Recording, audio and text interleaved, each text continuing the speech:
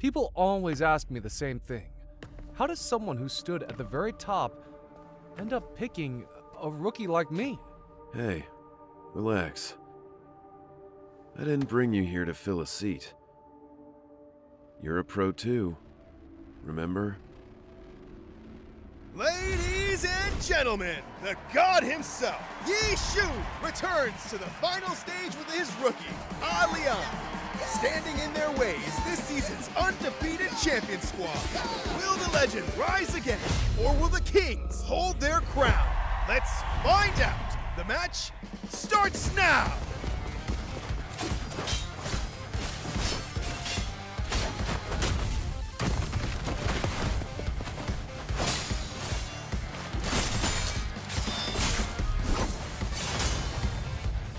Buy me some time. Hold on. On it. Don't rush it. Same old tricks. You've been eating the same combo for days. Still haven't figured it out? Training mode is almost over. Want to keep going?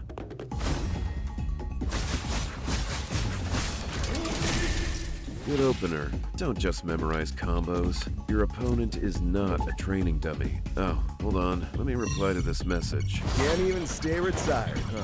What? You want to go through all that again? Just keeping the kid company. Taking it easy. Out of everyone you picked, N? Yeah, like what I saw. Yoshi, come on. This kid has more holes in his game than I can count. You really want to run with him? What's the rush? This game is not as simple as you think. Leon is down. Yishu is on his own. Hey, can you hold? Yeah. Nice break. Yishu squad looks like they're in real trouble here. Luck is not on their side tonight.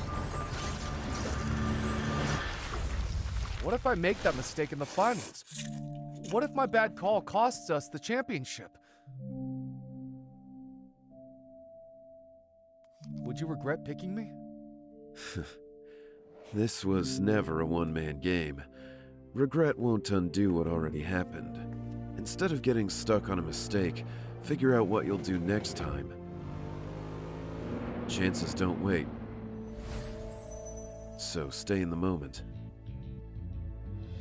Focus on right now. Right now. There's an opening! Lord Grimm with the kaleidoscope parasol! And Alion fires back with metal fusion! Akos is down! Wait, Viper Ning! The final blow connects! Alion's HP hits... I'm sorry. We almost had a perfect ending. Whether our ending is perfect or not, that's for us to decide. Can I really? Don't worry. This was never a one-man game.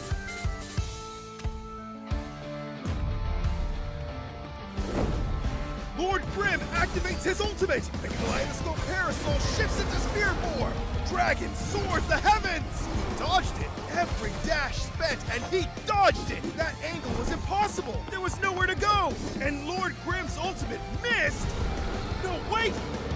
It's the Rising Dragon!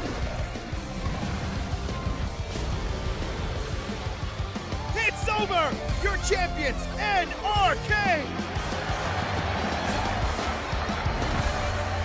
The retired legend suits up one more time and proves he never lost it! I could play this game for another 10 years and never get tired of it. Never count out the old dog, and never underestimate the fire in a young heart. Maybe someday, the sound of my fingers on the keyboard will echo loud enough.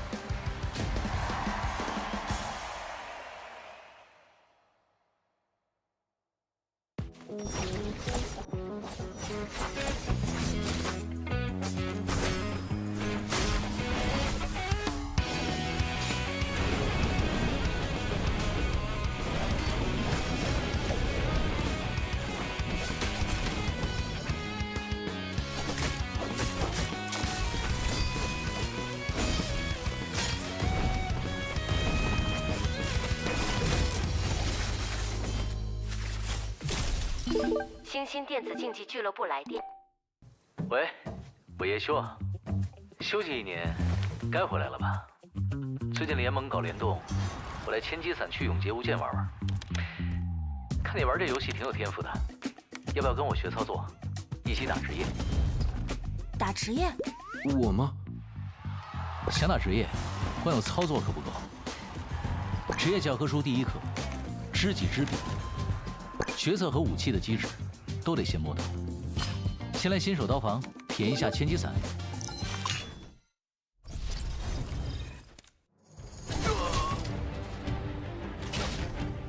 你看，点击鼠标右键，就能在伞、斧、盾3种形态间切换。这千机伞很好玩的。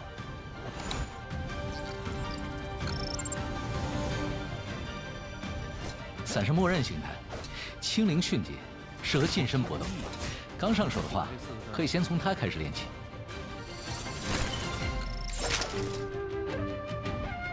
盾形态就不一样了，和对手同时出招时，他不会拼刀，而是借势蓄力，再接一记左剑蓄力，打出银线穿锋。用得好，对面的进攻也是你的机会。辅形态嘛，讲究的就是不给对面喘气。可以先左蓄一记狂龙，再次点击左键，来一招金连，这第二招还能连续循环。装上千机伞魂玉，最后还能补上一枪。这压枪可有点难。至于千机伞魂玉神技，就是伞形态的压箱底了，蓄力到2段，招式会产生变化。怎么样，都学会了吧？开场指导赛看看实力。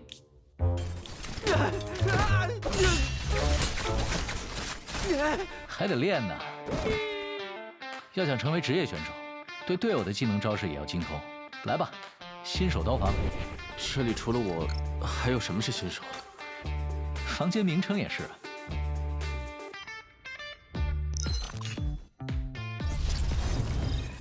这次抖动，连续位移，方向还随你调整。用这方法聚怪，轻松开火车呀！当然，位移过程中可以随时停下，上调反击，走准位的话，机会这不就来了？影分身，位移后会留下分身，对面判断错一次，你就多一次反打机会。对手要是直接撞上来，还会和分身拼刀，陷入僵直。至于这点时间够你做什么，不用我教了吧？小技能看完了，接下来才是伞人真正的打法。千机伞嘛，玩的就是千变万化。伞人快打期间，点右键，战矛、战连、枪炮依次切换，各有各的打法。简单说啊，3种新形态都会积攒尾连式，攒满了就能放出对应的打制技能。打制技能一旦命中，尾连式就会清空。普通蓄力招式的派生攻击命中，则能直接把它充满。实战中要把握好节奏，这样伞人的变化才能真正的让对手防不胜防。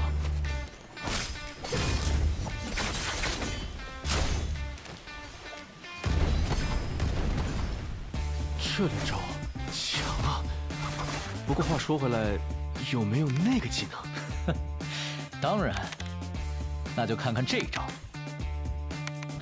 在另一奥义状态下，按 V 键可释放伏龙翔天，咬住敌人并进行处决，造成范围伤害。等等，他要躲开了。放心，没那么容易。苍龙飞行期间再次按 V 可施展龙抬头，这是龙抬头。哟，送上门的陪练，还有个拳法家呢。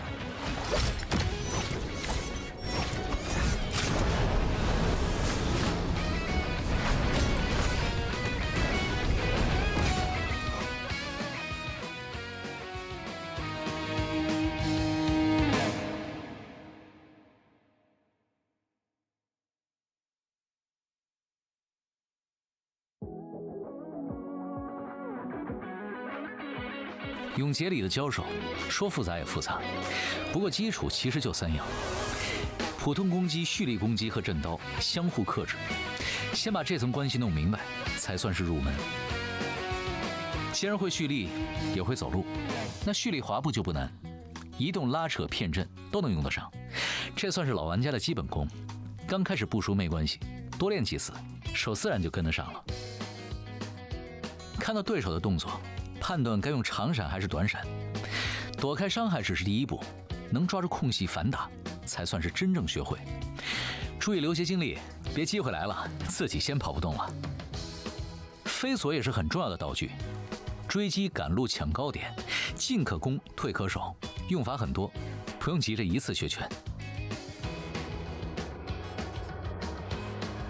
每个英雄的奥义都能改变战局，但一个人开得再漂亮，也不如队友一起配合。多听信息，多报位置，时机合适就别犹豫。优势这种东西，落到手里才算数。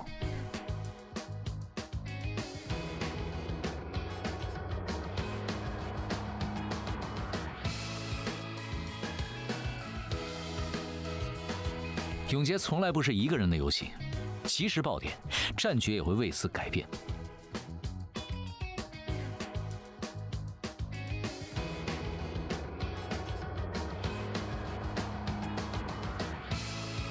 一时失利也没有什么，在这里，你不只有一次机会能回到战场。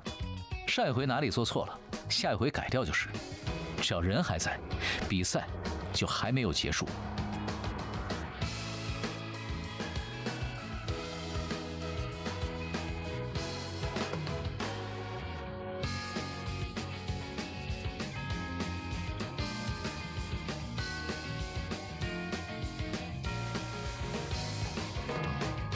能看到这里，你确实是一个好苗子。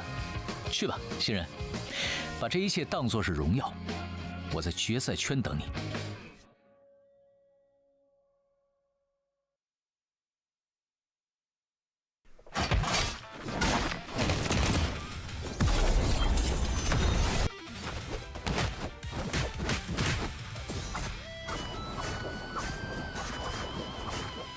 接下来就交给我了。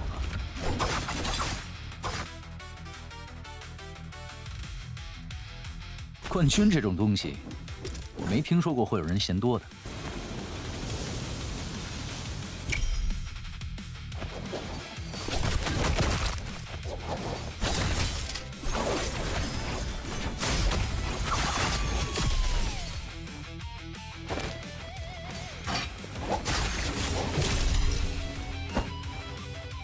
你们是不是差人啊？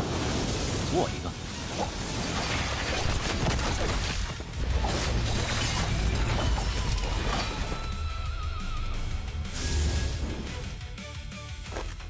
好了，这局比赛到此为止了。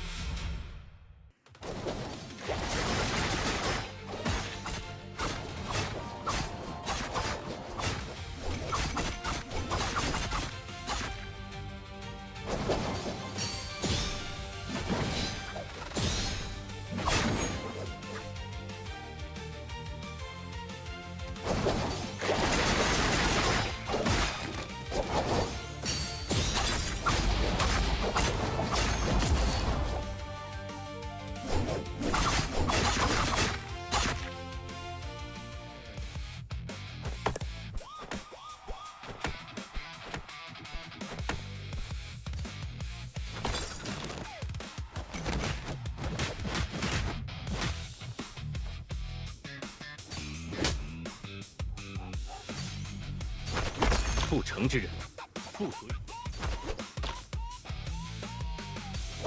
若心乱，则出招必乱。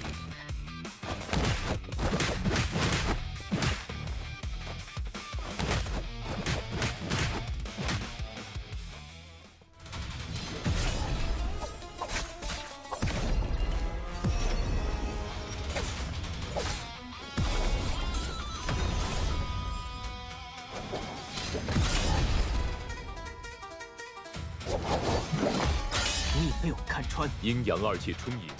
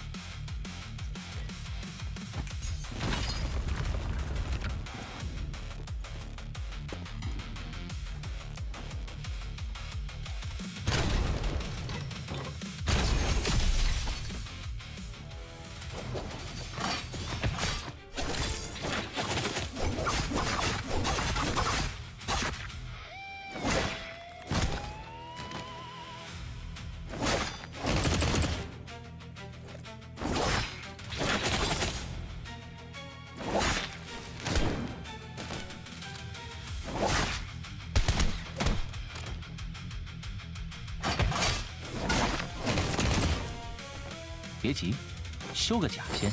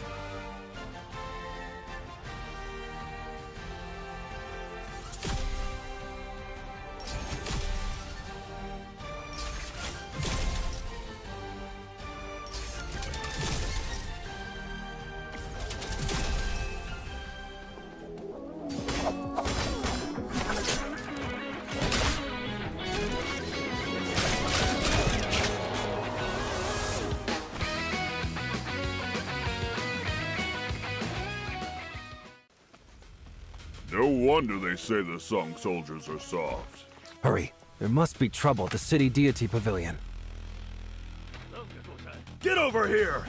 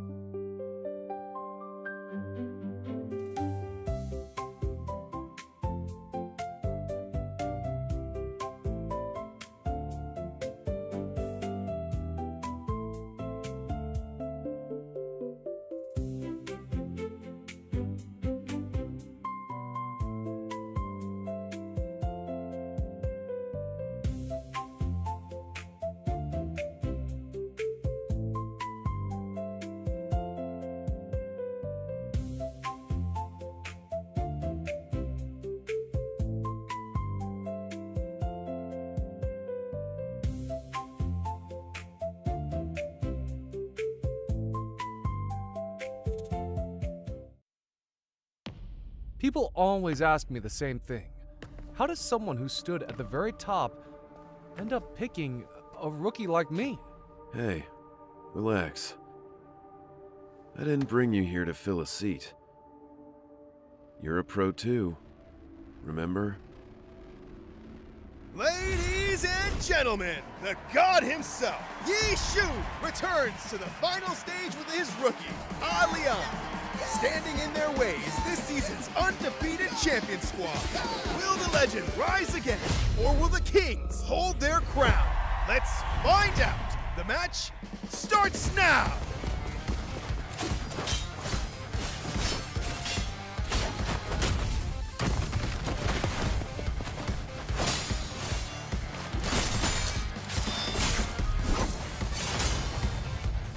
Buy me some time. Hold on. On it. Don't rush it. Same old tricks. You've been eating the same combo for days. Still haven't figured it out? Training mode is almost over. Want to keep going?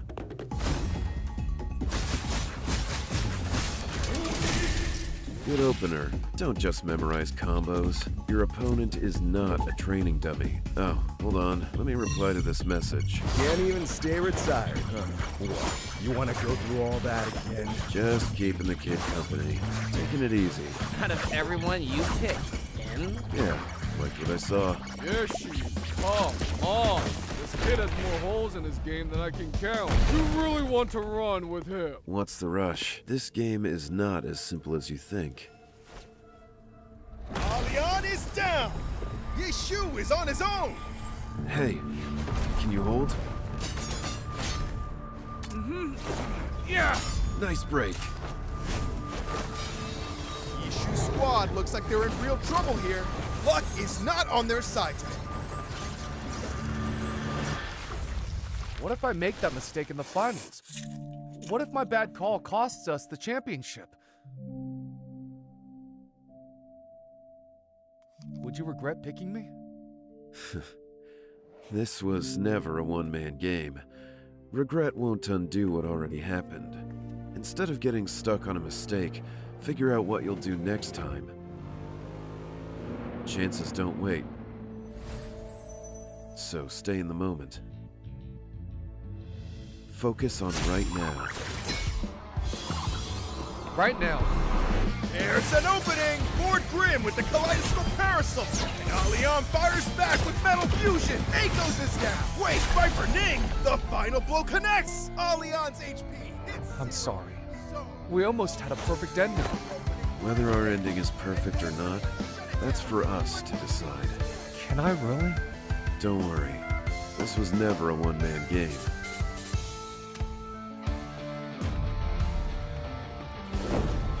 Lord Grimm activates his ultimate! The kaleidoscope parasol shifts into spear form!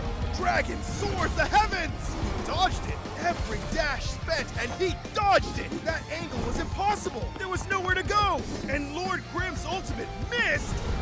No, wait! It's the Rising Dragon! It's over! Your champions, NRK! Retired legend suits up one more time and proves he never lost it. I could play this game for another 10 years and never get tired of it. Never count out the old dog and never underestimate the fire in a young heart. Maybe someday, the sound of my fingers on the keyboard will echo loud enough.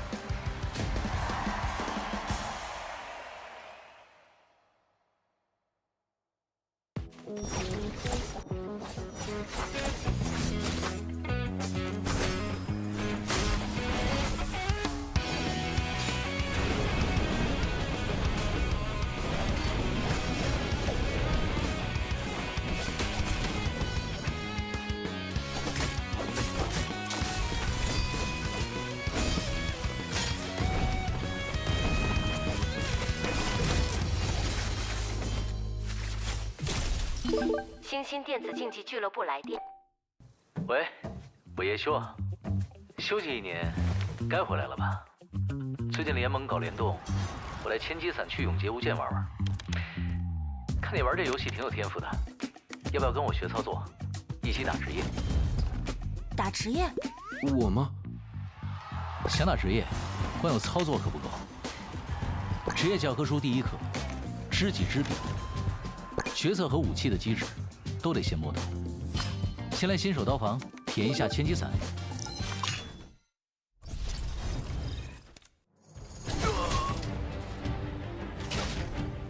你看，点击鼠标右键，就能在伞、斧、盾3种形态间切换。这千机伞很好玩的。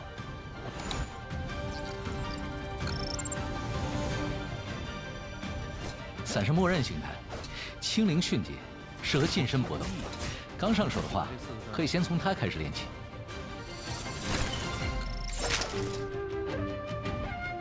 盾形态就不一样了，和对手同时出招时，它不会拼刀，而是借势蓄力，再接一记左剑蓄力，打出银线穿锋。用得好，对面的进攻也是你的机会。斧形态嘛，讲究的就是不给对面喘气，可以先左蓄一记狂龙，再次点击左键，来一招金连，这第2招还能连续循环。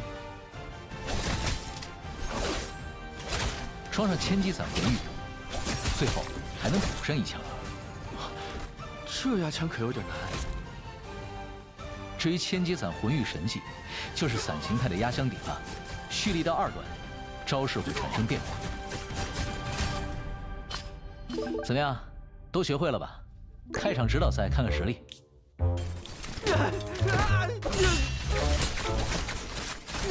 还得练呢。要想成为职业选手，对队友的技能招式也要精通。来吧，新手刀房。这里除了我，还有什么是新手？房间名称也是。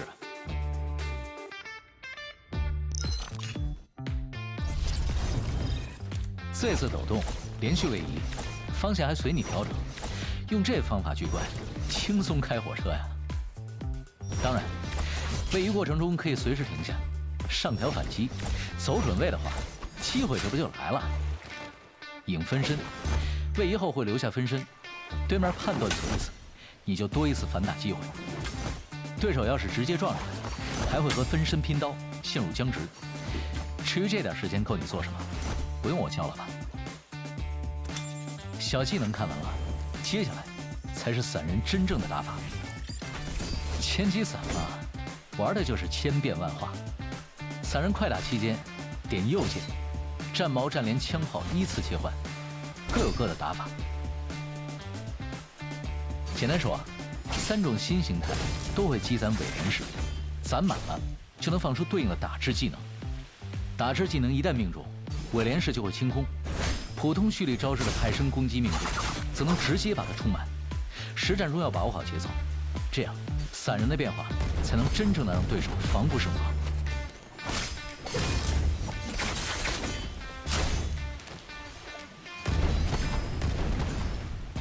这连招强啊！不过话说回来，有没有那个技能？当然，那就看看这一招。在另一奥义状态下，按 V 键可释放伏龙翔天，咬住敌人并进行处决，造成范围伤害。等等，他要躲开了。哼，放心，没那么容易。苍龙飞行期间再次按 V可施展龙抬头，这是龙抬头。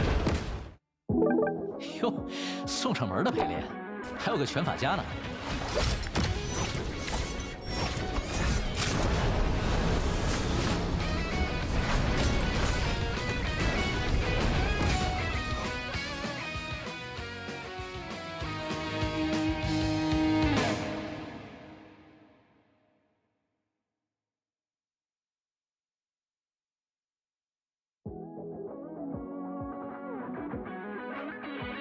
永劫里的交手，说复杂也复杂，不过基础其实就3样：普通攻击、蓄力攻击和震刀相互克制。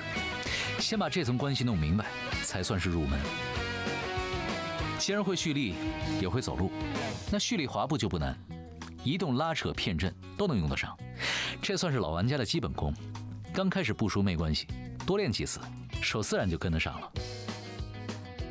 看到对手的动作，判断该用长闪还是短闪，躲开伤害只是第一步，能抓住空隙反打，才算是真正学会。注意留些精力，别机会来了自己先跑不动了。飞索也是很重要的道具，追击、赶路、抢高点，进可攻，退可守，用法很多，不用急着一次学全。每个英雄的奥义都能改变战局，但一个人开得再漂亮，也不如队友一起配合。多听信息，多报位置，时机合适就别犹豫。优势这种东西，落到手里才算数。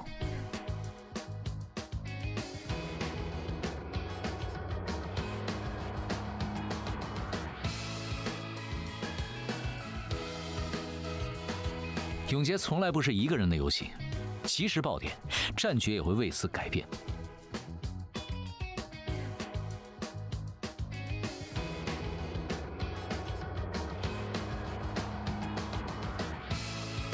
一时失利也没有什么，在这里，你不只有一次机会能回到战场，上一回哪里做错了，下一回改掉就是。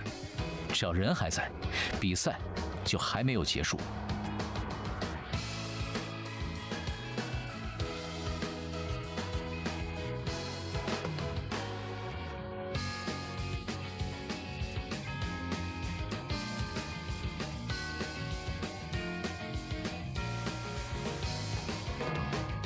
能看到这里，你确实是一个好苗子。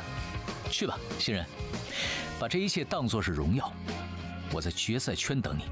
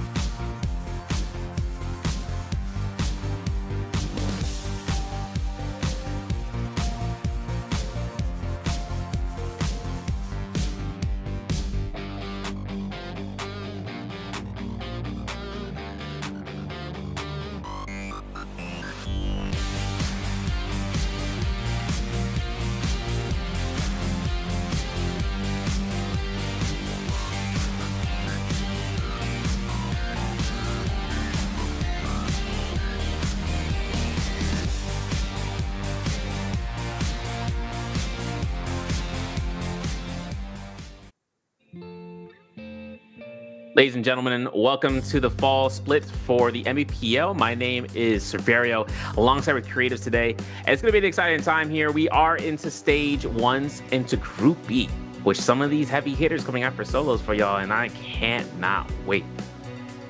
Yeah.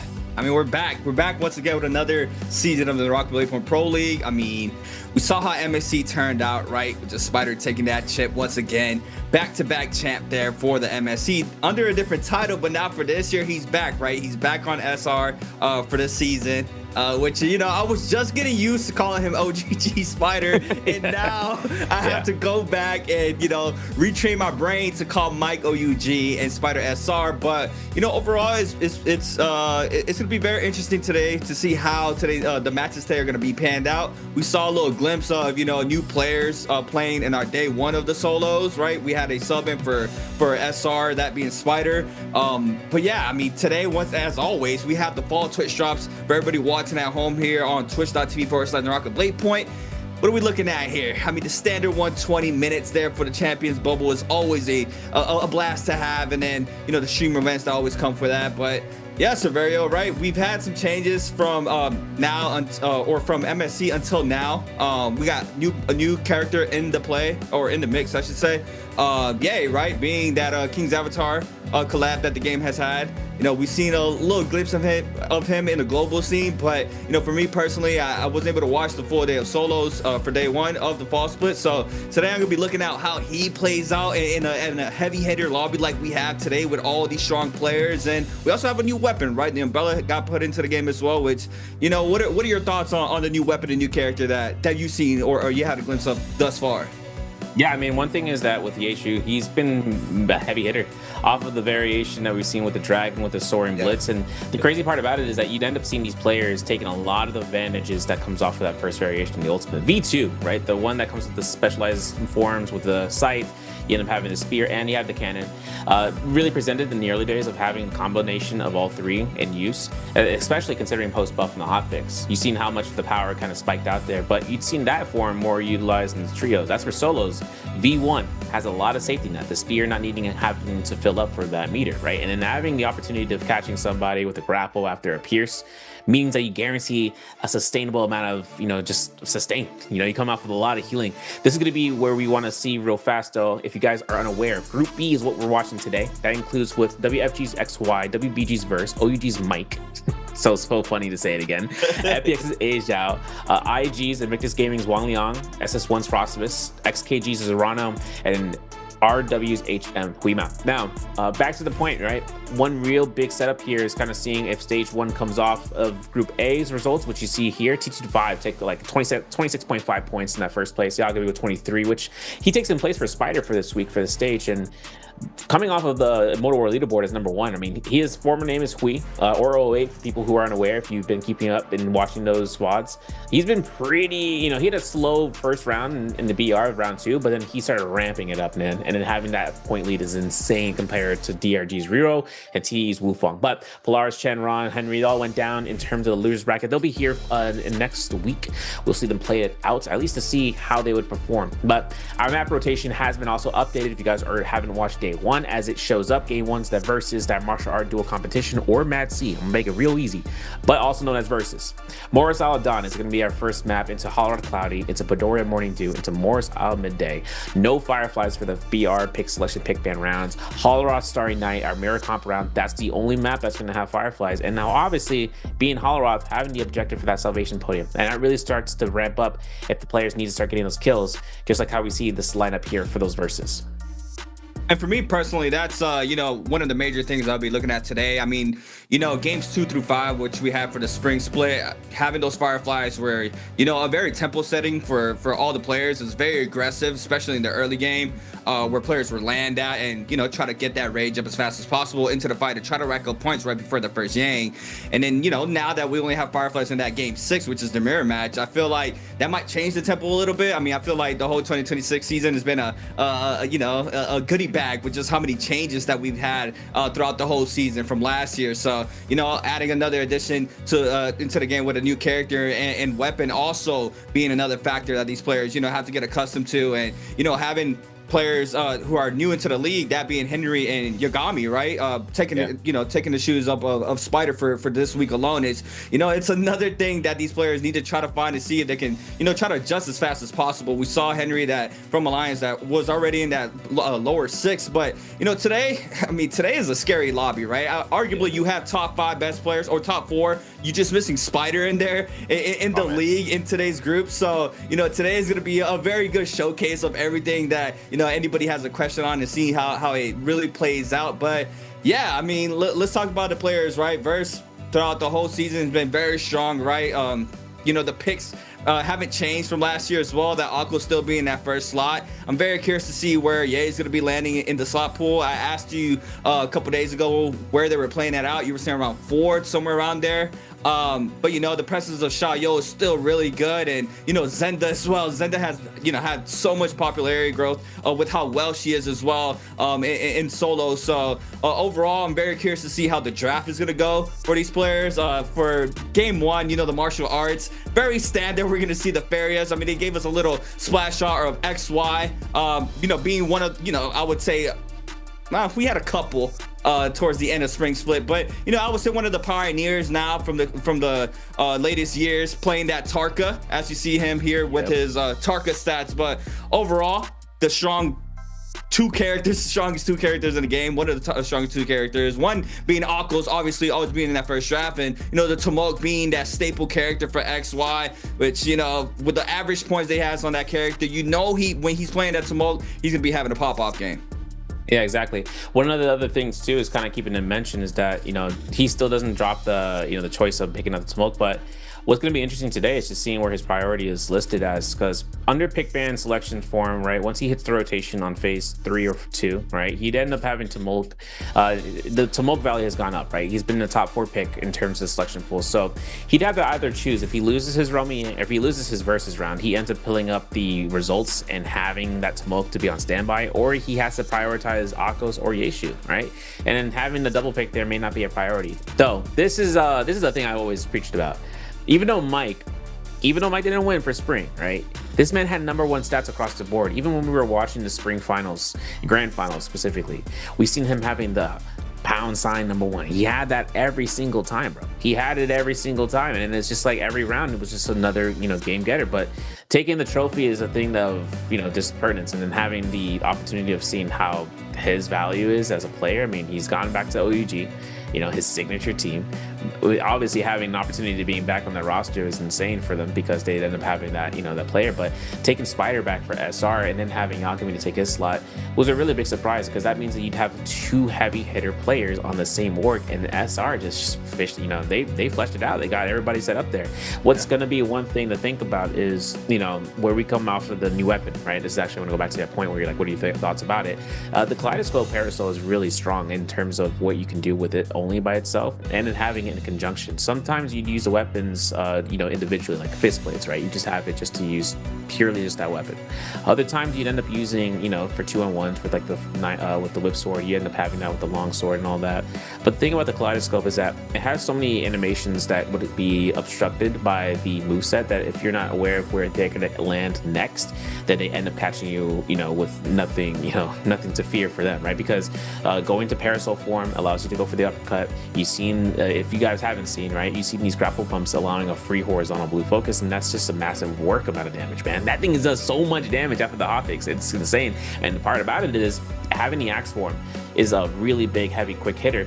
But the real big surprise is what we've seen is with the Parasol, with the sword shield. Now, sword and shield on that weapon, man, conjures a lot of frustration, especially considering it is like a pseudo format for the stone form, something that we've seen with the stone form off of the great sword and the pole sword. So we're gonna see these guys though swapping seats, right? Considering it's like, I gotta play now. Hey man, my seat time, yo. Well, what's your adjustment on this thing, man? Hey, crossing his legs on that. But what's really gonna bring this down too? It's just seeing the value on it. I mean, we've seen Fairy Shen with the Kaleidoscope Parasol. Even Dryheart said that is the peak option for that weapon for her. And having that to be said, I'm just excited to see if anyone like XY has something up their sleeve besides what we've seen from the exhibition match. Got crowd out. Got crowd out for the stage plays. Okay. Yeah, buddy. Okay, that's fire. But yeah, I mean, me personally, I've only seen a competitive play. It's just a European region. Week 1 of the weekly opens, and from what I saw on that weapon, yeah, pretty much, yeah. I think the shield part of the weapon makes it very annoying to play against. Just being able to nullify a lot of that damage. But you know, it is tricky to, you know, keep that shield in play in sort of a way. From what I've seen, just it can block a lot of damage, but one catch and then, you know, it kind of really turns the tides very quickly. But yeah, very versatile weapon. Yeah, very curious to see who's gonna be playing that. I think the mix-ups on that weapon make it very annoying to play against. It did give me, once again, great sword, pole sword vibe. It's kind of like a storm form with the umbrella, and the damage, like you were saying, the damage just it looks insane if you're able to really get those blues off. But yeah, character like Ye as well. Would like to see how it does in a very low ping setting once that ult gets invested. But yeah, it's gonna be interesting to see. And XY, as always, man, he's just straight chilling, not even stressing. He's just another day. I know towards the end of fall or spring split, he was kind of over it, especially during the MSC. During the MSC Invitational, he was just like making me out. But yeah, round one, obviously we're gonna be seeing our Farias. We've been seeing a lot of dagger right into game one, a lot of dagger Farias. One of those players being Verse. Frostivus as well likes playing dagger. And I think now a lot more players are playing that dagger inside game one in the martial arts. Just you know, the frame trapping, the being able to catch off all those tap dodges just makes it a lot easier than, you know, try to chase down.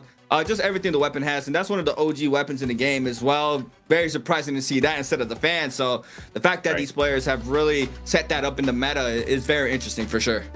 No, and the other thing too about it is that for us, thumbs up me.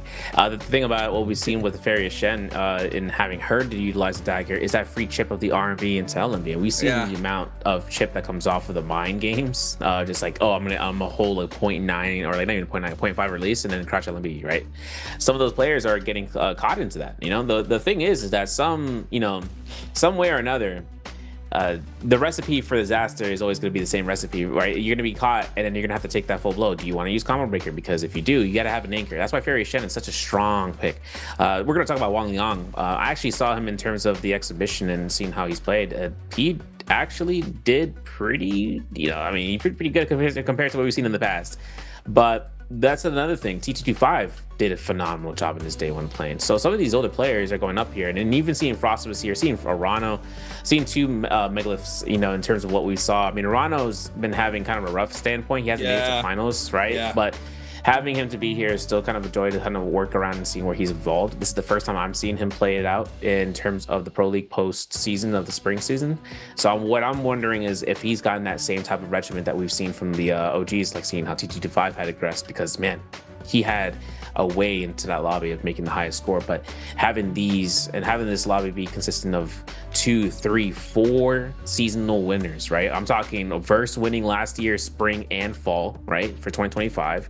Having XY here, who won he just won this, this guy's a winner. Mike being in here as well. This is going to be one of those lobbies where even newcomers like HM or even with RW as the representative, he will have to, fight the bullet. He would have to bite in, just making sure that he doesn't, break his teeth doing so. And the bullet is Mike if he ends up having to fight him in terms of the semifinal round or even in terms of the finals if he ends up going the distance. Hey, the fans know something I don't know. What they know about Duck? Man on your screen there with the man himself, Duck. Mike. They know something about Duck. Because they had him above Mike. they had him above Mike there in that poster board. But yeah, overall, game one. See it here for the fall split. About to be running it up here for our first game of today's matches. We're going to have Asia against Verse for our first round. XY against HM. Wang Liang against Frostivus. And Arano against Mike. And yeah, like you mentioned, Arano, when he first got into the league, he was showing a lot of promise into the league. He was a quick adjuster, and he was making those finals for a very long time when he was fresh into the scene as a rookie. And then I would say towards the end of last year, he really started falling down very quickly. Start of this year, he just couldn't make a final. He missed out on MSC as well. It's been rough there for Arano. So I feel like right now, new start of the season, he really has to put everything he got into these matches. You don't want to drop into that bottom 4 ever, right, with this new system to try to stay in the weeklies, or I forgot what the specific name of the brackets are called, but yeah, you really want to make sure you don't drop to the bottom 4 and just try to stay into that winner's 4. But overall, starting off our first match, and what a surprise, we do have a fan though here for Asia going against Verse. Y'all want to see this coming out here with the beacon drop, and there it is. Initially coming off the combo breaker, Asia is gonna have to space this up. Having that anchor / beacon right for Verse means that he can reposition towards it. And now since Asia had casted it out, he actually switches positions. Obviously, Verse locking this in here. It's gonna get caught into a parry, full riposte, jump R&B, massive damage for Verse to decide upon this Clink and whether or not he wants to charge out with blue focus. Yeah, you see him there being able to cancel that focus with a grapple there to avoid getting parried, but neutral is still super strong here for Asia. Nearly loses any HP, tries to turn back the post attack follow-up, but doesn't manage to connect off of this. It's just straight chip damage here onto Verse. He's forced inside the mech. Asia could just play behind the pillar, but a quick reset in there for the man Verse. But overall, it's gonna be just a little bit of stall game. Asia still has his beacon down there to stall out the game if he has to, if he jumps very low, and he is gonna be able to take that there to get into the missile shots battle here against Verse as well. But he's gonna stay in, and Verse is about to get out pretty soon. Yeah, and the mention about this is as well is that you see these players in against a Fairy Shen dropping their armor so they don't have to utilize that armor powder or they ran out. But you can see Verse taking a nice line of sight between the pillar and himself for the mech. Meijia's going to deform here. Having the opportunity to just kind of wait this out for a manual heal means that when C is out, you can charge up blues. So you can see where Verse is standing up here, right? Getting tap dodge on there. Asia hoping to create some more space here, hoping to see about more chip, but he gets caught by that LMB R&B, man. Too much damage for him to take over time. Still, having a Clink like that, still have a combo breaker. Asia still creates pillar spacing before the tome in the center. And it's just straight chip damage, and there it is. Verse slowly but surely evening out the health pool, and he does manage to connect off the 1-2 there from the grapple from Asia. Now the 1-2 connects for the second time around. He eats up the 1.0, and the soul break 1-2 is all he needs. And just like that, Asia breaks him under pressure, but Verse very comfortably there, being able to turn that fight around. Asia ate that thing. He's like, I'll slap your face for you, bro. Not like Wufang. Yo, Wufang did a weird face slip, and I was like, yo, what are you doing there, man? But this is now where our positions are. Verse versus Asia. Fistblade, Akos, and Zenda Wu off Reb F2 invested into the combo breaker from the Zenda, allowing for that recast, getting a little bit of heal stand. Coming off of Asia, though, if he releases a 2.0, I mean, Verse can just combo break with ultimate. This is going to be that point in time. The 1.0 gets released. He throws out the 1.0 again. Verse couldn't deal with this pressure. He's going to have to go up against Zenda Wu next, and the recast immediate on that pounce. Yeah, there it is. The ult recast really blocks off that right side for him, and he gets cut off the pry. Look at the big damage here from Asia, being able to recatch pry off a wake up, and that's going to be all the damage that he needs there for the elimination. And Verse now drops for a 1-1. Both of these players going to be playing that Yay, the King's avatar with the parasol as well. It's going to be a mirror match for our third round. Who you got this? Who you got this? Who taking this one? I'm taking Verse up here. If he goes for the grapple bump LMB, then he might have his HP down to nothingness. Asia going to go ahead here. Immediate, catches it. Stand corrected. Combo breaker is already used from Verse, and then this pillar is going to be a point. There's the pitter batter off the kicks off the LMB. Obviously, the jump LMB chip damage forces Asia to take this ult cast, but one leap into this, I mean, you can see it coming off of Verse. He's going to use his dragon first, which means he gets all the priority, even with the combo breaker, to try to look for a lunge midair. Yeah, there it is. He catches him. There goes the stab. Plus the follow-up knockups into the grapple bump, into the ult as well. Big damage. Who's going to be the follow-up? Oh, with the Lonnie cut into the 1.0. Tries to recatch it, but the green focus connects. That reminds me of the OP Lonnie days, but overall, that's a lot of HP. Both players now pretty even, but there goes the full extension from Asia, being able to catch the jump LMBs. He catches the green focus into the grapple knockdown, and that's going to be it. That is a beautiful showcasing there off the new character. That's insane too. You know, Asia talking all that schmack, man. He's like, yo, put some respect, man. I'm telling you, he's the biggest trash talker, y'all. The crazy thing too now is seeing this next fight, XY with a smile on his face. He's next up online, and he's up against RW's HM. Now pulling out the Justina here with a dagger. You can see with the F1 V2. This is the staple picks in terms of the versus round. The staff for the Fairy Shen is another staple. You can see the juggle here. It's free. R&B is going to be connected, and you can see XY really waking up for that delay, but a parry like that, no. Wait a second, you just noticed something too. Having the catches like that, not even having to worry about it, has F1 to save the day. Very stally character, right? Especially against the Fairy, as you're able to drop down this ult, can take a reset in, can freeze the mechs, and the F as well, getting that armor back, only getting 2 powders inside game 1. It makes it really good to have a character like this to counter a character like Fairy, and you see XY.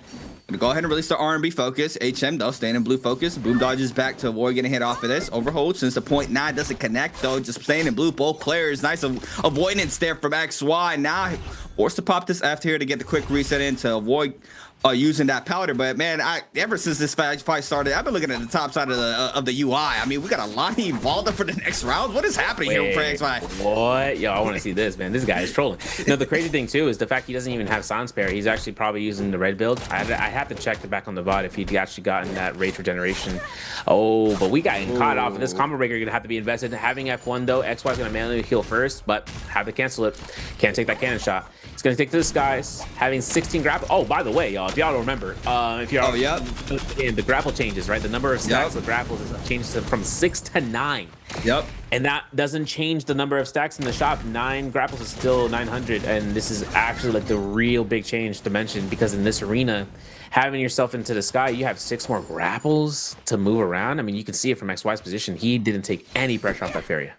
Yeah, here it is. There he goes. He pairs a little bit too early, so the launch follow-up is going to be good there for HM. Plus the extension 1, 2, 3 there. Big damage there from HM. Now XY trying to see if he can get this all off. He does manage to do so, trying to take a quick reset in. The book has spawned as well, so this fight has been dragged out for a very long time, but he's going to eat up the damage for the follow-up once again, and the full extension here from HM looking mighty clean, if I say so myself. He's been able to take the first round against XY. It's insane too. XY's face was agape, man. This man was like, no way he got me off of that. That's insane. Because his F1 was up. He had an opportunity using it, but he got caught. He thought he could hold it out for the blue, and then all of a sudden gets kicked upwards. Now we're going to have to look. HM having fistblade Akos. Lonnie, this is F1 Lonnie. I believe this is V1 Lonnie as well. It should be the V1 Lonnie. We'll have to double check that one. However, XY breaks combo breaker insanely early, but with the investment of the F2 from the Akos, I mean, it only had one way out. You see him trying to stay neutral now. Void's getting parried there beautifully done, but eats up the 1.0 there from the fifth place from HM. XY loses a lot of HP. Trying to see if they can turn the fight around. It's going to go ahead and send him, but a parry there from HM is be enough, nearly damaged, and there it is. The ult gets invested. Yeah, he's on V1, right? I know, man. I know. I saw the icon. I'm like, are we for real? The thing is, V1 got buffed in a way, so it's kind of interesting seeing. You see how much uptime it has for the knockup? Yeah, he's on the right. He's about to call Agrabah, bro. He's on that level. Listen, this is now up to the case. He's gonna get caught. The F1 does not save him in that scenario for the counter breaker, which is insane. Seeing XY get knocked out, Verse had to take a seat back because he's like, no way, this man just got dealt 2-0'd there. But hey, we're gonna have to see later on. Frostfist though is up next against Wang Yang, aka Edward, aka Wang Liang, and he's gonna be on the, if I'm not mistaken, the dagger for the Justina, and seeing the fan for Frostfist. So this is actually a really key potential here for Frosty, considering that, you know, with the Farrier Shen having the fan, he could still kind of clink out. He may not have those frame traps with the dagger, right? But he'd still be able to kind of hold, check, release, or maybe even just burn abilities at the same time. Yeah, and also the wind gust, right? I think that really helps out for the match against the dagger. That's probably why some of these players are using this, but thus far, Wang Liang has been applying tons of pressure onto Frostfist, already knocking off that purple armor there from Frost. Frost going to eat up the 1.0. The soul break is good as well. The V2 beacon is down. Frostfist be forced to take the mech early. Wang Liang on the Justina hasn't even been forced to pop that ultimate yet. The Gooba Stomp connects into the missile shot. Now to be forced to pop does that, try to get some of that armor back. As you see, Frostfist though gonna still stay on the offensive side here, applying the pressure in the back end there against Wang Liang, but Wang Liang being able to avoid all of it there from those 3 missile shots, and now he's out of the mech, and it's gonna be Wang Liang with the advantage. Yeah, the crouch RMBs on the back end of the dodge is going to be rough to kind of think about for Frostfist. He did get out of that range off of that V2. He's able to look for a scarce position. The parry up attempt, not made. He double tap. Oof, not very nice repair. This is going to be a good chance here looking for those parries. He's got a lot of space. He got a combo breaker too if he needs to. If he gets caught, throws one RMB, decides to try to bait up, but the grapple cancel was not going to be enough there for the spacing. And as long as the F1 is up, Wang Liang shall sustain this out, man. It's a classic.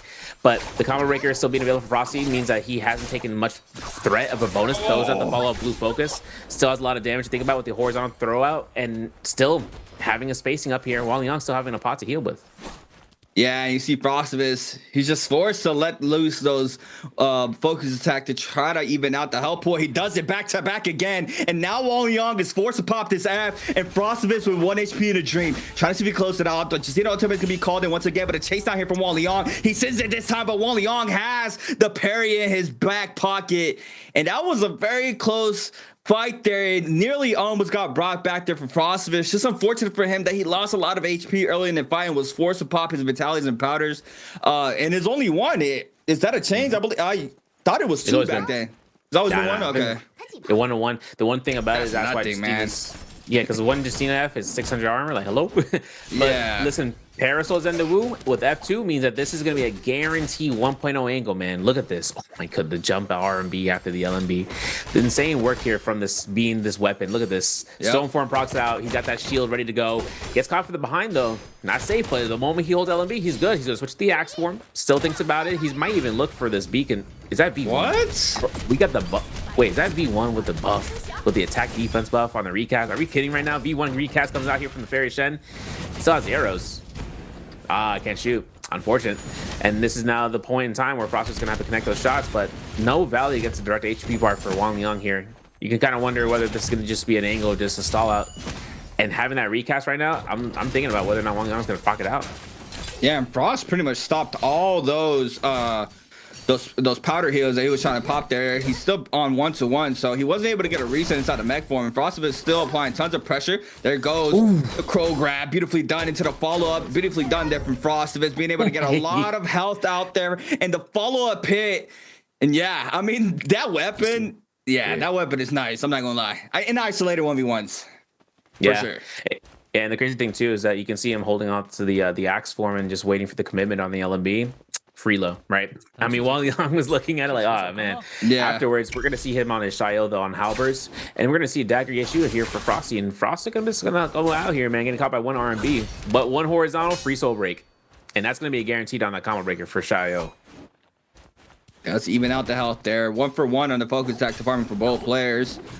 See what's gonna be the mix up here for Frostovich. As you see him trying to see if he can connect the 1.0s off the LMB. Sends it again. Wang Liang though, staying in his pocket, making sure he can stay in that blue focus form. He's gonna eat up the 1-2. Now the health pool still pretty even. He's gonna eat up the damage off the 1.0. Combo breaker forced out there from Frostovich. No ultimates have been invested thus far. Both players now are gonna be going at it. Wang Liang is gonna eat up that damage. Plus, that was so much damage. He had like 75% health, and one parry is all he needs there to take the lead there against him. Yeah, it's rough too, because with that attack buff, it's a more than enough kill potential there for Mike. He's next. It was kind of rough too. Wang Liang is taking the victory and then having to get caught out like that, man. Yeah. Especially with the axe form coming through. But we're gonna have to see how this rotation comes from Mike. It's gonna be Fairy Shen to Yeshu and to Akos. For Zendawu, for XKG Zarano, it's gonna be his fist blade setup here. And having no Akos in sights, that's another thing to mention. Akos not being much prevalent inside of this arena as much as possible, or as much as before, right? We've seen him almost nearly, what, 3 out of 4 times? And this time, we only see him 1 out of 4. And Mike is different, man. Me personally, I would not be able to play like that. That boy duck all up on his back. I can't do that, but you know, it's Mike. You see him now. He's gonna be forced to drop down that V2 beacon. Arano doesn't manage to connect off that F recast there from the Zendo, but on the fist blades, tries to see if he can try to catch a parry, but Mike doesn't bite there, doesn't release. Now the Zendo ultimate is gonna be invested. Can't move though. He's gonna eat with the damage. Gets caught up to 1-2. Lots of damage there from Arano. Now he's gonna be forced to stay in the pocket. So far away from the beacon. Gets caught up by the Zendo ultimate, and Arano being able to stay up there with tons of pressure, and that might have been a little bit of movement error there from Mike, and that cost him the round. I would say him not being able to retreat back to the beacon, nearly gets, you know, caught up there and just eats up so much damage out the prowl. And now he's gonna have to be going against Arano Anye with a staff, and him being Anye as well, but with the umbrella. Yeah, you can't have Duck on the sidelines, man. There's been making them laugh every 5 seconds. It's no, crazy. Literally. Watching out, though, the thing about it is now that these guys are on a mirror comp of the hero, it's just going to be whether the weapon is greater than anything. Purple Focus comes out here, going straight to Axe form, thinking about Parasol form if he can turn for it. Look at the parry. And there's going to be the catch. The old cat's going to be coming out here, whether or not the Nbpl will connect, and it does. Might have a combo breaker, though. Doesn't want to kind of stave his hand for that recast. It's going to use the investment. Doesn't take the teleport, and having to invest a combo breaker. Wow, was forced to pop that F, and now the chase down here from Arano. See if we can try to catch him here.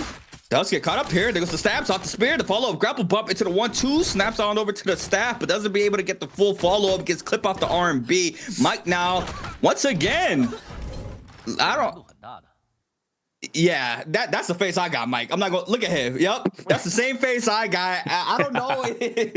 Something's not registering, but it looks like he's kind of like pausing and playing, and he gets caught off by that. But, you know, Rado's going to be taking that fair and square. He is going to be moving on to the next round. Now he's going to be going against A Zhao. But this time around, it's going to be a fair for this first round against him on that Zenda.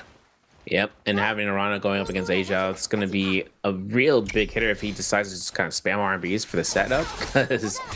There's the first one, right? Yep. Gets himself out here, waiting out for the 1.0, though. This is from Arano's killing off, holds R&B, doesn't release. Trying to look for the LMB attempt, and you can see the parry right there. That's enough to kill here for Arano once he pops out here for ult cast, in case he needs to, because in 3 seconds, he should pop the ult. And that's it now. The arrow rain doesn't even matter. He gets hit off the knockback into the 1-2. And A Zhao, man. He's been in the lab as you see it here. He's looking very clean, being able to take that round. I mean, that's like a 10-second fight there against Arana. So A Zhao now into the next round to be on Zenda this time around for himself against Ye. That being Arana on the staff. Let's see how this plays out here for A Zhao. If he's able to make it a 2-0, opens up with a 1.0. Good damage off rip, nearly knocking out half of that armor already. Forces out the combo breaker as well. It's going to be back here for Arana as you see him being forced to pop that ultimate. Yeah, I'm thinking about whether that recast. Oh, nice delay on that any movement. Right? His head. Big focus. Hold on. Is that recast going to do anything? Ooh, wait, big brain? I don't know, man. I mean, he pushes him towards that wall. LMB connects. No LMB, no Nbpl, right? Walks away back here, looks to her right click, actually held this position, which is insane because now they don't show. This man has all the iframes in the world, bro. Check his PC. This might be A Zhao, though. He might be the catch up here for the LMB catch up. They can't do anything there for the stanchion. Gets caught. Mix up, you know, grapple bump. We're starting to see that. The green focus is caught as well. Good grab there from Arano, being able to knock out some damage. And he opens up with the 1.0 off a roll. And that's going to be enough damage there for Arano, making it 1-1 for this round for this side of the group. But now, once again, Arano on the umbrella, A Zhao on the flying knives. Oh, no, I'm sorry. That's Parasol as well. That was a flying knives for a second. But it's going to be a mirror on the weapon department. Faria, go ahead and see if they can try to open up with the prowl. They do manage to do so, forcing out the F. They're from A Zhao. Oh, players still. See if they can find a try to catch something. There it is. The beacon is down. The follow-up. That's a lot of damage there from Arano onto A Zhao. Gets the follow-up area R&B. Go ahead, bro. I don't even know what's happening with this weapon. Yo, yeah, these guys going for the pin patterns, getting caught to the riposte. This is death right here for the ult cast. It doesn't matter. He could take that beacon and he's safe. And there's nothing you can do, A Zhao, man. Look at this guy. He's just rolling around. It's crazy too because you can see A Zhao was actually looking for those Parasol blue focus LMBs to try to get that kick and parry it, but I guess he just didn't have the jump parry in him to kind of magnetize himself to it. Meanwhile, the cannon shot, I mean, oh yeah, I forgot the Parasol blocks that, by the way. It's a really big hitbox for it, by the way. So like you can use the F1 as like a pseudo F2. And you can see this man is happy as a camper, man. He's going through. Nah, he on something today, man. He's having the time of his life, having a blast on the main stage, just being a big troll, but in a very effective way. As you see him, he is going to be moving on to the next round. But now Frostivus against HM. Bam, once again here for Frostivus. Jumps and eats up the damage off the 1.0, that being HM. You see him now going for the raw uppercut. Is going to get clip off of this, but a V2 beacon is down there for HM. Does get a little bit of damage there onto Frostivus to even out the health push just a tad. But overall, Frostivus sends it from mid-range, gets the damage, forces out the F, and now the beacon gets taken. Frostivus with a free will here to take the reset in. Nearly gets it this time. Now he is going to be able to retop off that armor. Can just play around the pillars, seeing if he can cut the line of sight. The top side of the Fairy Mech, as you see him staying safe for the second missiles, trying to avoid the last one. Does manage to do so, beautifully done, and now just has to avoid the spam of the missiles that don't do as nearly as much damage. But HM now is going to demag, and now the pressure from Frostivus is going back at it. You can see from HM's angle to go for the counter grapple midair, which actually is the dominant format. Though you can see the parry from Frostivus was just really red, and this man was just ready to go for it. LMB comes off, backs off, has beacon to ready to kill confirm this. And that's going to be the combo breaker to make sure that once it's done, he has nothing left to hide. LMB, RMB, all we need are clinks to win the game here. Even the F1 could kill here at this point, but when RMB connects, that vertical is 1-0ing, where Frostivus is taking the lead. Now for RW's HM, takes his Octo's Fist Blazes for a run. But we are switching over to seeing about the Parasol in Frost's hands on the Zenda Wu. So building this up here, you can see whether the fist blade catches can be denied due to the shield form. We'll have to see from Frost's angle of how he wants to proceed with it. This gonna fire. I'm gonna lie. Gonna have the big umbrella in the back, but now transform. Nice weave there on the F. Beautifully done, different Frostivus. Goes up with the spinning 1.0 there on that weapon. Looks very fire, but HM still keeping it very close here in the health department. Both players pretty much nearly on the HP pool, but Frostivus now is going to eat up with the 1.0. Lots of damage there, loses a lot of white HP. Tries to parry, but doesn't manage to do so. Now the Zenda ultimate is going to be invested. Doesn't connect on the first one. Looking for the second hit. Doesn't connect. Now the Aqua's ultimate is going to be used there for the responder from HM. Nice weave on the F once again. The old recast is down, but the V2 connects there onto Frostivus, and that's going to be the second round. Down to the tiebreaker. HM makes it a 1-1, and it's going to be a mirror match. Not sure if the weapons are gonna be the same. Nope, that's a whip sword in hand of HM, and dagger there for Frostivus here for our third round. Yeah, whip sword's something that's really strong in here, man. This arena undervalued, I think, in some aspects. And then you can see where it's going to come through from HM's hands on the issue. Now, dagger issue on Frostivus means that once he comes through and commits towards an RMB, he could probably even punish it. But RMB is going to confirm off of that combo breaker. This is invested for 3 seconds. It's up, and the free blue focus spam. Man, look at this, man. 1-2 staggers. Let me throw a jump LMB just in case. HM procs ult midair, having no parry in sight, gets caught by the soul break. Midair eats up all that damage now. Trying to see if we can capitalize off of this. Doesn't manage to get the follow up there from the spear stab, but overall now, Frostivus is going to go ahead and respond with an ult of his own. Doesn't connect off of this. Nice weaves there from HM to avoid that dragon dance. Gets a clip off of this. There it is. But now the F called in here from HM. No combo breaker. The parry there from Frostivus off of that alone. That's going to be a lot of damage there. But HM now trying to respond with a 1.0. Stays in the pocket, but it doesn't even matter. Frostivus being able to win that round out. And now to our last round of game one. We're going to have Frostivus going against Arano. Yeah, this is going to be a peak fight, guys. It's going to be fist blades from the Zenda Wu off of F2 for, well, actually off of F1 for Rano. But Farius Shen fan coming out here for Frostivus. I mean, this is going to be a moniker, right? To see where this is going to end up off of this. We've seen this fight twice, at least to this point of this competition, but between the players, first time. Gonna have to see this final round into versus having the R&B release again. Frostivus just makes it look so easy, makes it so effortless, right? No one's gonna go for it. He went for it, and he gets a nice parry for the pos and picks up the fist blades.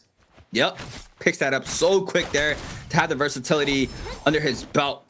Now you see him once again swapping back over to the fan, looking for the opening. He's gonna eat up the 1.0 there from Arano. Arano gonna be able to even out the health pool now. Both players clinking there off the light. Cross up for Frostivus, looking for the follow-up off the fist blades this time around. Tries to try to catch the jump LMBs, but doesn't manage to do so. But a V2 beacon drop down is good there with a 2-time jump LMBs. Beautifully done. Forces out the Zenda ultimate. He's gonna go ahead and inside that mech there to avoid a lot of this pressure here from the Zenda ult. And it's gonna be a 1 health pool or 1 vitality, 1 powder there for Arano to be able to top off the health. But overall, Frostivus still with a little bit of left here on the ult. The Zenda ultimate is about to run out pretty soon as well. And now out of the pillar, you see him trying to cut that line of sight, but Frostivus catches the first missile, plus the second one as well. And the third one was going to be an attempt there, but the ult, it is ended. We have combo breaker. We are still safe. Arano takes an R&B. Does he go ahead and commit to the second one? Not even a combo break. He didn't want to use it. Good. Because this is going to be a 1-hit blue situation. 1 clink potentially here. The combo breaker using baited into it, man. I was about to say, man, maybe he used combo breaker early, and he did, and he uses it as a bait. Insane from Arano, man. Let's take a look and see in this next fight, though. This is going to be an insane setup here for the staff on the Yeshu, because we saw what Arano was able to accomplish, ending the ultimate with using a stab, right, with the spear, like in his ult form, and then being able to have the ult end, meaning that he can grapple bump to LMB staff carousel, is insane work from Arano. Let's see if he comes off of this. The shield is good. The 1.0 from Frostivus is set up, and he tries to attempt the F2, but doesn't connect it. Oh, but he catches the mid dodge LMB focus, but the pillar there doesn't give him the bump, and he goes in for the grapple LMB. Unfortunate for him, but now you see him staying in the pocket. Frostivus, umbrella in hand. Very annoying weapon. I mean, I can already see how annoying it is to fight someone who's really good with that weapon. See, not being able to get any damage off, and Arano though opens up with a massive parry there. Yo, takes it. Okay. That was just anticlimactic. I mean, it was just all the HP gone just like that off of 1 parry. But Arano, look at him. A little bit of sign there to the camera, making sure he's known that he's back. And Arano starting off today's matches with a massive win there, taking what, 2 points for today's for game 1? That's right. Yeah, and another thing too is just kind of making sure to take it into the long run. I mean, we've seen some changes in terms of the rule set, but it seems to be that 2 points still there. Tough. But it is still 2 points, right? Still takes the first victory, which means he gets prioritization in terms of the phases. That's really the biggest victory in this, right? Even though the points are there, that first round phase selection pool, really big. Frostmas had a really great stride making it out alive in the semifinal round and making it 2-1. But getting caught by that parry really wasn't his biggest, glory moment for that first fight against Arano. And especially considering it was what ended his life in the second fight.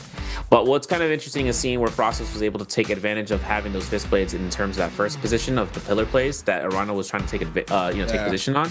He got a chance into using it, finding the moments there, and even taking a huge gamble there with not using his combo breaker early, which is exactly where you want to use. You don't want to use it super early, especially when you're so healthy.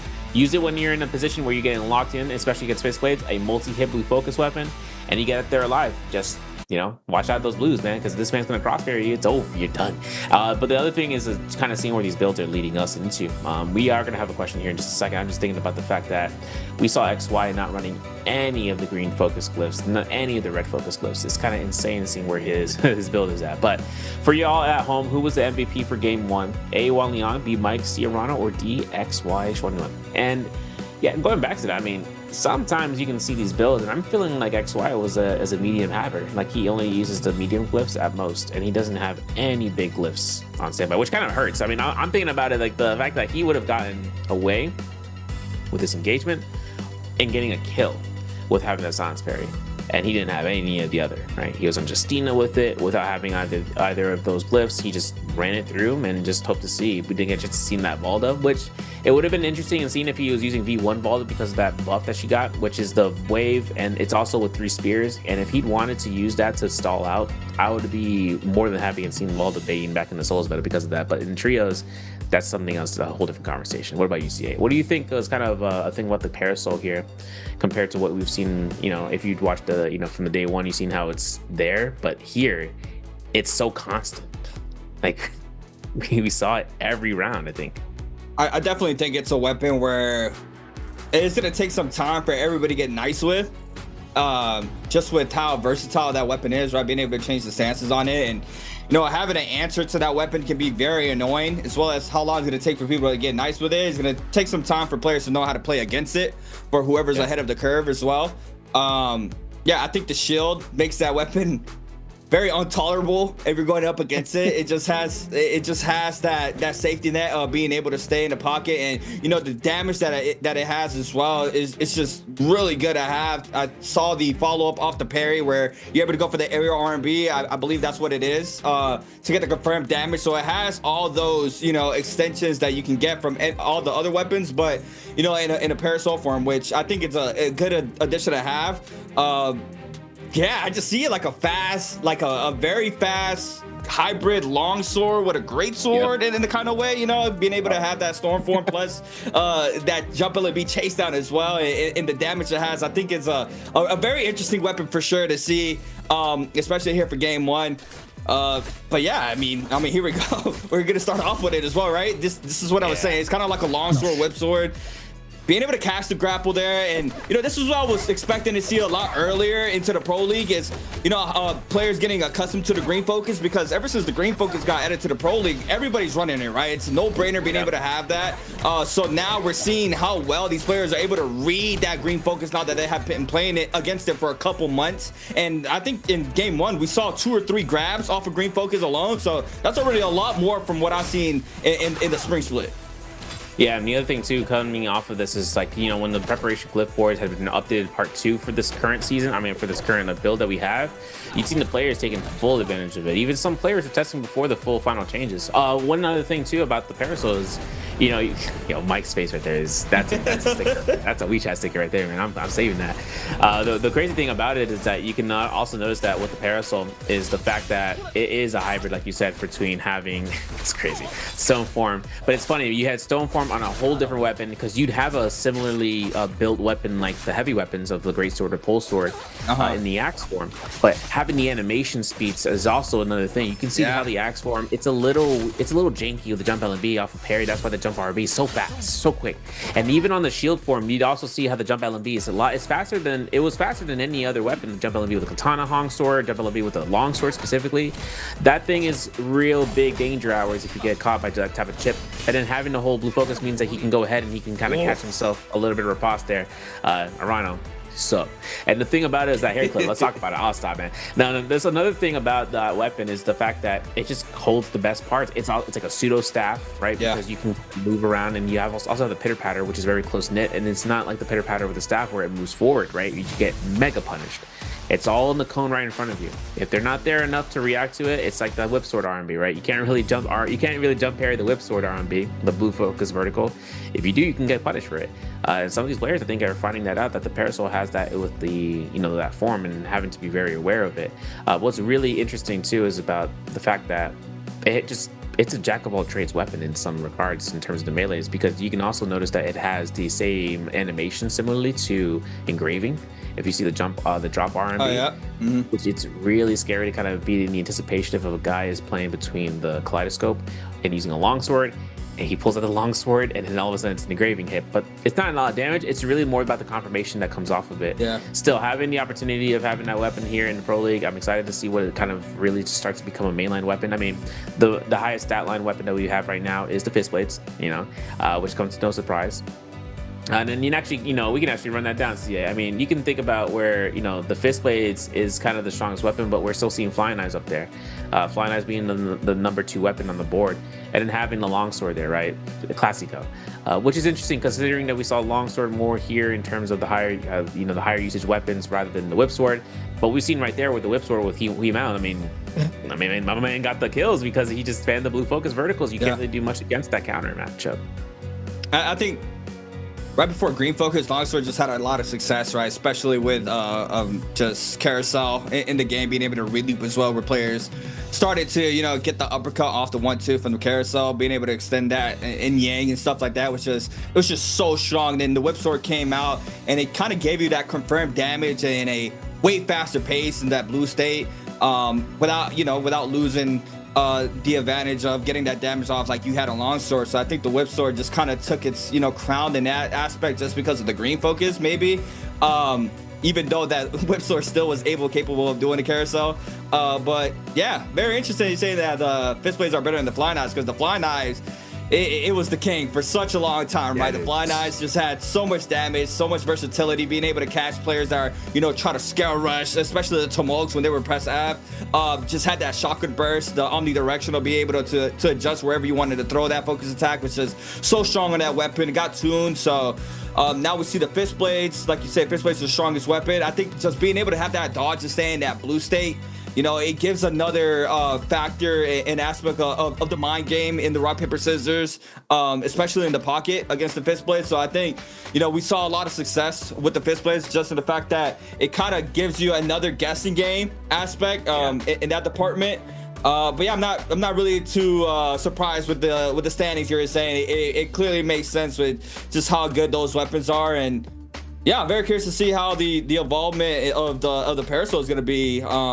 I like that you mentioned that Aero R&B is just like engraving. Yeah, it literally looked just like it. And the thing is, it's not blue, so you have to clink with it or tap dodge it. So you can't parry it like you can the engraving. So yeah, I mean, that weapon just looks very versatile. And I don't know what that move was where it was a focus attack and the character spins. I'm not sure if that might be potentially the first skill that has a 360 degree hitbox, right?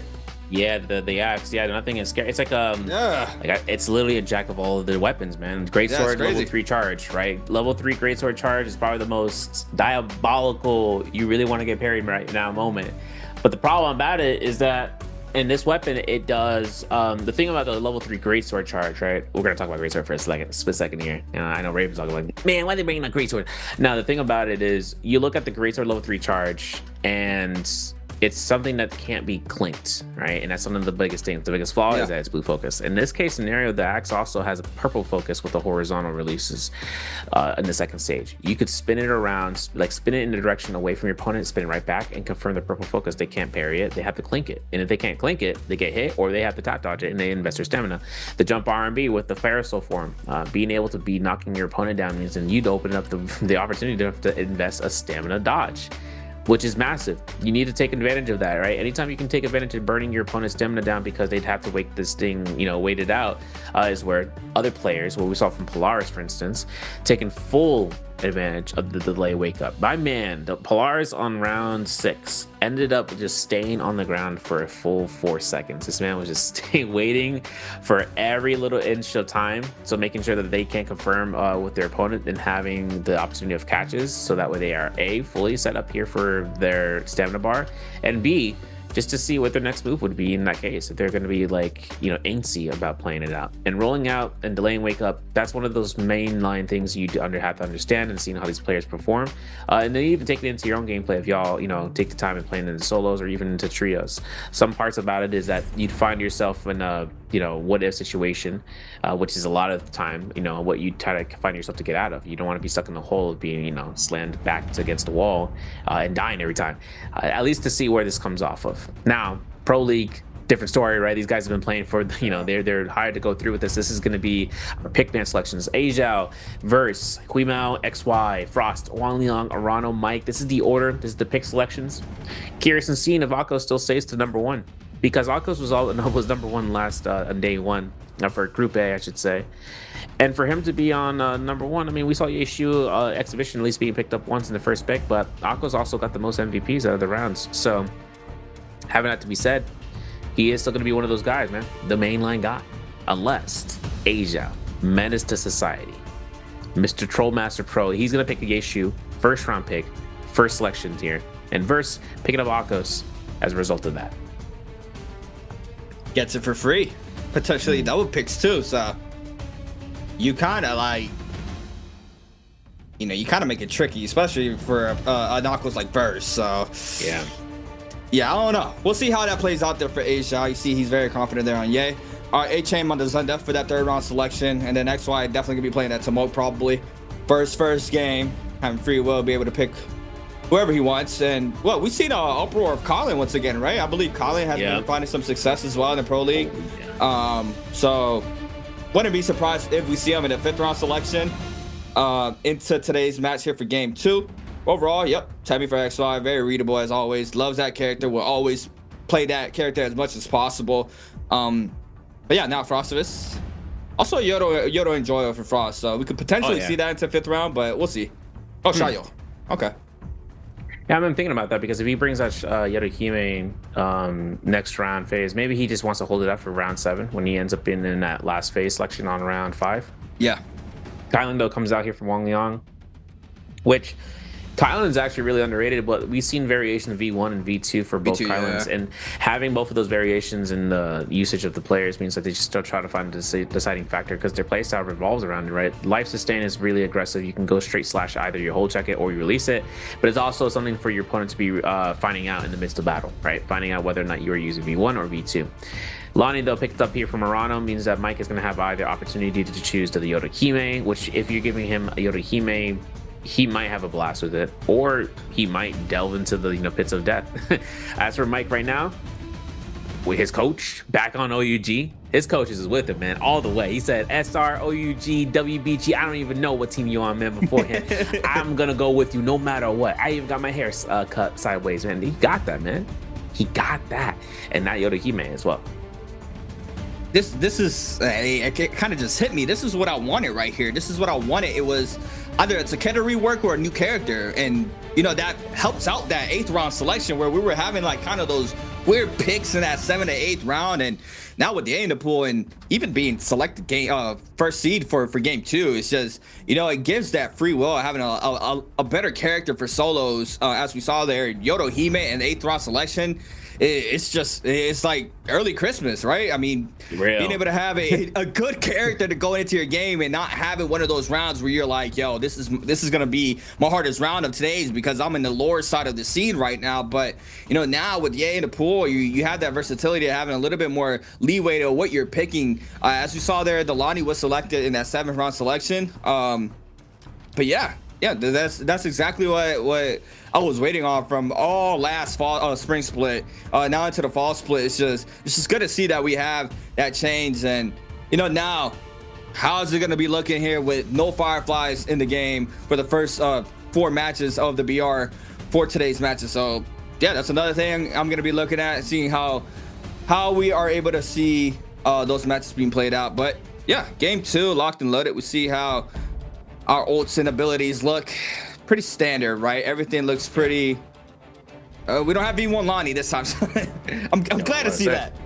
Seriously, man. Now, I mean, even in the V1, I want to see V1 in trios at some point, but I don't know how that she would operate. She, you know, one of the biggest things I would hope for seeing her and her changes is if her healing on the V1 also applies to her allies, man. That's the biggest change I want to see, and that opportunity would make her exploded.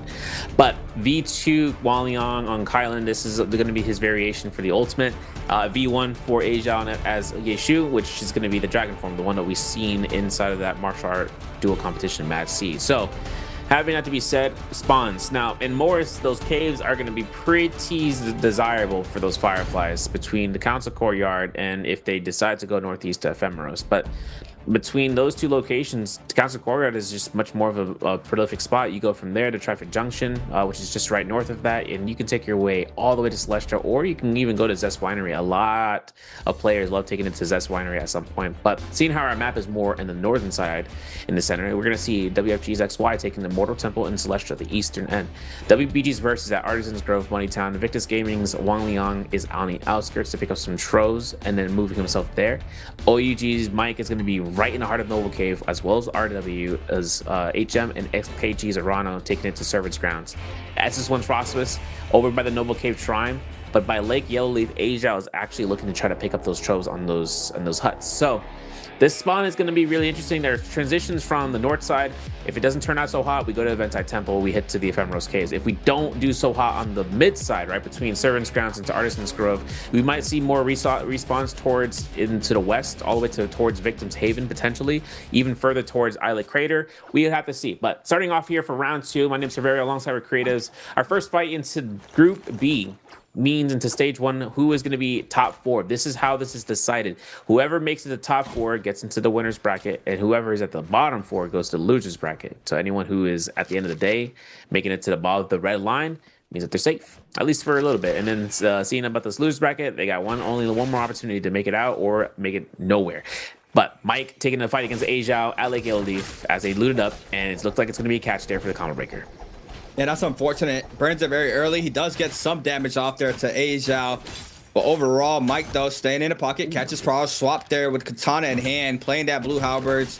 That's the other weapon. We see it now, staying in the pocket. LMB roll through. Now Asia is going to open up with the 1.0. Third party starts to move on in, and that's Frostivus. You see him scale rushing, charging up there in the outskirts. Looks at Mike. The 1-2 is good, but now the grief there from Asia doesn't get the last hit confirmation. 1 HP in a dream. Mike trying to stay alive. Both players on his trail. Mike does get a common armor swap. See Asia trying to let some of that range pressure loose, but it doesn't even matter. It's going to be a lengthy fight still, I would say, with Mike having that ult pretty soon up. And the pretty thing about this is that Forbidden Steel from HM means that it denies it. So he's going to have to space up, trying to make sure he can get his ult to be ready to go. And also taking the time to get the Vitality. He's got 4 level 2s, and he's also going to take 1 to take the second one. Frost was just looking for him, but he can hear the sound cues. The F2 is down for another 10 seconds. A catch like this is going to be a free blue focus, but Frost was not aware. The blue focus comes out here from the Flying Knives, and that's for Mike. He finds Frost on the corner. Shy ultimate not to be invested just yet. And there it is. Frostivus now is going to respond with a Shaya ult. The 1-2 in the back end. Arano starts to move on through another. There's 5 players here in the mix right now. So many players. Mike's still standing alive here in this situation. Now you see him trying to kite back inside the no ult zone. Gets caught up by the shield throw. ×2 there against HM. Frostivus being able to get that through. But now in the backside, see the chase down still onto Mike. The 1.0 is good there for HM. He gets the damage plus the Jade with the Jade in hand. And there it is. The first body's going to drop. No, that's our second because we already had elimination there for Wang Liang. But HM now is going to pick up his first kill here for game 2. Yeah, it's crazy. Tempest kill confirm is insane work though, but this is going to be up to Asia trying to space up there. Has his ultimate ready to go, having the issue set up here. I mean, this is on a downhill terrain, and Pulse War was left alone. He does not want to pick that up just yet because he's still trying to fight for his life here. Not even having a level 2 armor powder is going to hurt, especially when he does get an opportunity to reset. But Weemao's going to be the next target here in the lineup. Here is going to be the catch with the combo breaker. Asia is looking to charge with the R&B, but you can see the 2.0. The desirability on that is from Wang Liang winning his first fight, getting the purple armor, I should say, and having a purple Pulse War here, but getting parried. The shift is good. Oh, Asia almost had that parry, and you can see it coming down here. He is just going to be a fiend for it. Yeah, that's a big decider right there. It looked like it was spot on, but it wasn't. So he wasn't able to connect off that parry. He eats up so much damage. He is going to fall. And Wang Liang picks up 2. HM retreats on back. Does manage to create the distance that he needs to start repositioning here for the first game. As we see there in the minimap, already starting to form on through. Players are going to stop with the aggression for now and start posting up for those Yangs. Purple weapon there on one of our players. Wang Liang with purple armor already as well, with the blue staff in hand, purple pulse sword as well. So he can play that swap there to get that big damage from the LMB catch there from the staff. Mike, though, with Resurrection, being able to pick up a blue armor. Now trying to scale on through. The common fist blades in hand. Well, overall, everybody trying to scale on through. XY has not been showing a lot of pressure in the early start because he's been scaling, as you see already, with purple armor and purple staff in hand on the Tumult. So he's ready to take this first Yang. And yeah, we're going to see how that plays out. But overall, damage has been done in the early game. 3 bodies have fallen. And yeah, 3 eliminations. Wang Liang being the leader for now. I would say he's the unk of the league, right? Definitely one of the oldest players there. Yeah, that's crazy work, man. Hey, listen, he's going to be like, oh, back in my day, you know, maybe $2 and rub 2 together. But look what we got, man. Nbpl skin here for Enor Wan. If y'all don't know, now you know. And this skin is going to be something in the shop, and it looks clean. I mean, honestly, put a cape on that thing, it might be a lingering mo, you know what I'm saying? Listen, all of a sudden, if you rock that skin, you also have the armor hero holdout for the lightning mecha suit for the ultimate for him. If you decide to get that, that also expires in 2 weeks, by the way. If y'all didn't pick it up, it's on sale for all the 3: Target Transformation, Enor One Transformation, and the Mars Sword. So one other thing to keep in mind is that Mike re-losing that fight, he's going to live that moment down, and so does everyone else in the lobby. They're going to remember it. I think everybody, at least 6 players in the lobby, were exactly on top of Mike at some point. And so for him, it's going to get to the other Roman Yang at Lake Leaf, which surprisingly with no other forces to be reckoned with. Still having at least, not a lot of gear, but you can see Arano here. Glass cannon build, common armor, but purple lionized on Milani. And switching on over here past Servants Grounds, you can actually see Asia getting caught by the classic go XY. And if there's no combo breaker, what are we going to do, XY? Because it looks like we're going to get this kill for free, full free. And that's elimination, putting Asia out the game. Wow. XY with a freebie, right? Being able to catch that elimination right before the Yang. And that's the thing about the Wisp. It doesn't tick up that green focus, so he's able to re-loop that twice. And he's able to get that elimination in a nice fashion there for XY, waiting for his opponent inside the Yang. See a little bit of a Jade showcase. Ooh. What is that purple Jade? Missed it, man. Someone's saying, yo, let me get a prediction in the chat. I'm like, you got it. Oh. I looked away, man. I looked away. It's over. We'll figure it out. We'll figure it out. I mean, it's going to be an attack J coming out there, so we'll have to see for XY. For him right now, though, on staff means that this is going to be a killer setup because he also has the pistol. And if you know anything about XY and having himself on some ultimate, he's going to have to burn the Kylan Combo Breaker first, or he just goes for the infinite spam on the Wisps. Let's take a look at the drop down R&B. Let's see if he gets that. Jump LMB comes off. Nope. Pistol shot doesn't connect. The second one either. Still has a charge. Still going to wait the delay on here on the dagger and seeing whether or not maybe Wang Liang wants to release it. Comes off the ends of the cannon shot, avoids that horizontal blue focus. Still has a lot of space here, though, to make work with the center, but it gets caught by the last R&B, which might be a really unfortunate setup here, but okay. Here we go. Parry to pause, and force the Kylan ult. This is perfect. Yep, and here it is. Kylan ultimate now. 2 slashes through, catches the R&B. Now has to try to avoid the 3rd slash. It's going to be playing behind that pillar. It's going to use the F there to get a little bit more height. Going to go ahead and invest the Temi ultimate. What's going to be the mix-up? Doesn't matter to throw the Wisp in time, but the grapple bump. Wisp not good just yet. It doesn't even matter. Goes for the Wisp after LMB catch, and you see XY controlling movements, man. Been doing that. He been doing that since MSC. I don't know what he on, but he on something. Either way, Frostvus against HM and the other Yang here. And Frostvus, it looks like it's even helpful here between both of these players. Yeah, it's scariest though because the Zendu ultimate is done. The blue focus pitter patter comes off. It gets tap dodged. Ooh, 2.0 doesn't even get a chance here for that purple focus. Oh, he tries it again. Are we just gonna spam it? Yo, why not, right? He ain't gonna be expecting it the 4th time. But for Frostfist right now, he's got to worry about the RB. The reach on that fist play is gonna be a little bit too much, but he gets a parry. The possibly good, and the kill confirmed. You can see HM just went into 3D mode on the camera. He's gonna go ahead. He's gonna go down. Frost is gonna get his purple armor, gold pair, so will make it better. Rev up bomb shot's gonna be the gold, the purple jade in this shot, but still gold kaleidoscope. I mean, Frostfist is using this weapon. You know, it's like when he saw flying, he's like, that's my new weapon. In this case, he's got the parasol down and he's using on Shayo, which gives him the biggest safety net. I feel like considering what she brings with her ultimate cast. Man, very annoying character. Very annoying character. But little replay here from our second Yang that we didn't see. Verse against Mike.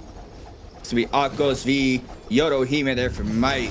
See Verse looking for the opening. Does manage to catch a roar there. Plus the LMB dash LMB into the 1.0. Crouch LMB for the extra damage. Forces out the Yoda ultimate there in that situation. Since it gets parried, Mike aware of it. Now it's gonna be forced to pop this Aqua's ultimate. Nice catch off of this. This will be the mix up. Carousel to the 1. Nope. 1, 2, 3. Not enough damage. Tries to go for the follow-up. Nice weave on the ult. Yes, he does manage to get it. Recatches the Prowl. Back-to-back leaps there for the elimination. And now Mike trying to catch the Prowl or the Bloom here against XY. Does manage to get a lot of HP, but he loses a lot of HP as well. And now there's going to be a lot of players starting to show up as well. As we see in the minimap, we have Frostivus in the mix. And, you know, this is just going to call in more players as well that need to cleanse out, like HM and Mike. So we'll see how this pans out there for Mike. But overall, he's going to chase out about 3 players. Arado shows up. Frostivus just playing very slow, making sure he doesn't get caught up in a wrong situation, especially not winning off of that Yang. He has the safety net there off the Vermilions, but overall, Mike's to be forced to back on up.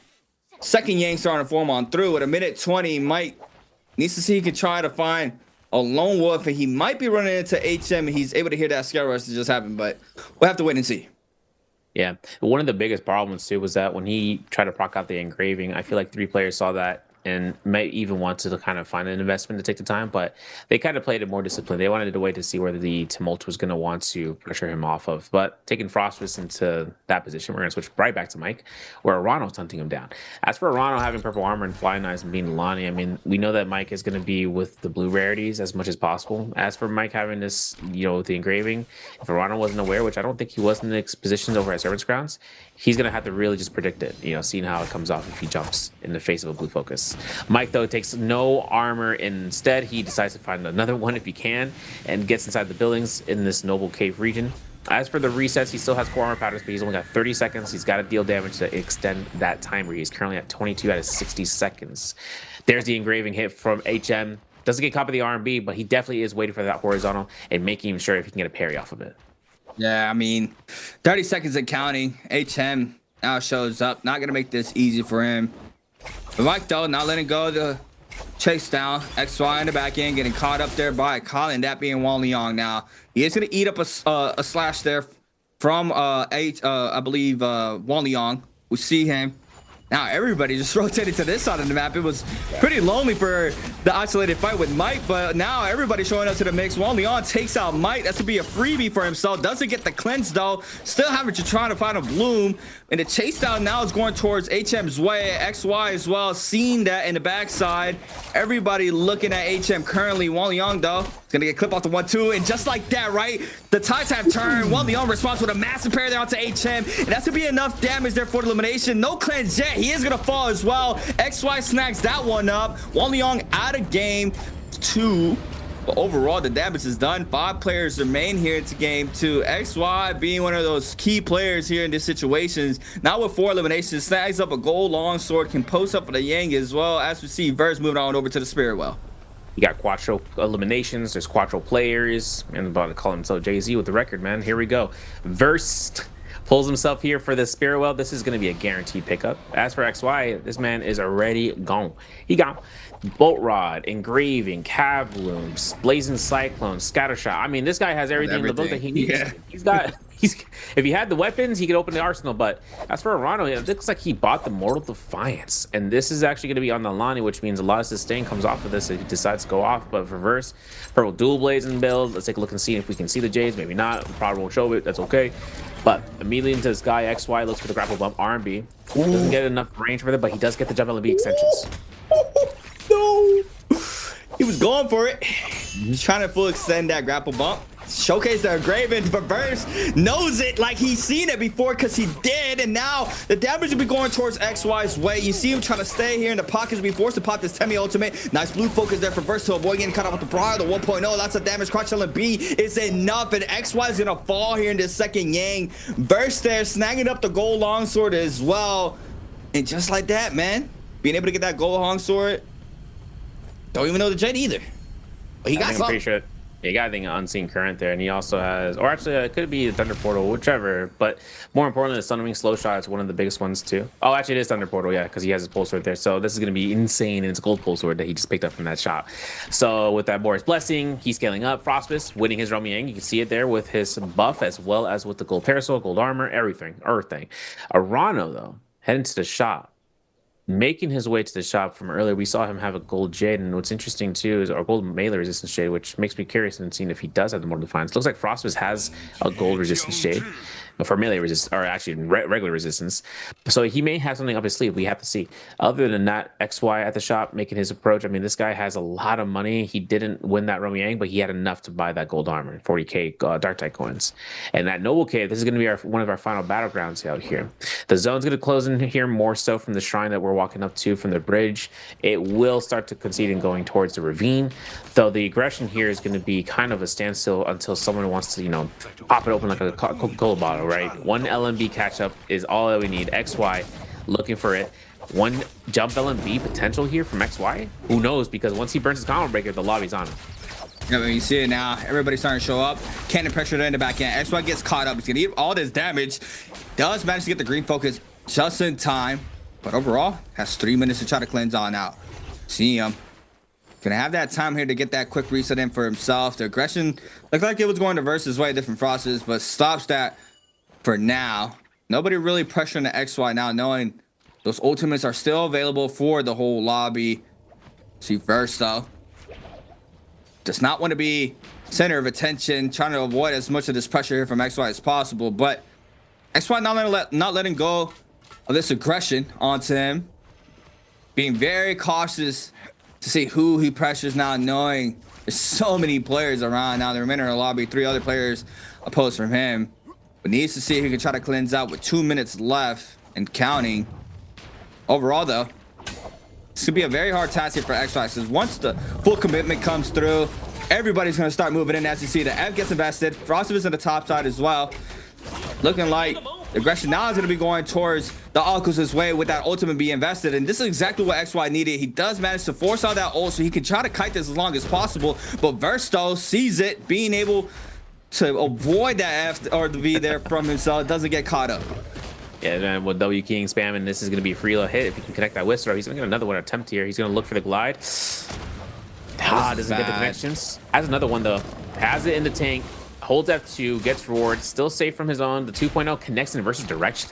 All of a sudden, you gotta think about the target prior selection here for a moment, right? Whether or not XY's armor was checked on, but Arano doesn't really care. It looks like he wants to make sure this Akos gets eliminated here, and you can see it. This man is fiending for this Akos. It's kind of upsetting for the other player, man. If I was, if I was Verse, I'd be like slamming my keyboard, like, yo, what's going on here, man? But for XY, this means he can go back, pick up his gold armor. Noticing that Frostbus is trying to do that, he go ahead and punishes him for it. That damage on the goal, the damage on the golden bread is insane. I mean, he knocks out all that health pool so quickly there with that focuses. Just like that, comes down to 3. Verse is forced to pop that ultimate, so now, you know, obviously he's the next one getting checked at here by Arano and Frostbus. Currently though, it's isolated. Frostbus now starts to move on through. Arano on the line, applying tons of pressure here onto Verse, but now Arano was trying to see what he was going to get thrown at him, but there by Frostbus on the top side. Verse does manage to get that parry off, so it does knock out a little bit of that pressure back there from Frostbus. Arano though, still having his eyes there onto Verse, playing around the wall here, has to scare rush game through, doesn't manage to connect off that focus attack there from the bottom side, but overall quick reset in there from Arano. Verse still getting looked at by both of these players. Could be bad for him, but thus far has been doing a really good job to avoid everything getting thrown at him.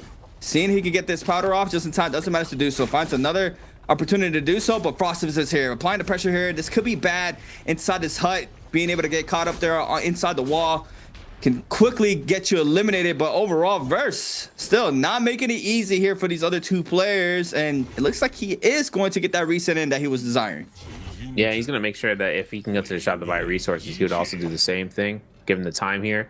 Yang Spear Wheel going to be dropping here. Frostbust's going to take the Reckless Spear Wheel, get that buff going on, and at least to see where he's got himself out here for a Stanchion Sky Pillar, Bolt Rod, pulls out the Vera Bomb Shot, has the engraving as well. You can see he's pretty stacked as much, but for Verst, I mean, he's been surviving the entire time, and Narano's not going to have to take the blunt force trauma of this the blue focuses off the gold longsword. You can see it, gets caught, no combo breaker. Could be to set up the sentry with that gold pole sword. LB arm confirming, and this armor is not free for him to go ahead and try to contest for, because it is empty. And as much as Narano pops his ultimate here, Akko's ultimate is going to be enough to counter it out, as long as he can kind of close that gap for him. Yeah, now the tables have turned. Narano, do you have the same leeway that Verse had, being able to survive everything being thrown at you? I mean, already very low here in the health department. Messes up the movement error. The Mortar of Defiance procs off of it because they caught up there off the old recast there from the Akkos. The F doesn't manage to connect there, a little bit too far back there off the catch, so doesn't get the restand, but overall, parry connects there for Verse. That's to be enough damage, and now the 1v1. Frostivus being able to use the Katana Tome, doesn't get the follow-up there off the grapple cancel, but still staying inside the neutral. We see Verse eating up so much damage here with the Parasol. Does manage to get a lot of that armor gone now. Verse trying to back up, see if he could get a quick reset in, but Frostivus is not going to let this one go. Yeah, and Frostivus switches over to the Whip Sword, having this Blazing Cyclone in hand, possibly looking for it. Gets caught. Combo Breaker still available. Still thinking about the Akko's ultimate, and then the armor's reset behind them. But noticing this is going to be whether or not Frostivus catches Jump LMB to the RMB. Noticing that he's also going to be looking for the 1-2 to kind of confirm for staggers. You can see that holding out for the half. Blue, that's going to be Verse trying to look for his priority, and still knocking him back with those Jump LMBs, those Jump Horizontals, switching over the Dual Blades, having no Combo Breaker. Frostivus, the 30% mitigation from the Mystic Might will be enough. This engagement comes off. He counters him off with the execution, and this is going to be the Jump LMB spam. The old cast comes off. The F2 will not save Frostivus, and with the old, that's going to be it. That's going to give Verse his victory into that first round in the BR. Wow. No way. That was an insane end circle there from Verse. Even though there was only 3 other players, I mean, he had so much pressure being thrown at him there from the start of that end game. He manages to survive, gets a reset in. He wasn't even one of the players that selected or that were able to capture the Spirit Well. I believe Frostivus captured both of them, and you know, it didn't even matter. The armor reset didn't happen there for Frost. I think he was just trying to full commit to the elimination there, but gets caught up there with the prio, and just that swap there from Verse was just so much damage so quick. Even though the green focus came up, he got caught up instantly, right? Verse was able to read the green focus just in time to be able to, you know, nullify that green focus, and just like that, I mean, he's able to MVP in a nice way. And what's scary is he can play Akkus again next game. That's what Yeah. Yes, sir. No, I mean, no. Well, he was in the pick selection on the phase 2 on the first round, but it depends. If we get to game 5, right? Potentially, throwers on the pick bands could give him Akkus, but it'd be a really hard setup. The fact that he got his MVP on this Akkus means that this is one of the characters that making it to MVP makes this seemingly a lot closer for that mirror comp, right? That's when he would be able to play it, usually for the second position, but this is going to be an exciting time for him, man. Considering that we've seen him taking that position of the Yeshu being utilized, but you saw how fast Asia went down in the lobby. I mean, this man went down with 0 points and anything less, you know? So for him to go down so early on that character, you saw where that fight ended up between Artisan's Grove. You've seen where, you know, everyone was congested there after first Robin Yang. And for a lot of the reasons too, you kind of wonder where the survivability is in a multi-wave fight for him. And some ways more than another. He has a lot of dominance in a Romy Yang usually, but unless the character that you're fighting catches you, like if X-wise on Tumults and he catches you lacking, man, you have nothing to save your life, he will make sure that there's, you know, 0 room for error. But that usually just comes off of the situation and what he has in conjunction, both weapons and Jades. Yeah, I mean, it was crazy, needless to say. But, you know, I got to give it to XY, though. He pretty much controlled the tempo all throughout that game until into the end game where, you know, he obviously got eliminated due to him going to second Yang and having to try to cleanse out, wasn't able to do so. But, you know, he was able to control a lot of that tempo. especially in that mid-game area where everybody comes out of Yang. But right before that, answer for treasure for everybody watching at home. Make sure you guys hop on over from YouTube to Twitch if you guys want to have a chance to win a special gift box. The question will be, which hero did Verse use in game 2? A, Lonnie, B, Cyrus, C, Akos, or D, Tian Hai? I mean, yep. Yo, D. Definitely D. Definitely D. Definitely D, bro. Yeah, let me win that real quick. Press me put D real quick. Now, though, the biggest thing about it is that Akos is still as dominant as ever. Is also the fact that whenever he needed to kind of break off from the fights and getting chased by 2 targets between both having Arano and having Frostfist on him, is the fact that he was just being able to get that rage back up sooner than anything. I mean, the parry boss that he was able to get on Frostfist, but not pick up the gold parasol, was just his keen awareness and not wanting to commit to the distance and having them to catch up to him. He was able to break off from that. Though we're going to look in terms of the kills and the points, seeming that he got first place with the eliminations he got. 6.5 points is his first round. XY with 4.5, 4 for Wang Liang overall. 4 eliminations is crazy work too, but he gave him going out as early as he did. It was kind of rough, but 4 eliminations or 4 points right now for Frostfist. Arano with 2.5, 1.5 for Weemao, H.I. 0.5, and Mike well, first off in the versus, he's losing that round in the first fight, but also in this game 2 as Yodohime really just set the lobby against him, man. I mean, surprisingly so. We can go to this first elimination against H.I. though. This was just a bad situation for him to have found himself in. No second life available. Having that first Wang Liang to be open means that it is a done deal. And of course, having that solo outside XY, if he lost his Wang Liang, which he didn't, but if he did lose it, he would have got himself in there and pick up that solo. And as for Wang Liang, once he commits the ultimate, there's only so many rooms you can move off of that between getting caught into the infinite, because once you lose your energy here, he's going to have to commit a slash, and if he commits a slash, the radius of the slash makes him so he's in the corner of the wall where his target is. And even XY laughs it off because he notices, like, you made the big mistake. Why didn't you go up? Because going up would have given him a little bit more survivability there, especially as a Kylan. But he didn't make his efforts count here, especially taking up eliminations before going down. On to the lead. As well, Wang Liang was able to match that 4. Gets eliminated around 5th or 6th, but overall Verse MVP here for game 2. XY gets cut off the F, was forced to pop that Temi F, but that raw uppercut was good, knocks him back. Now the Temi ultimate gets invested, but it doesn't even matter. He half armors through into the prior, crouching B for the elimination as well. Beautiful fashion, and this was Verse against Frostfist on the last and final moments of game 2. Catches the Prio here, forces off the Shayo F, so starts retreating back. Gets cut off the jump R&B. On wake up, gets caught up. He repositions here inside his hut, tries to scare rush on through, goes for the jump LMB, gets the damage instead, recatches Prowl off of this, and this is where he reads the green focus from the pulsar swap, just like that. Reads it, slams him down into the jump LMB, forces out the Shayo F, turns the F into the follow-up RMB there for the elimination. And yeah, man, I mean, that was just beautiful. NARAKA there from Verse being able to turn that fight around, because he did not have, I believe he didn't even have armor going into the fight. So the fact that he had like 1 block of gold armor, just so much damage there, you know, to win out the last 1v1. And yeah, beautiful fashion there. And it's going to be Akos for the MVP for our second game of today. Yeah, it was crazy too. Is kind of noticing that when he had that pulsar swap at the time the disengagement meter with the green focus was available, it was so open for him to be able to grapple cancel because he was holding the R&B. And that really did open the door for him. So for Verse, I mean, you understand that he'd have that, you know, he'd had Thunder Portal, but he wasn't really using it. He was using it more like we've seen from other weapons, right? Whether they're self-sufficient or they need to be used for certain situations. And mostly the pole sword has been that swap weapon. You can see the long sword was the main used weapon for him, dual blade secondary, just to make sure you can catch like dash right clicks, dash verticals, dash RMBs, so to speak. And then he ends up putting himself to make more distance, and that's why he was such a slippery slope over at Servant's Grounds. Between the areas between Noble Cave, where we saw the 4 players reside, the area just the battlegrounds shifted over towards that, and those walls, those houses, the huts, the toiletry, even the toilet room.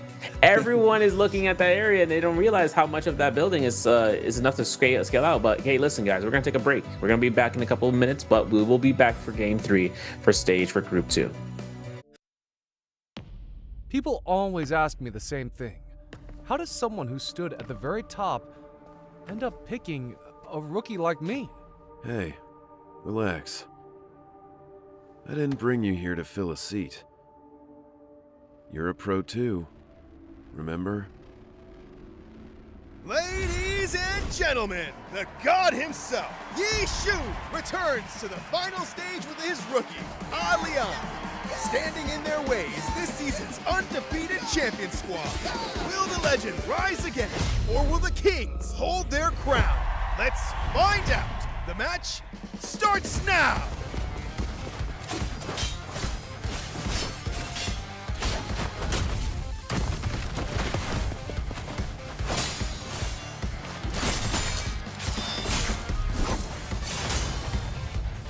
Buy me some time. Hold on. On. Don't rush it. Same old tricks. You've been eating the same combo for days. Still haven't figured it out? Training mode is almost over. Want to keep going?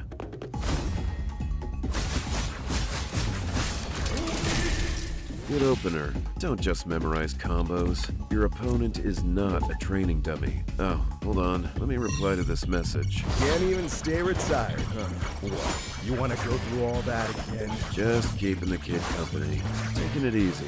Out of everyone you picked, N? Yeah, like what I saw. Yoshi, come on. This kid has more holes in his game than I can count.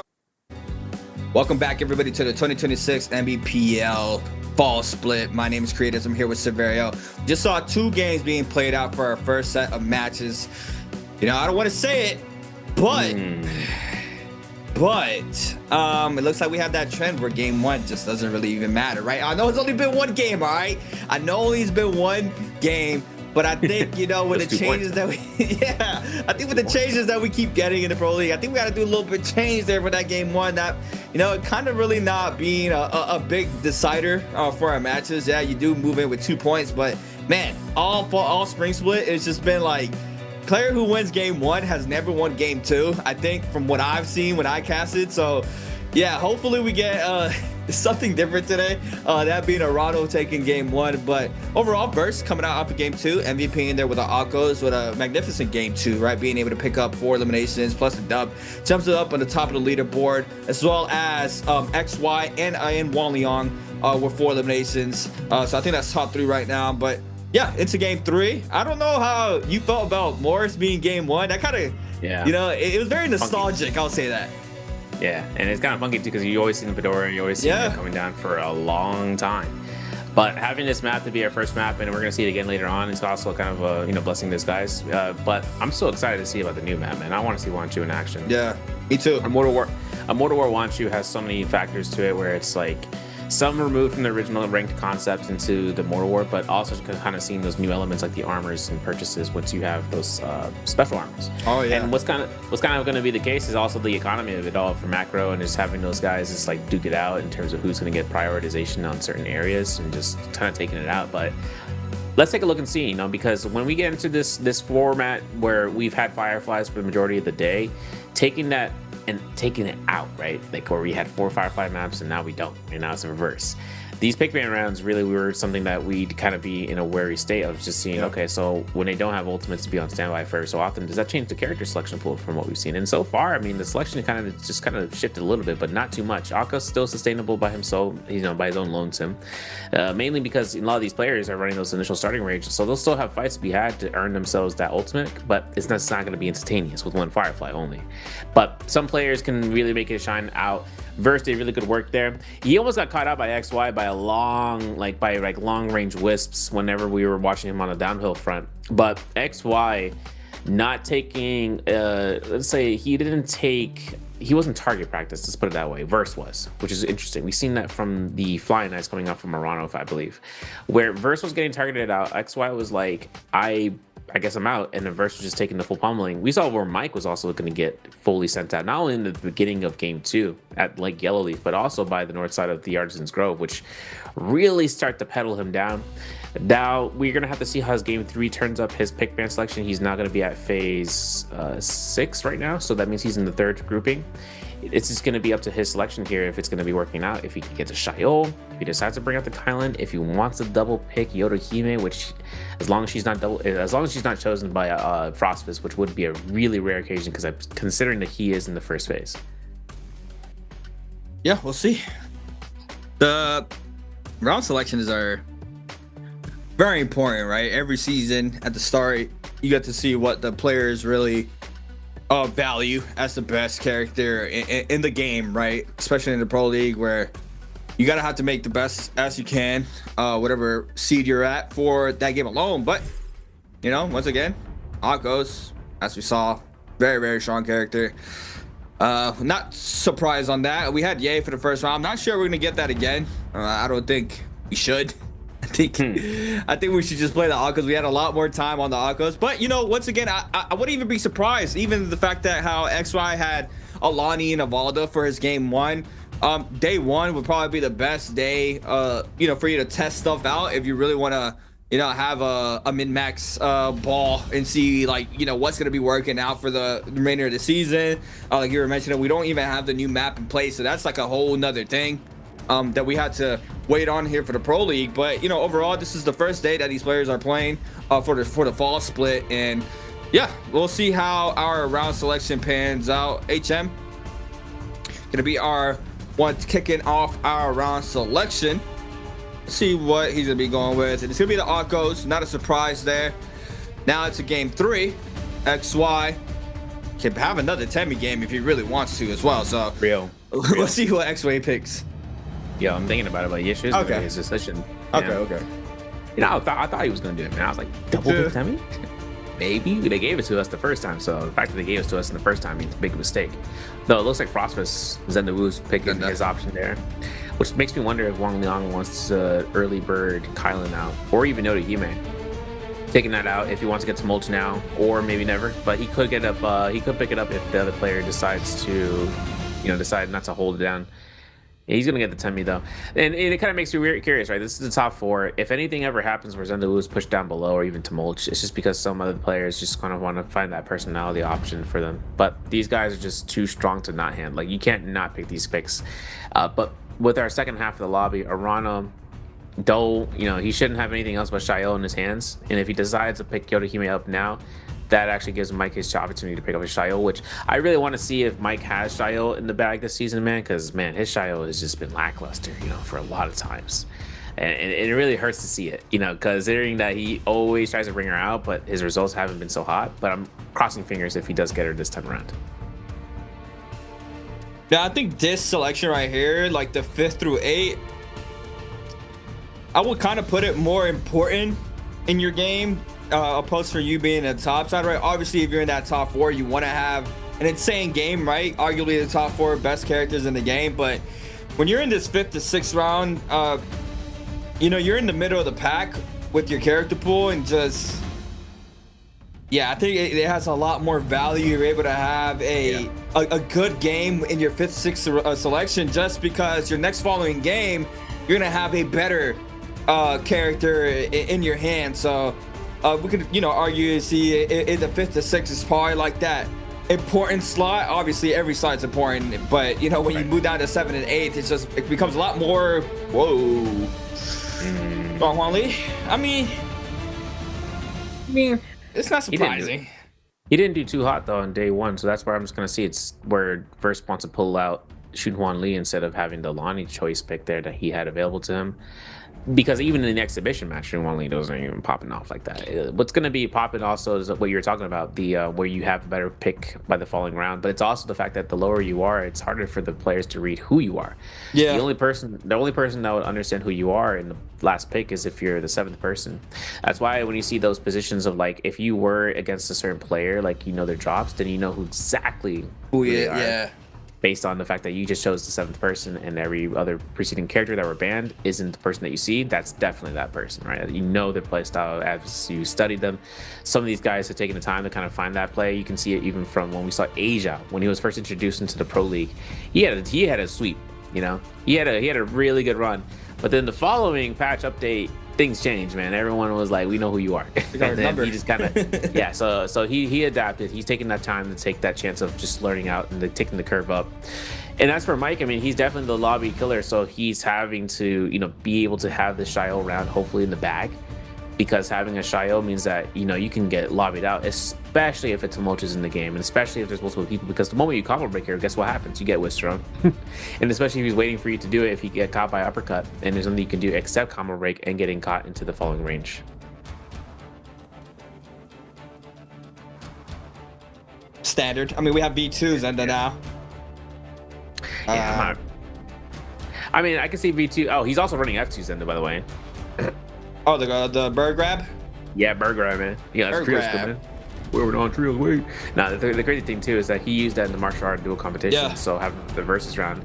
The really great thing about F2 is that it's something that there's actually something I was going to mention earlier with the glyph boards is the fact that 2-second silence parry and you're being nuked. You know, you're getting blown up. So by the time that you decide to use your combo breaker, it's only if you get caught again, in which case Zendawu has a lot of safety nets with her ult cast where she can just F cast and just get out of sticky situations. And having that short time frame to doing so means that when she has her F2, right, it's a lower cooldown. It's a lower cooldown, right, straight up. And it's also something that does a lot of damage. And if you want to set up neutral for it, you can even just recast and just go for the explosion and then jump LMB, jump RB, whatever weapon you have. Just use the prioritization on that. Now, drops on a linear axis, all the way from the northwest of Plume Castle. We start with RW's HM, then we slow down to the center of the Plume Castle with SS1's Frostbus. WBG's Verse is right there on top, near to the Falcon's Perch, slightly. XKG's Arano taking himself north of Salvation Podium with XY exactly on that podium. And then Invictus Gaming's Wang Liang over by the Fortress Cavian and maybe make his way towards the Salvation Podium or going to Emberhawk. But you can see Asia and Mike are gonna duke it out potentially at Moonfall Pass. And this is going to be a high trophy frequency area, so for them to take this on the daytime means that even with no Fireflies, they know the loot pattern. This 2-story building at Moonfall is such a great spot to decide upon just getting in there, looting as much as possible, and hearing your opponent rushing in here from a mile away. But we're going to start off here with Wang Liang taking it up against XY with full sword. It's a hot drop here at Puzzle. See Wang Liang and XY going at it off rip. Wang Liang loses all that armor, but it's just gray. Looking to see if he can find an armor swap here, rotating the top side of Puzzle. The drop down now from XY gets cut off the 1-2. Now parry baits him, goes for the swap. Now forcing out the Temi-F. Doesn't get caught up by the Wisp. You see XY did see that player there in the back end, that being Verse, and this could be bad here for both of these players. Now that Verse is starting to move on in with that blue armor and blue weapon in hand already. Yep. Yeah, you can see the R&B, parry to pause, jump LB doesn't get confirmed. Who is the Reaper? XY can't do nothing about this. Parry comes off. F1 kill confirmed from XY. Verse getting his +1 too, so it's a really a triangle. And for Verse, look how much money this guy got, man. He got 10,000 Dark Tide coins and already onto the puzzle. So this is going to be a huge gain for him. Meanwhile, Frostbus is over here taking a slow, sweet time, but HM is getting chased down by Arano, who does have purple armor already, especially on Kylan. But not having the grapples to make his distance closure, he's going to go ahead and just back off to see about anyone else who'd want to take the fight, and instead move straight towards Salvation Podium. Everybody rocking this Luffy hat, man. Seen that? Yeah, seen that. Let's see it. Verse, what is he going to be getting from the puzzle? My boy forgot the puzzle answer. You think so? Okay, there you go. Nah, you gotta wait. Oh man, you real for this one, Arano. You real for this one. Boosh. Let me get another 2. And that's it. And the rest is dead. Oh my. Let me get a side of saltiness. Yeah, thanks. Extra. And Arano picks his gold weapon for free. Insane too, because it's gold dual blades. Oh. Yep. That's just unfortunate. I don't know if he was waiting. If he was waiting, that was just an unfortunate call there, because he let Arano rotate on through, but now Mike showing up to the party. Seeing if he can find... Wait, who just died? Wait, what? Frostbus? No, Asia died. What? And Frost. Yo, wait. No, I mean, Frost died for his first life, but Asia died second life. Where was his respawn? Oh. What happened? He fought Mike, he lost. He fought Mike again, he lost again? Is that what happened? No, Mike won his first fight, and then obviously went down to probably XY. That's insane. Can I get a replay? What happened?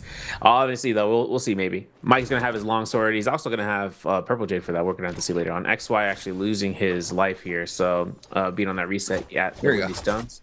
This is that fight. Oh, no. Oh, no. He did it to him.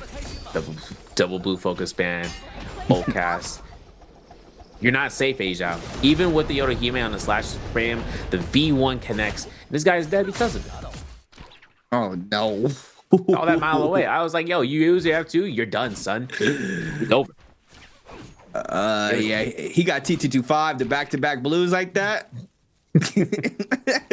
And that's unfortunate. But now, rotating back to the center of the map, Mike. It's getting very nice here, waiting for that first gang to start pulling up. You see HM though. trying to see if he can find another portal opposite side of the map, potentially. So you see him still trying to scatter on through, pick up as much resources as possible there in the center of Plume Castle. Wally, on the other hand, on Tomote with his reset, does have XY near him. So both of these players pretty much, you know, fought each other and rotated in soul form right next to each other because they're just a couple of meters away from each other once again. But overall, XY is going to have that common armor. And I mean, he's a player who doesn't really care what type of armor he has. So he is going to be trying to take this Yang, I would assume. Verse though on Lee, still blue armor, blue fist blades from what we saw earlier from him.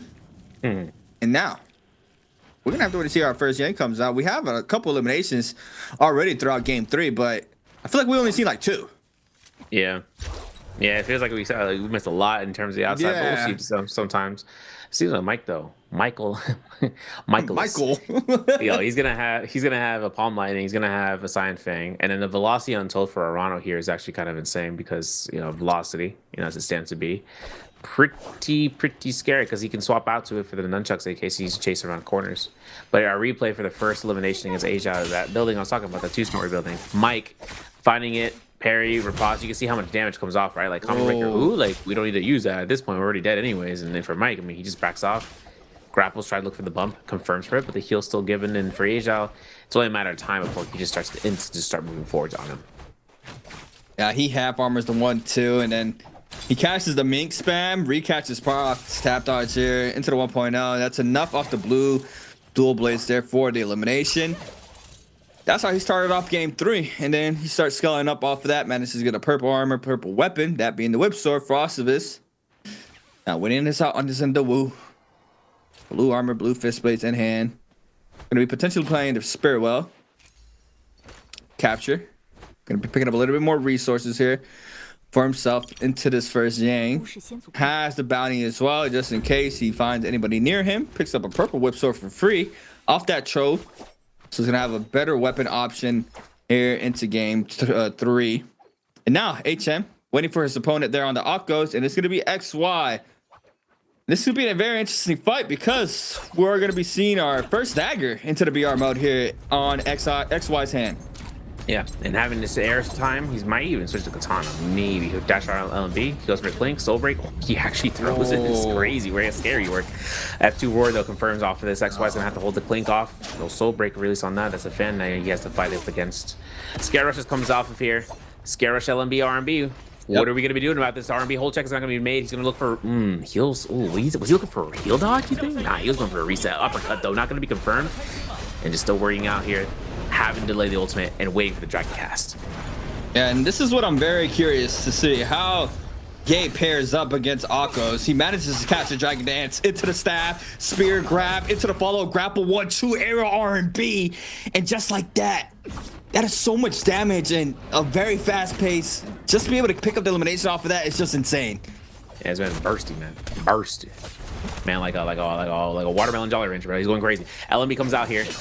Arano looking for the Clink, making sure whether or not the LMB is going to connect, which it does. The Oshun Lee ultimate gets procced off of this. The B1 is going to be coming out. Cast on then level 2s, though. This is going to be recast out. This is going to be a little bit sketchy here. Verse knows he can't stay still there. He can't stay in front of him to look for a jump pounce, right, for the Goomba stomp. But beyond that, Verse is going to take the pillar and just wants to buy time. Khan's Keelan Guard has not been procced yet. So those infinite slashes now are in effect, which means we can just look for the lineup off the post-stat dodges. And Verse, ending the ultimate means this whole Soul Break is free. The Combo Breaker is not coming out from Raider's Touch, which gives Arano a little bit more of a safety net than anything. Wow, that's unfortunate. He LMB is the 1.0 there. It's he does manage to take the dub here. That gold dual blaze is just so much damage right now. I mean, even so, players have that purple weapon, purple armor scaling, but overall, not enough damage reduction as you see here for Arano. I mean, winning out his Yang, Mike being another player there, being able to snag up gold flying knives there from his Yang, picking up a couple more resources, potentially gonna be chasing down HM that was kiting away for him. So could see this fight unfold pretty soon as you see Mike gonna be turning this weapons into, I think he turned it into purple dual blades because they were already dual blades. But overall, see HM still trying to scatter on through. It's going to be Verse only on the HM, all with that Yang depletion. And then we're going to have XKG, OUG, and WFG with the buff. But overall, got Mike. 2 eliminations under his belt here on the Shy Yol. Needs to try to make it to the top 4, right? Game 3 being a halfway point. So you want to be sitting comfortable in the overall standings into the remainder 3 matches of the day. And yeah, I mean, it's the tempo is still very similar. Not what I expected with not having flying flies into our games, but you know, the aggression's still here from all our players. Yeah, we still have Firefly cages, right? They're still available, but they're RNG in a sense, right? So you'd have to like just figure it out while you go around the map. Just notable locations here. But for Wan Liang as well, is kind of wondering whether they're going to find this Tian Hai. Oh my. Michaelis, you have done it again. 1, 2, no 3 piece off the palm. No, they don't have the explosive armor though. It launches the 2.0 gambit kick. Nothing. No one was prepared for this. Oh my goodness. XY is a menace. Everyone's in the corner for some reason, and we're walking out. We had to walk out. Oh, wait, never mind. We're going right back in. Arano taken out here from HM for that R&B for the fan. The uppercut's guaranteed. The Yaku's ultimate necessary because we do not want to get juggled like we saw from our predecessors. And that's at least for HM. I mean, he's connecting everything on his Akko's ability. Back-to-back ult recaster from the Akko's, and HM applying tons of pressure. Snags up another one onto XY this time around. Burst drops very low. Gets caught up to F. No. Zhuanghuan Li ultimate is up, so he does get us some knockbacks on through. Pressure outside of this hut there from the Scare Rush. Players still getting active here on this top side of the map. Arano, Frost, and Mike being the ones taking that reset in quickly. Arano sees HM there with no ult here on the Akko's. Trying to capitalize off the situation. Doesn't want to full commit. Second Yang is up. Only on the H out out of game 3. See Arano not trying to stay close to where the majority of the population is out here for this game, so it's going to be rotating on through to another Yang portal. See Mike though, not afraid of it. It's going to be standing front and center of this Yang portal. It's going to be a quick replay here from our first Roma Yang against Mike and Wan Liang. Yeah, and this is going to be the ult cast from the Shio that really just sets the tone here, because the Tumult really can't do anything left until the ultimate's done and just goes straight for range shot infinite. The Tumult ultimate not being proc just yet, but the float, ooh, Scion Fang with it makes it so nasty. It makes it look so clean. And the jump LMB span comes off, and he's just like, I'm just going to R&B you, man. Don't even worry about it. But look, listen, and Mike, if you end up pulling yourself apart, you know, Scare Rush drop down, right? Goes ahead, makes it happen, releases it. There's nothing they can do to react for it. Wan Liang was just not prepared for it until now. Parry Riposte, Combo Breaker still available. Mike is just super safe here, even with the post. I'm sorry. 67 damage. Wait, so wait, what's happening though? Why are they going for that uppercut on the ground? I think it's just because of the knockback stagger and the restand. You saw how it worked out where Wan Liang had only one option left, and he was able to hold them down. I saw it in a moment, and I was like, man, that's kind of smart. that's kind of smart. You know, keep your attention on Mike. Assault Smolder, Palm Lightning, Scion Fang. I mean, that Scion Fang with the Whip Sword though was just like set up for the sentry. But Frostfist should not technically lose this, but HM, I mean, oh, it connected. Ooh.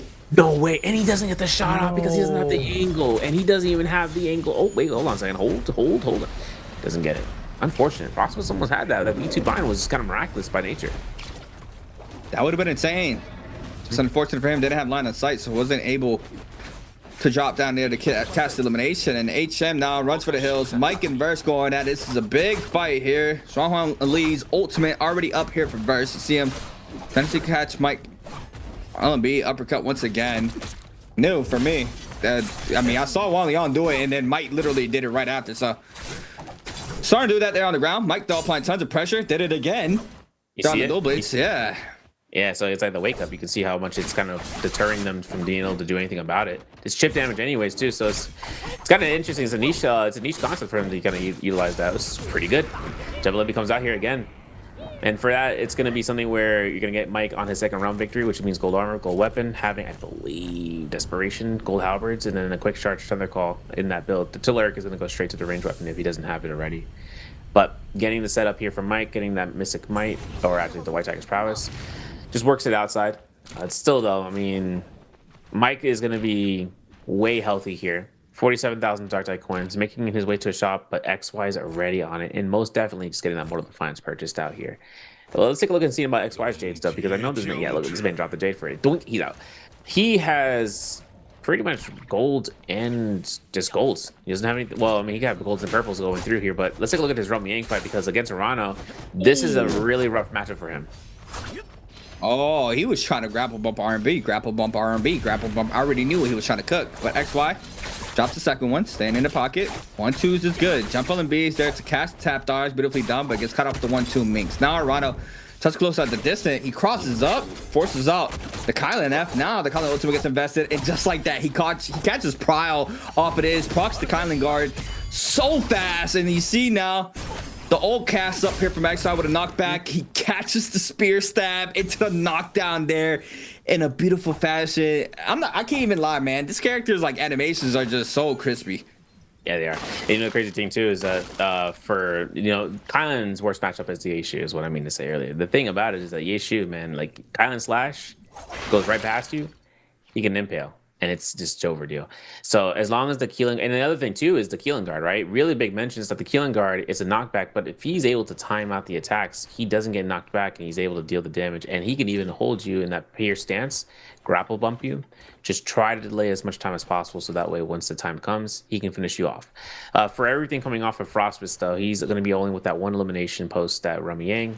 He's going to have to just keep kiting around here since he is not a buff wielder. But he does have ultimate coming up here very soon. But the thing is, he's on F2. The moment the lobby recognizes the Zendawu and noticing that they have the F2 means that no combo breaker means that you're free low. And if they catch you on some lacking hours, they are going to make sure that you're down. And especially considering if they're already scrapped off before, like we saw in the very beginning. Man, it's crazy, right? Like some of these characters, combo breaker off ult proc or off F. Green focus. I mean, so much to deal with, but seeing out the aggression here from the top side, Frostbite catches the bird grab, but the pressure there from Mike sees a Zenda, the R&B LNB. Now he's forced to stay kind of close in the pocket, but the pistol shots is good. The chip damage is a lot there from Mike. Tries to cut the line outside to drop down. Oh, the scale rush into the parry down to Mike. The R&B doesn't connect though in the back end. Now XY moves on in with a freebie there onto Frostbite. Snags up the elimination off the fly knives. Now Mike, being the main aggressor, is going to be fully looked at here on the Xiaoyu. Does have the shield throw live. He's able to catch this, but the scale rush is on out. Arano taking that full reset, picking up all those resources there from Frost's body, and Mike here can potentially get eliminated as well right after the shield throw.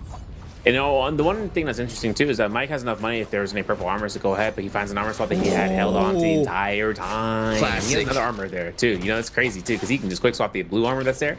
Having Mike here though gets time for one vitality and he's back in the game. Now, what's going to be a funny time is that XY is still having his ultimate. He's going to be just going ahead trying to prop out here some R&B catches on the flying knives just to kind of get a stagger. But I don't think Mike's going to take the bait to try to go for a combo breaker that early on. I mean, taking one hit stagger and just going off on the end could be the end-all be-all for some other players, but Mike's very careful. You can even see it from Verse. He was anticipating it and having to proc his ultimate so he can reposition because he's got only a minute on that completion. Yeah, I was forced to, especially with that knockback, but hey, man, through everything that's been happening, XY got 6 eliminations on the board. He's been cooking it up throughout the whole game 3. To see him winning those Yangs out was already potentially already to 5 into that Yang, so makes it 6. But Verse with 40 seconds. See if he can get Mike lobbied, but Mike was able to lay off a lot of that pressure, sends a 1-2-3 into the pistol shot as well. So now he's forced to back on up and take a reset in. And the pressure's going to stop for now. The timer's still ticking. Mike now wants to see if he can try to capitalize off of that alone. Another pistol shot, the 1-2 Mink, sends the 1-2-3. Nice read there. Stays on the ground, doesn't manage to do so. Sends the 1.0. Verse now with a massive parry. Goes for the uppercut. Yeah, this is like the standard now. Just like that, he picks up elimination onto Mike. And that's going to be Mike's game 3. Verse manages to stay inside this game, but now it's gonna be a battle of the Spirit Rose, but it looks like it's not gonna be contested on either side. Yeah, it looks like XY is gonna go ahead and rushes right down here as Arano picks it up with the Kylan ultimate preemptive. Is gonna go straight to 1.0 slash build, right? Knocking him to the zone was the mission, but it looks like Verse is gonna go ahead and go out here. F1 cast at a moment's notice because his zone, he's gonna delay wake up. Gets out of there. XY finds Nbpl because he has free ult reset, and Verse gets pushed off to see if that dragon recast is good, but instead he pushes Arano in the zone, and you can see Arano like, no, I'm not so happy about that. So he's gonna have to go for reset. And even though XY's ult ends, Verse is still healthy considering he created that space for him. Wow. And think of it as like off the first recast, he was forced to invest 3 dodges, so he tries to scale rush on out, and I mean, he had time for one more dodge, but it didn't even matter. See the pressure now going towards XY's way. Verse, a lot of that pressure there. XY now trying to close out that gap, trying to stay inside the pocket here. And this is a very tricky terrain here for Verse, getting stuck in the side of this terrain. The scare rush is good there for XY to jump on the B area R&B, nearly connects. And now the lead ultimate gets invested there for Verse. On the top side, another player tries to chase down. I believe it was Arano looking for the drop down focus. But Verse has his eyes on that player, pairs him out, and now try to capture the flag. Has an ult online once again. XY now shows up to the party scene. He can try to see he can find more of that pressure onto Verse. The scare rush is good. But overall, top 3 here for game 3. It's gonna be a lot of pressure here on Verse. And it's crazy too, because considering that Verse is really aware of the delay wake up there, he's able to get the last effort on the flying eyes. But now that the targets are putting him in the air, he's free on attacks. He's gonna go ahead and try to get inside one of the the towers, try to get off of this. The F1 recast comes off, gets at least a second here, gets the armor kill. That's all he needs. Do it again. They're gonna give it to him again. Can't believe it. And this is now up to their case where Verse is just staying alive. With only a couple of resources left to go, though, with 2 vitalities, if you can get one off, and he still has 4 armor powders. And considering that he isn't really that much down to go ahead and pop one, I mean, if he finds the time, he might even earn it. Just going off against these 2 targets, though, I mean, Arano being able to be the Yak, or the Kylan, I should say, having XY to be on that Yeshu is it's pretty rough here. But if he takes himself a little bit of time here, a little bit of space, you can see right there, he takes the space. Combo breaker from XY, preemptive, because he was just that much afraid about this Shu1 lead doing the efforts. Yeah, I mean, I'm a little surprised the aggression stopped for just a second, because XY has a minute left. He needs to see he can try to stay in this fight, but obviously the third party is there, so it's going to end as soon as that first elimination comes in. Verse, though, once again, can he live out the pressure here in game 3 like he did in game 2? Thus far has the terrain to do so, and man, he is so slippery, man. Nobody being able to catch up to him. Not even the R&B there from XY, playing around this area very beautifully, and just like that, I had to cast the curse from there, and Arano does manage to catch up to him, and now it's going to be XY against Arano for our last fight here into game 3. And it's going to be going ahead. He's going to be imitating Mike's movement with Shu1's aggression. This is exactly that Mortal Defiance moment here. What's going to be interesting is that since he has 6 eliminations, if he comes out with 7, I mean, this puts him way above the board between his and Versus results. For Arano, though, he has loot to kind of get supplies, a little bit of armor powders and vitalities in there. And what's going to be one spot right now is just seeing if this Yeshu ultimate has to be used as a defensive measure. But then again, Kylan just doesn't really do much here, and if he gets his mid-air grapple, that was kind of fire, I'm not gonna lie. But after that, I mean, you gotta drop right down onto the wall. Holds it horizontal, though, having a full meter on that Binding Fury. That means he's gonna have that block extreme if he needs to. Goes against the odds, gets the LMB neutral, still finds a combo breaker off that Raiders touch. Is going to go ahead, proc his own combo breaker, and then having the armor reset, Arano was quick to judgment call that, and having his ult ready as well. Oh, here it is, the response here off that Kylan ultimate. XY is gonna respond with all of his own. Looking for the aggression now. Arano, the Kylan slash, to be able to connect off of this, sends him inside the zone. There's gonna be a lot of damage towards XY. Arano's ultimate is about to run on out, though. You see XY going for the reset as fast as possible, trying to retop off that armor. See it, though, does manage to do so. Arano's gonna cut the line of sight on the top side of this tower to make sure he gets his reset in as well. Looks like XY, go ahead, take that full pot off right before the second round of this fight starts on up. With the 1.0 opener is good. Into the flying kick, beautifully done. The 1-2-3 forces out the Kylan F very quickly. Now trying to stay in the pocket. Now Arano gonna be able to even out a little bit of that health pool, but XY just has so much sustain right now. 1-2 makes off the dual blades, pistol shots inside the zone, has that purple armor swap inside there. That's why he was running towards that way. Now has the advantage. You see XY trying to kite on through, hasn't even proc the first nunchuck proc off of that meter, so still has that opening there for himself. And now you see him trying to find a better place here to try to take a quick reset in, but Arano's still applying that pressure. Yeah, even on this point, though, having the meter, gets himself out of the Rage's touch, puts himself right back in the zone with a combo breaker, had to reposition, had to do it. Yep. Now it's going to be locked in stone, right? The resets are given on both sides. Since XY has that advanced heal, that armor powders can just go a long way, but this LMB catches come off of this, and he's on downhill terrain, which means push into the zone, pistol shot for free. Not a lot of space here for XY. Oh, man. And he missed input. He hit the Brandoro, and the Mortal Defiance proc comes off here at 1 HP in a dream. O's for meter dump. Potentially gets 1 LMB. That's all that Arano needs, and this is going to be it. That's going to be the elimination. Yep. That's going to be our kill elimination and our kill leader. But XY should take that and clear first. And if not, Arano just barely made the cut.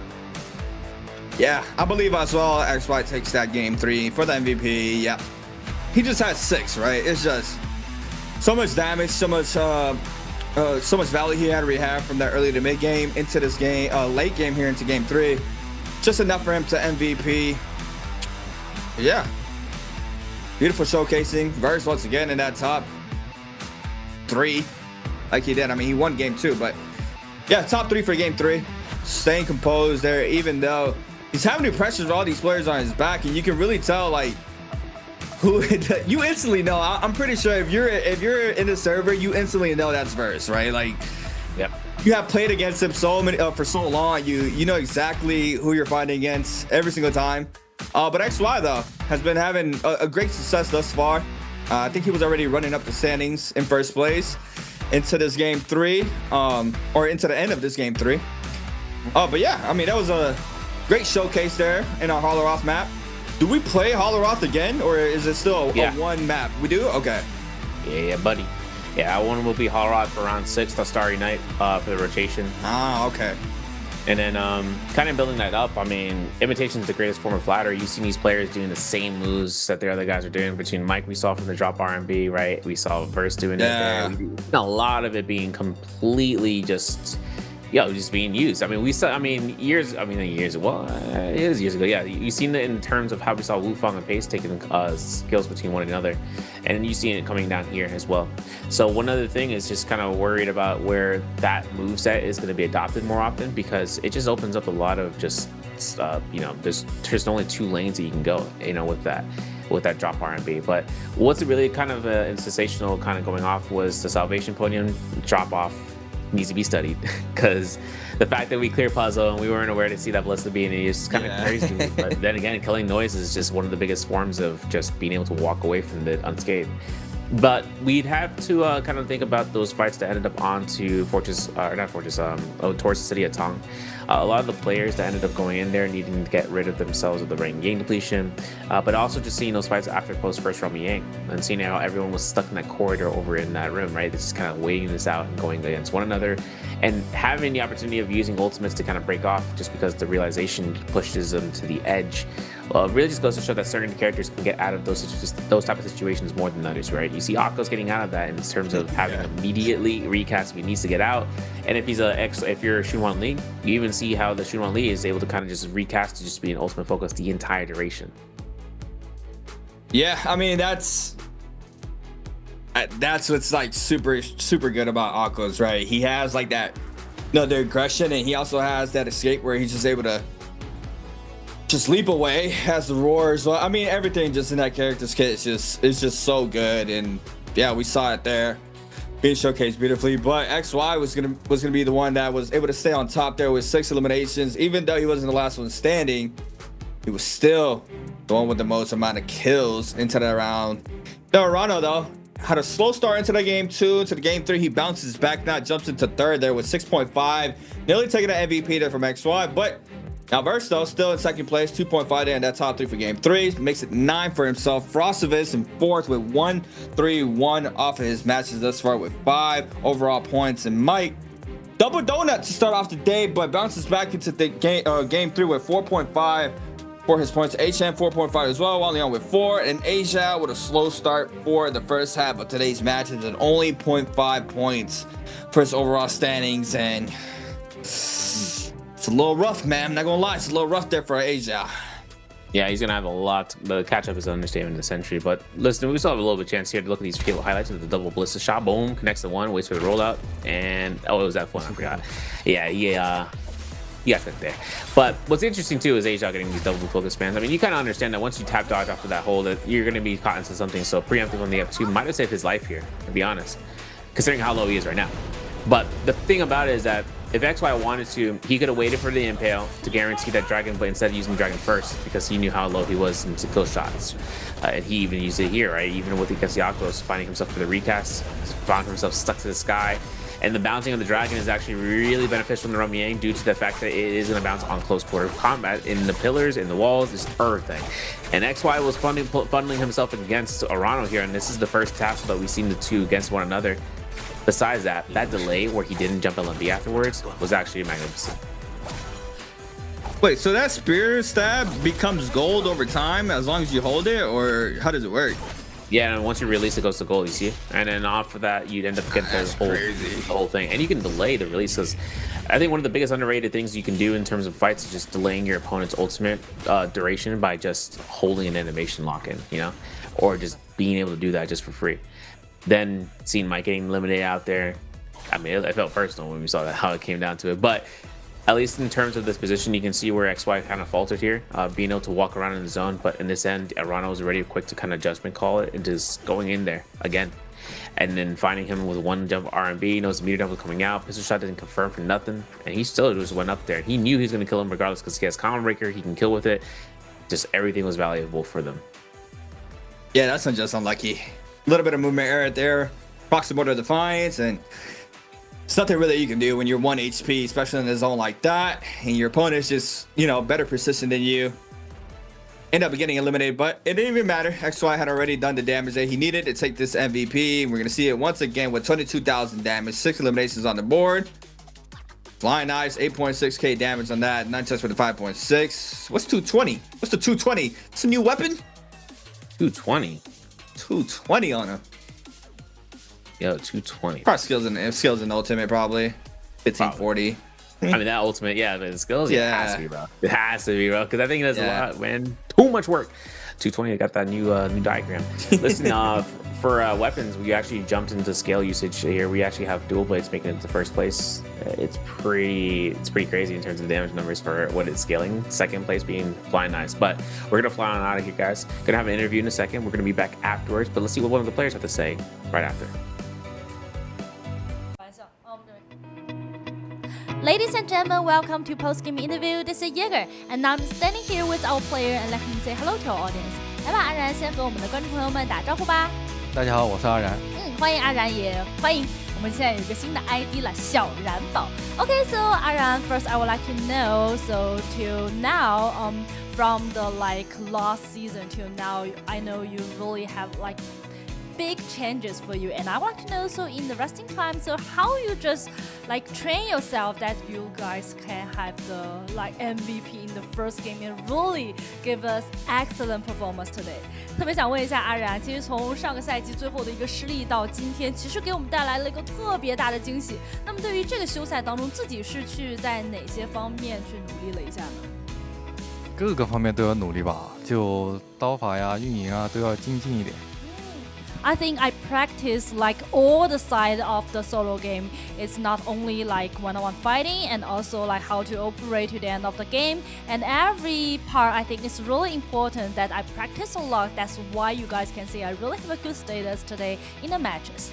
Okay, let's move on to next part. Answer for treasure. 好，我们来看一下今天我们给大家送出的奖品以及题目是什么。So we can see the question is, which hero did Arana use in the game 3? 这道题目呢是阿然自己刚才在比赛当中拿到了哪个英雄？特别想问一下刚才这把比赛。Let's back to the latest game, and I would like to know because we know in the final circle you just fight with the 轩辕, and at the time he's using our new character 叶修. So how you comment on this character now in the solo game? 特别想问一下，那阿然怎么评价下叶修目前在我们单排当中的一个强度和表现呢？妥妥的 T0，打什么英雄都不用怕，然后也很难对他造成击杀，因为他有回血。In my opinion, I think the Yeshu is the like the T0 in the solo game. It's really the strongest hero now in the solo game because his ultimate can like healing yourself, and also it can which can like have high damage and like counter every hero now in the game. So in the solo game, I think it's the strongest hero now in the game. Okay, I think our players prepare and let's start counting down. 我们应该准备就绪了。我们先给观众发出福利，来用英文说个3、2、1，准备。Ready? Yeah. 3, 2, 1. Screenshot. Okay, let's find out the correct answer. 那也有请我们的小然宝给我们公布一下刚才这道题目的正确答案是 B. Yes, the correct answer is B. And okay, you're really like cute and happy today. And I would like to know, so why like this resting season for you? You just change your ID. 这边我们也想聊一下，我刚刚也感觉其实阿仁的整个状态让我感觉有了很大的变化，包括你的 ID， 其实也从自己的一个 Arana 换到了这个好像是什么天天开心小然宝，是不是？这个是怎么去想？天天好运天天好运小然宝，怎么会去想着去换一下这个 ID 呢？就改 ID 换一个，怎么讲呢？换个好运气吧。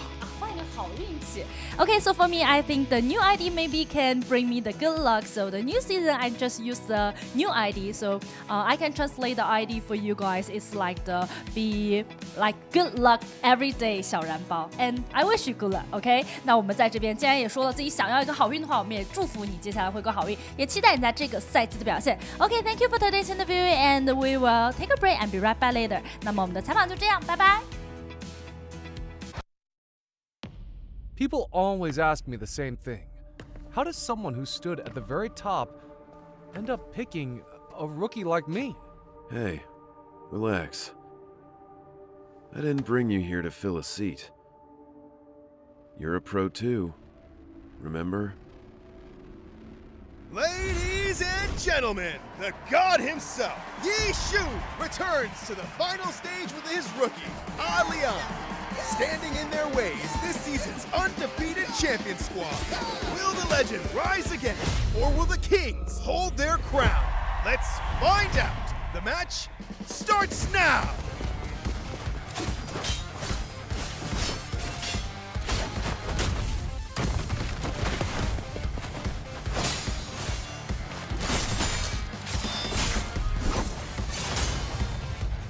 Buy me some time. Hold on.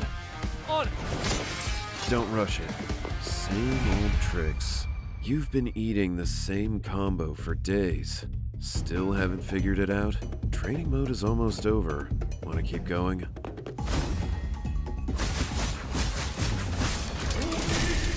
Good opener. Don't just memorize combos. Your opponent is not a training dummy. Oh, hold on. Let me reply to this message. Can't even stay retired, huh? What? You want to go through all that again? Just keeping the kid company. Taking it easy. Out of everyone you picked, N? Yeah, like what I saw. Yoshi, come on. This kid has more holes in his game than I can count. You really want to run with him? What's the rush? This game is not as simple as you think. Leon is down. Yi Shu is on his own. Hey, can you hold? Yeah. Nice break. Yi Shu squad looks like they're in real trouble here. Luck is not on their side today. What if I make that mistake in the finals? What if my bad call costs us the championship? Would you regret picking me? This was never a one-man game. Regret won't undo what already happened. Instead of getting stuck on a mistake, figure out what you'll do next time. Chances don't wait. So stay in the moment. Focus on right now. Right now. There's an opening! Ford Grimm with the kaleidoscope parasol! And Leon fires back with metal fusion! Akos is down! Wait! Ladies and gentlemen, welcome back towards the Stage 1 Group B lineup for solos. My name is Severio alongside with Creatives, and we're going to bring ourselves in here to Game 4. Basically coming out here from the gate, you know, this is going to be the second half of the day. We still got 2 more BR rounds between this round and round 5, which then leads us going into the Mirror Comp round pick matchup. Now, I'm sure if it's the number of MVPs, because we had to switch up in MSC, but I'm pretty sure it's based on the first number of first round picks, albeit Issue has gotten the highest score so far in terms of kill eliminations, and seeing how that's kind of progressed. You see Akos from round 3 results for round 2 to see how it's been performed by, you know, seeing how Versus able to come out on top. It's just now between these next 2 rounds. Seeing how this comes off though, Issue being the first round pick for the first game for the BR for round 2. Akos coming, or actually seeing how he was in phase 2 for game 3, just gonna have to be the deciding factor and seeing where he's coming up next. Value on him still kind of in the air, and seeing how players want to work out, because like we've seen, you know, he gets targeted out, he's gone. And sometimes those things come off without a hitch, just ult for ult casts, especially if he's by himself versus having a whole group fight to be worried about. Yeah, it kind of reminds me of kind of like Temmie in a sense, just the fact that character's very strong in isolated fights, but yeah, once he gets called out, that ult recast comes in, the Dragon Dance is just kind of rough to try to find value. But you know, the damage is there. Like the character has insane DPS output if it catches, right? So, you know, it's just gonna take potentially some time. I mean, we're already seeing the value it has, especially there in game 3 with XY having a successful game 3. Didn't really see in game 2, but you know, we're gonna start seeing, you know, our top 4 players play them now throughout the remainder of the matches. So we'll see how that pans out throughout the games. But yeah, overall, what are we going now to Predoria? I guess it's our first Predoria map. Yeah, it's just, man, it feels so weird. I'm so accustomed to seeing the Predoria game 1 or game 2, first BR game of the day. So now seeing it, you know, in the middle of the pack right after game 3 is very interesting. But yeah, like you mentioned, I'm also curious to see, you know, how's the mirror match? Like you said, an MSC was changed. What character had the most value? Was the mirror match? It wasn't what character was the most picked that we've been used to there in the spring split. So, you know, what are we gonna see? And I'm a little confused calling this fall split because I mean, it's hot, man. Yeah, it is hot, man. It's summertime, man. Summertime. I'm melting. 109? It feels like 109. More like I'm 109ing out of here, bro. I'm gonna go ahead and bumping up the AC to 11. The crazy part is that, you know, we kind of look at the Predoria, and it's funny because we have 2 back-to-back gamers for our Volpine's Essence, right, to go to Arcadia, which is Leon and XY. And they're both in the same group. It's stupendous, right? We're in there. And what's going to be in spotlight right now is to see which one of them, because Wang Liang's the type of player to pick up the coins, drop off the coins somewhere hidden, and go right back in for a fight, man. This guy's like, yo, I'm a fiend, I'm a menace, I'm the villain of the story, bro. I'm about to call myself Doc Ock, man. But the problem is that if XY is able to find him while he's trying to look for the thirst trap, he ends up finding all those coins anyways and takes them for himself to get that Volpine's Essence. Otherwise, if other players are wanting to contest that, they'll make sure they kind of burn the Volpine's as early as possible. I'm hoping to see how that turns out. But for Arano right now, taking himself into the consideration from that last round, able to come out here, not as MVP, but as first place winner. He actually just posted himself up. He posted himself out here with a pretty good lead. I mean, he takes the 2 points from the first round, right? He takes the 2 points from round 1, and then takes a lot of those points from round 3 with round 2 results, and just keeps himself nice and aloof in terms of scoreboard. Now, as for XY, consistently here, I think he's now going to be going into phase 7. So he's actually, or phase 8, I should say. So he'll end up actually being on the very, very low end, which means if he's given an opportunity of getting Yodohime, he could also be presented a Lonnie pick. But this is Predoria. And if I've seen XY, and we all know him, that man's gonna pick Tarka no matter what. He doesn't care. He doesn't even know who the meta is. He never heard of that name, never seen her, right? He is gonna choose out Tarka if the opportunity comes up. Because even on the exhibition match, he chose Tarka, but he chose it on Morris Isle midday. For Predoria, it just seems like that's one of his solid selections. But thing is, no Fireflies. Will he take that risk coming forth? I don't know. I mean, mate, these players, it feels like the Fireflies haven't even really phased them. Like, they're still getting mad active early game, mid game too. But, you know, this is a different map, right? This map, I would say, I think this is the biggest map, right? This has to be the biggest map. That's why we need catapults, man. We need to move from point A to point B. Yeah. I mean, we have a little bit more ISOs, but even so, it's just that happens throughout the mid game and in the early game, right? The drop zones are a lot more congested. But we'll see how it pans out. It's gonna be Frostivus in that first round seed, with Walian being second, Arano, Mike being next up there for the character selection. Let's see what Frostivus is gonna be starting off our hero pick with. I think he's got to go either Akos, man, or Yeshu. I think that's kind of rough right now, freeing him up. But if he decides to double pick somebody, what do you think? Zendawu would be an option? Because he just played her last game, right? It's game 3. Yeah. Akos is really good, man. Self-sustainable. I mean, he's there. He can jump. He's out of there. He's in there. Like he's jack of all trades. But let's see. Pick bans for game 4. Frostivus, Yeshu, deciding factor here. You and that's his coach. He's like, should I? He's like, yeah. Yeah. Okay. Go ahead. Yeah. Go for it, man. Yeah, nothing better to do, man. What do you think you hired me for? All right. Next line, Walian, Akos pick. Don't question it, right? It's gonna happen. What's really gonna be a spotlight right now is whether we're gonna get into Mulch or Zenda into Mulch. And if anything else comes up here from Arano to Mike. it's pretty stable on our top three.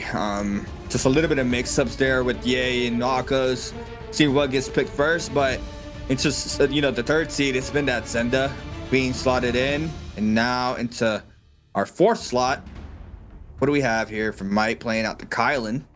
Okay, Kylan jumped up. Another bracket, right? He was being selected in that fifth, sixth, and now in that top four there this time around for Mike. Now for Asia, you have a lot of versatility here. The Shayo could potentially be picked out. Yep. And then for Verse, what are you going to be giving us here for game 4? Actually, Yodo. Actually, yeah, Yoda would be his option here. Yeah. But I don't know. Tumultuous, I mean, Tumultuous is being left alone for two picks prior, and I'm like, man, that's crazy. We didn't get Tumultuous on the 4th pick round for a reason. But that's okay. Kylan taking priority in Pedoria, I mean, I'm okay with it. Hey, he has great value here, man. It's his map, right? Like, that's the signature area. But the one thing about it is just where if he ends up pulling out fights inside of, you know, Arcadia, is like he gets 1,000 health heal, and if not, we'd also kind of see him pick apart players by taking the floating platforms and all that stuff, right? Having a really flat area to go up against. Shunwan Lee, though, taking value here from H-On. Now, this wasn't my bingo card. Lonnie not being picked up here would be kind of a testament, but it's because we know XY. We talked about it before. I mean, T for Thomas the Train. T for Tessa. Sorry. Choo-choo. We're moving out here. If he picks Tessa, I'll lose on my Valda. Even bigger of a surprise. And I'm curious to see. I'm curious in seeing if he's rocking V1 Valda. I don't know. Maybe even a Valda against the issues where he's able to kind of mitigate the fact that, you know, this he can punish the issue for the Nbpl with the water spear. That's the thing in my mind that I'm thinking about. But you know, I'm just gonna say that. Like, finding a Valda here, picking a Valda in this meta kind of would be a nice surprise because we haven't seen her in a while. But in an 8-player format, especially, you don't really have much to kind of space out once you're pocked out. And once those fights become a 2 to 4 man grouping, and you're forced in a bad spot using a combo breaker, you know how fast that combo, like, not to say how fast a combo breaker, but you know how fast it is to punish a Valda post combo breaker in a group fight. It's way too easy. It's just, you have a big target on your back, man, if you're running that Valda in solos. I don't know. Like, the character just doesn't have the sustain it had back in the day. When she first got her change, when, you know, when she would get that overheal or over health. Yeah. But yeah, we'll see how it plans out. He's been itching to play the Valda, right? We saw that he had it in that 3rd slot for game 1, so yeah, you know, he's able to play it now in his last in that 8th seed for game 4. So yeah, like I said, right now, perfect time to really. What were you looking at? You say you were looking at something. F2 V1. Is that what you were looking at? He is using V1. Yes. Yes. Yeah. So the reason why I wanted to see V1 in usage here is because V1 Valda has 3 spears to be thrown out. And 3 spears means that not only are you going to be still on your title pool, but you still keep your HP on that blue bar, so long as you don't throw that 3rd spear.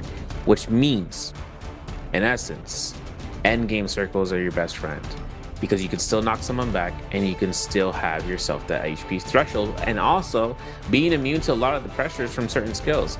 You're still going to have the same HP as a V2 or nearly a little bit more than anything else, but the biggest possibility on V1, besides just being able to catch somebody from off rip, is also stopping their ultimate and buying time. That's right, we're bringing it back.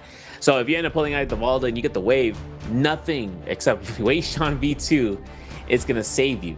Nothing to save for time is that you're gonna have to start mashing E, and that takes what, like around 6-7 seconds. So the timing that you'd have to burn for ult is around 1/3 of your ult duration, and if not, you know, you don't get the much value. But she'll literally be waiting you out. Look at XY, man. He ready. Yeah, he's ready to rotate. He just ready to be gone. You see, Juan Leon is not going to be anywhere near the Volt Pine, so he is going to be taking his fights there against Frost, and I believe Mike there on the bottom left hand side. I'm missing one of the player, but overall, the start of game 4 about to be locked and loaded pretty soon. Our 4th game here for our day 2 of the, I forgot what this is called. It's not called bi-weeklies no more. Nope. Stage 1. There it is. Stage 1. There it is. Wait.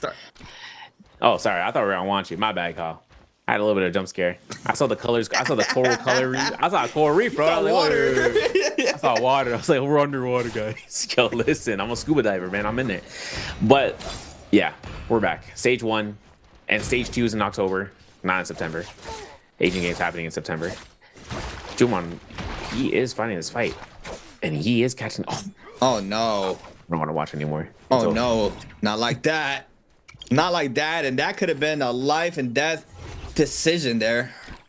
See, the other reset's gonna come into play. Verse now ready to get active. In the pocket's gonna eat up the 1.0. Sends it, big pair there from Verse. XY now is gonna eat all this damage. Jump on the beat for the chip damage. Into the slap with elimination. No tap dodge there from XY. Wang Leon takes out Mike as well. 2 eliminations already into game 4. HM trying to see if he can rotate on through. Verse though, quickly on that chase down, looking to see if he can snag up another one, but it's a third party, that being Asia right behind him. But Verse though, looking to control the tempo here in the early start of game 4 as you see him catching up there onto the lead, the backside, making sure he doesn't get third party on through. Third party left though, so he could potentially get active right after picking up this blue armor. But HM though, seeing he could try to rotate on out. I'm pretty sure XY got eliminated. Not sure who by who, but hey, he got a blue frame. Yeah, Verse. Yeah, XY got down here by Verse, man. And the problem about it is that losing that first fight, not so hot. Let's see how he ties it together for the reset. But looks like Frostmas is over here by Twice Pass. Finds Wang Leon. Thinks about the release. Still eats it, you know. Common Breaker though is invested, but the follow up of the R&B blue focus is that it's so many hits and it's not one congested one blue focus, right? But Frostmas gets caught out. Look at this thing, man. Look at this thing, man. Look at this. Look at this dragon. Does it matter? Does it matter in the slight? Look at this. Boom, boom, boom, boom. Bang. Grapple bump. Look at this. Free. Oh my god. Yeah. Thanks for the chip damage, my friend. But this Soul Bloom. Can we get this Soul Bloom? Nope. I was thinking he's going to hold him and then just go for the release, but Frostmas is just going to be at death's door here. The R&B comes off, Common Breaker's invested, and there's no armor swap for him in sight.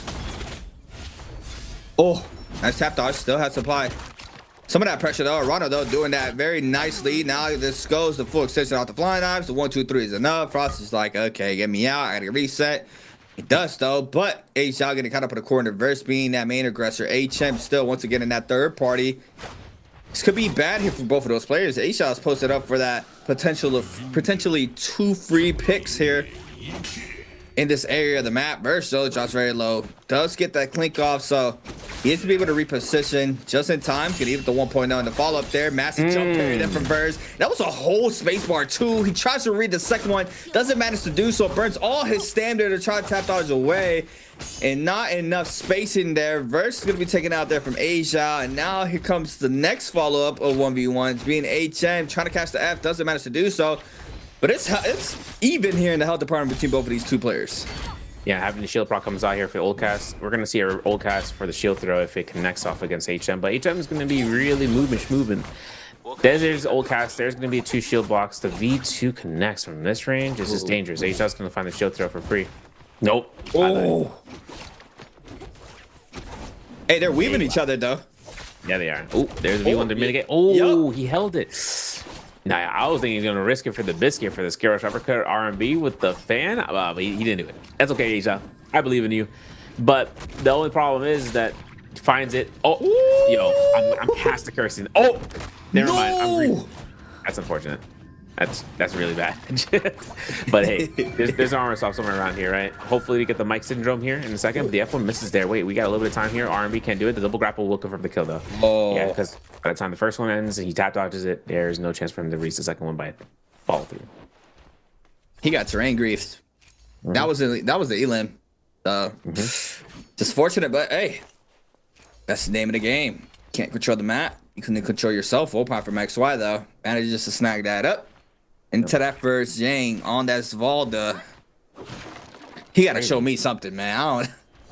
Well, here's the crazy thing. He's got velocity, which is crazy enough as is, but he also has Blazing Cyclone. So he has up to 2 Jades that could work in tandem with him, especially because he has F2, right? And so if he gets a soaked on status and he has a Cyclone, he just implodes and he blows someone up. But problem is that he doesn't have any of those weapons. You know, he doesn't have it in his inventory, unfortunately.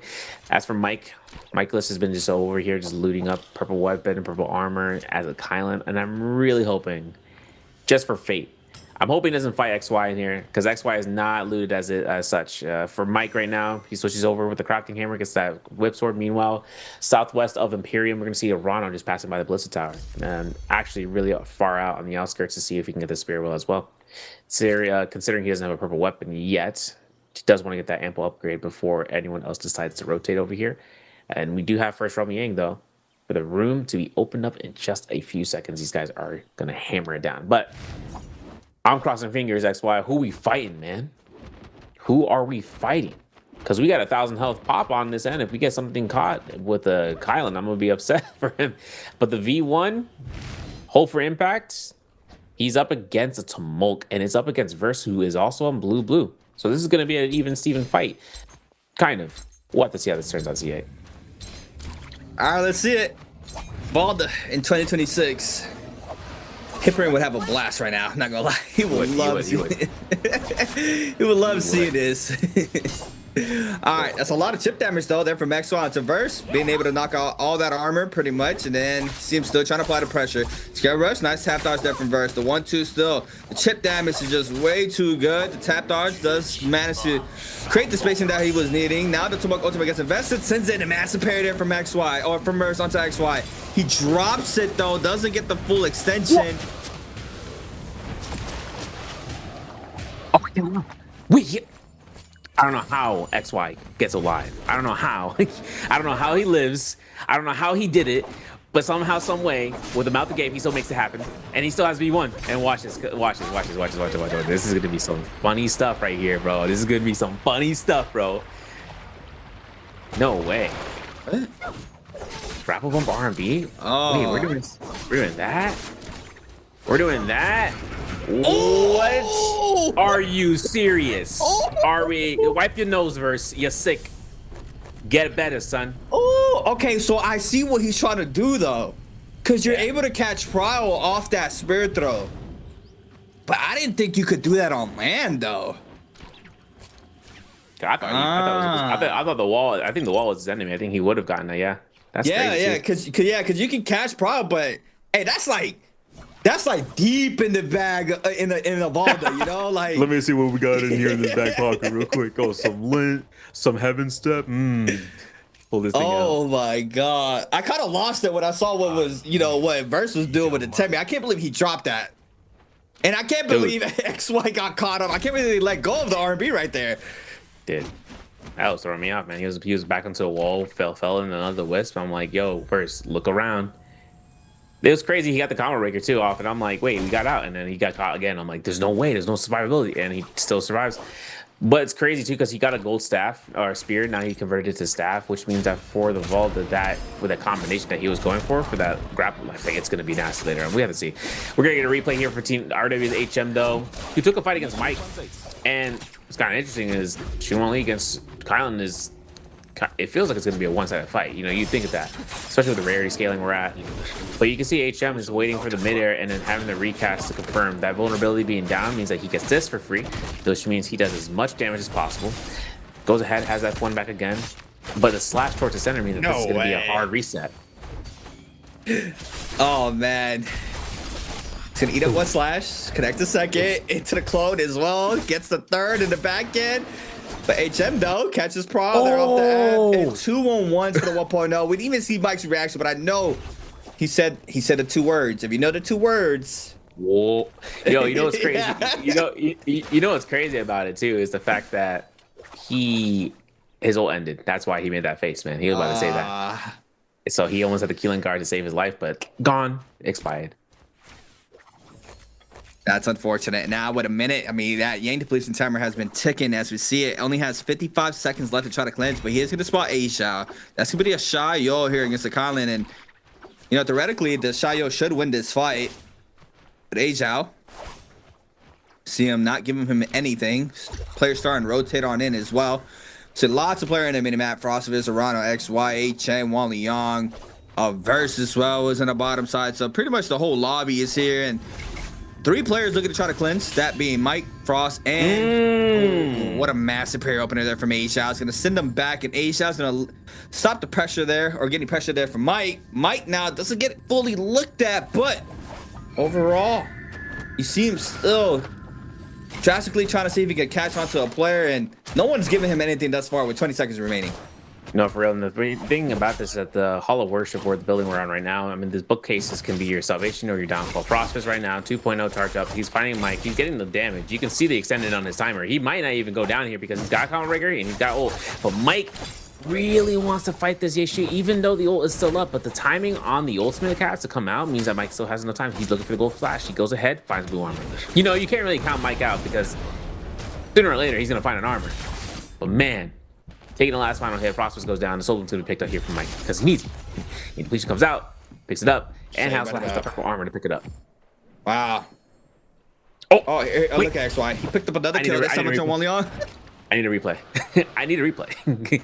Can we watch that back? Can we get proud on that? Because we just missed a V1 and it just got him the kill confirmed. Whatever. We'll go back into Michaelis because there's a problem here. The Romy Yang's gonna be opening up and he does not have a slot. There's 6 players, by the way, C8, and there's 6 players per second Romy Yang, which means we are gonna have pretty hefty endgame for post round 2.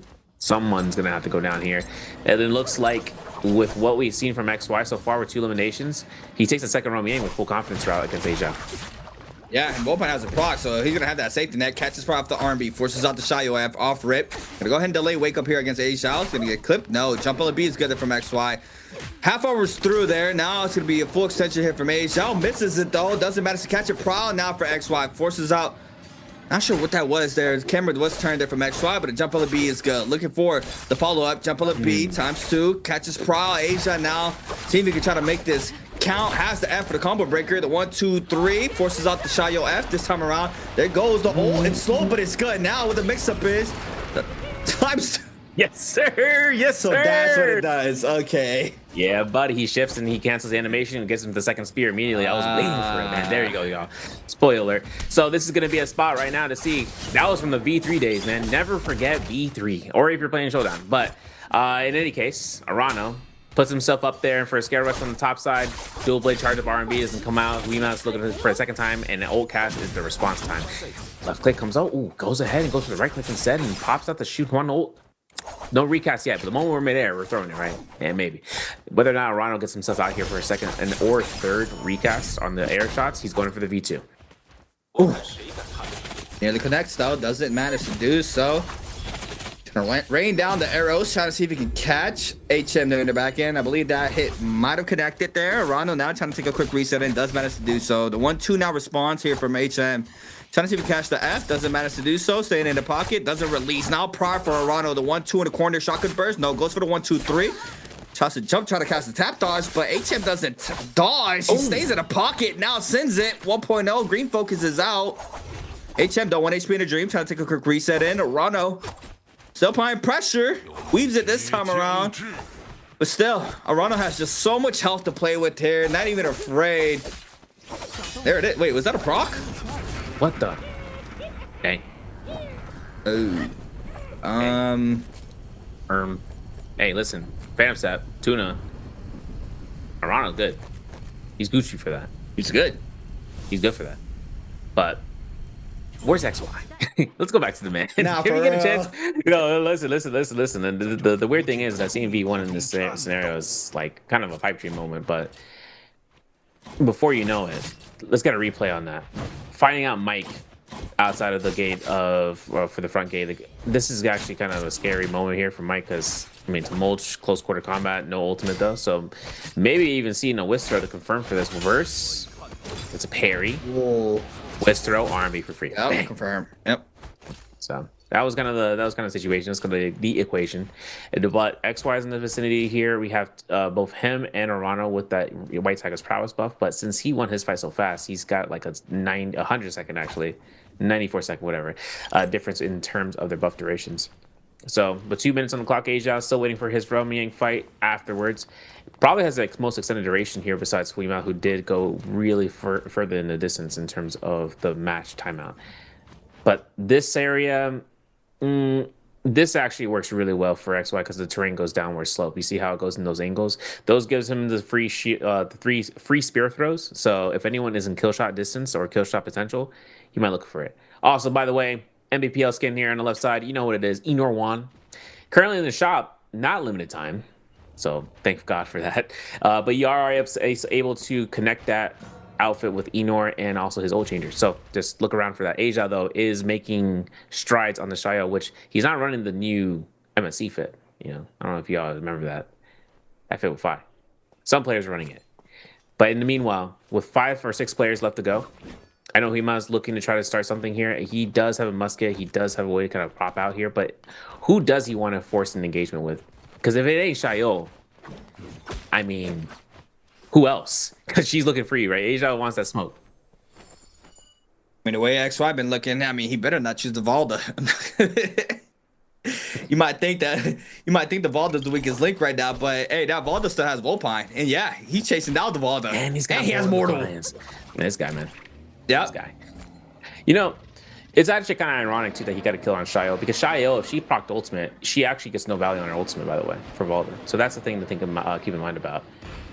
She shouldn't be able to get away with what she got away with, but if Asia doesn't proc ultimate, then it's already over. But the fight is about to be so sweet right now, because if Asia takes himself out by having proc ultimate earlier, then Shuan doesn't have anything to worry about.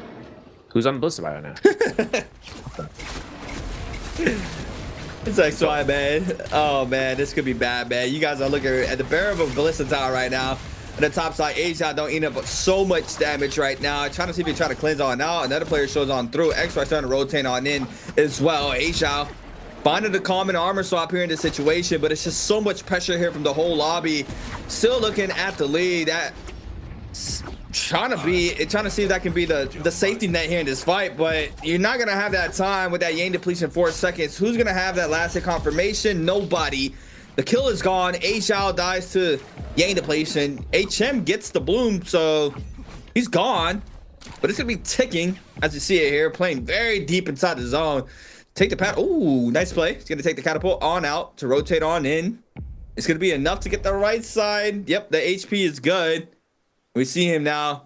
Gonna have to rotate on out from here now because the zone is gonna be moving instantly. So get that reset in, go right back on in, but you're gonna have to deal with a second wave of Yang depletion because the spirit wheels are up. And the crazy thing too is that this Yang spirit wheel being contested is just gonna straight up give the spirit wheel to XY if he wants to delay entry on it. But it's kind of funny too is that technically, and this is just me, if he has a line of sight, y'all know he can snipe from here, right? Like if he has a line of sight, he can snipe 3 spears and go right into it. But instead, he decides to exit. He wants to get this kill that is being contested for heavily. Dude, where are these Mortal Defiances spawning in from, bro? He's immortal. Bro, there's no way. There's no absolute way this guy has 3 MDs just holding on there, man. 1 Volpines, 2 MDs, 2 Mortal Defiances. Just, come on. Come on, man. And he's on Valda, right? The unkillable. But XY is going to go ahead. He's going to proc this out. And maybe even looking at verse versus looking for the aim. He's signaling. He's saying, yo, go here, go here. Shh, there ain't it. They don't know. He's over there. Go. But the Mystic Mind's already going to give him vision anyway. So what are we doing? Gold fist plates though on Mulch is actually Descent stuff, right? We've seen it. We just saw what happened to Mike with fist plates blue rarity. Imagine when he had gold. So if anything comes off of a fist plate set up with the Wisp and as a third party, you already know versus about to make this lobby his own. He's only got 2 minutes on the clock though with the completion. Yeah, I don't even think it matters. I think just XY just wins off of default. He has 3 sustained Jades. He has a ult people are not really too comfortable with now. So it's gonna be rough, but here it is. The aggression happening. Arano trying to see if he can get the ult recast. Does not connect there onto Verse at the back end. XY trying to rotate on in. You see him. Look at him. What the pull sword, and he just releases it. Gets caught on the side of this terrain. The whip from Verse from downtown. There's gonna be a lot of damage onto Arano, even though the ult is up, but the damage has been done already. Arano now gonna clip off of this, and here it is. The ball, the ult times 2, times 3. Doesn't matter. Verse picks up the last hit. And now the ult's gone here for the Valda, and he's gonna be looked at here for the remainder of the lobby, I believe. The crazy thing is, you're looking for a parry here. I mean, this is it, the fist plates, right? Gets copied to 2.0, the pulse sword's getting released. It is a 1.0, and you can see the dash LMV, the chip damage. I'm mentioning that V2 recast, it won't do anything for Rima. And the problem about it is that, you know, once he's done, he's gonna have to go right over here. Just can't get the further distance. Now, here's the thing, his armor right now is only gonna be healed up to 1200, so purple rarity, but there's the stun. Doesn't get the confirmation. I lied, he did. Yep. And there's the whisk throw, and there's the F1 recap, which means there's nothing in the Huizon's kit. Grapple ball comes up, pistol shot, just a little bit chip damage. Knows the RB is going to be free for the LMB. The disengagement comes off. The ultimate is not ready, by the way. 1-2 jump LMBs. XY still having the moment of his life, right? Get this. If he gets his kill stolen, I'm upset for him. This is going to be the soul boom comes off of this. Caught in the uppercut, F2. And mind you, right? Huma's going to have ultimate sooner than XY will because of that soul boom pickup. And he gets caught again. Yeah, he got armor swapped though, so you can probably see him start rotating towards the spirit well. Double tap dodges on through directly to that spirit well, right? Once to re-get that gold armor, has a little bit of time, gonna top off that white health. Didn't manage to do so. See him now getting active. 1-2 overholds, gets the damage. 1-2 minks, 1-2-3. No, gets clip off the RB there from HM. Still applying tons of pressure with 84% on this rage, quickly increasing. Trying to see who he can find. Last hit confirmations, has the advantage. Raw uppercut is good. Zhuanghang Li's ultimate gets invested there from HM. Now, the terrain stops that third hit, but catches the forward. Now the ball misses. Looking for the spear throw. Doesn't have the time, doesn't have the space. Unlucky there for XY. Should go for the reset, but no, he's gonna go right back on in, not caring for the reset. Burns the combo breaker. The Lee ult is gone now. The 1-2 minks looking for the last hit. The raw uppercut is good there for XY. I mean, he even proc a mortal. Oh. I would have dropped that at the end of the game. I would drop all those J's off. Like, hi guys, I'm Voldemane. Hello, thanks. You know me as the fire guy. Now call me the water guy because I'm. Yo, what's guy in there, man?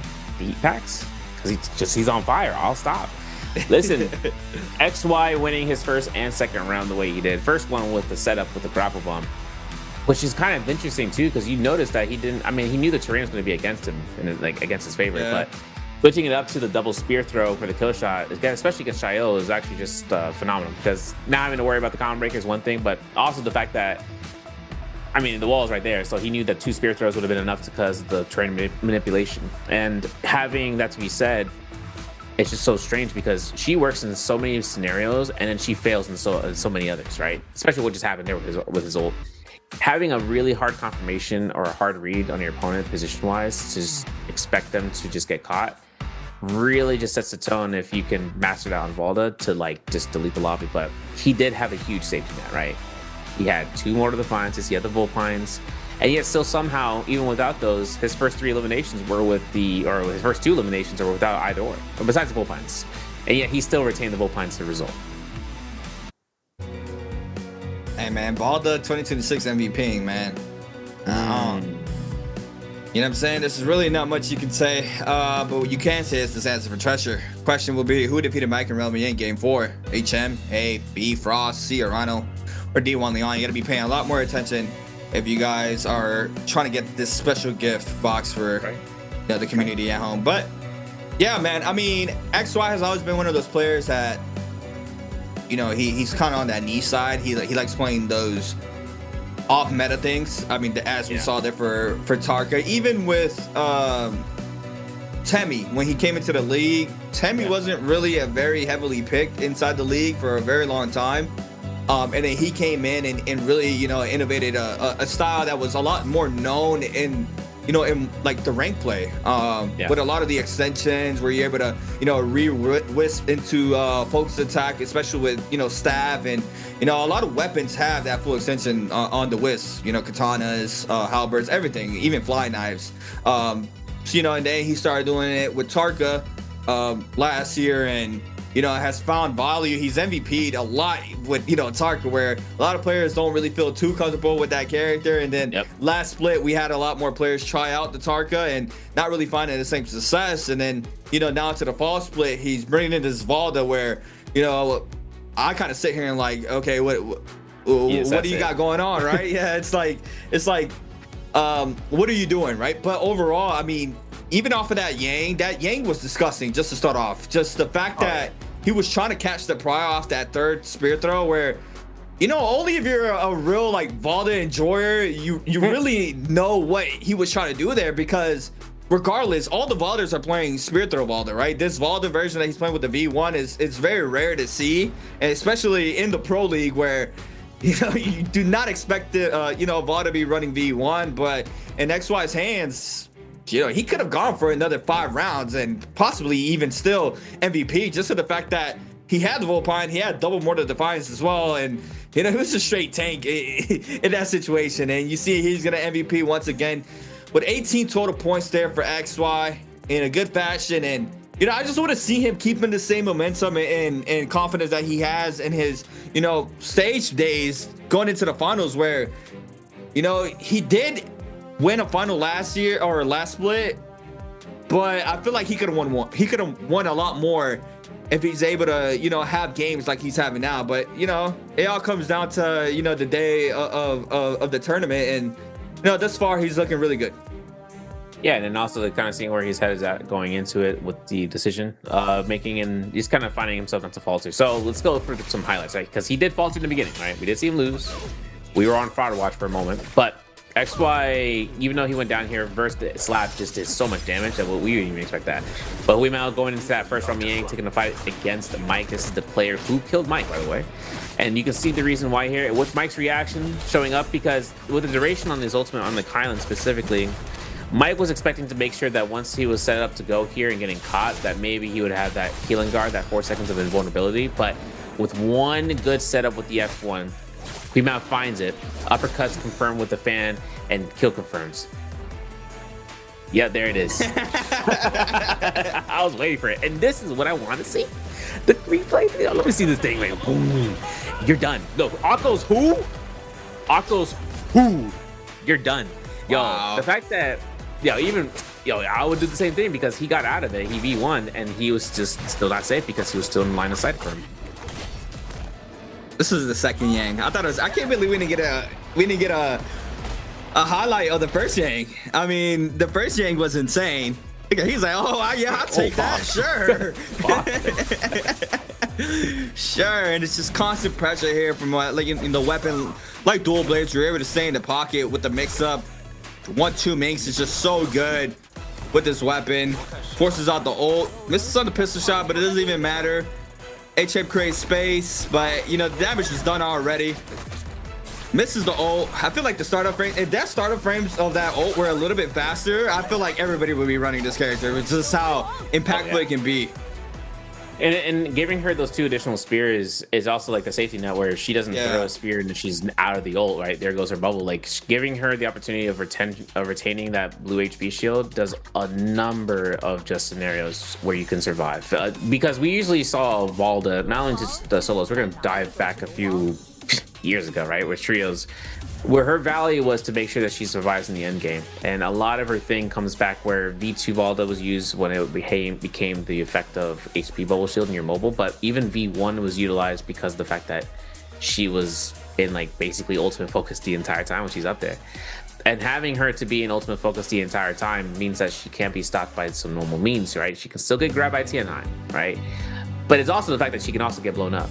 And the fact that she can also get blown up is because, in trio specifically, because you see those knocked out. But in solos, there's only very few characters that have the opportunity of blowing her up from that range because she's also at an elevated height.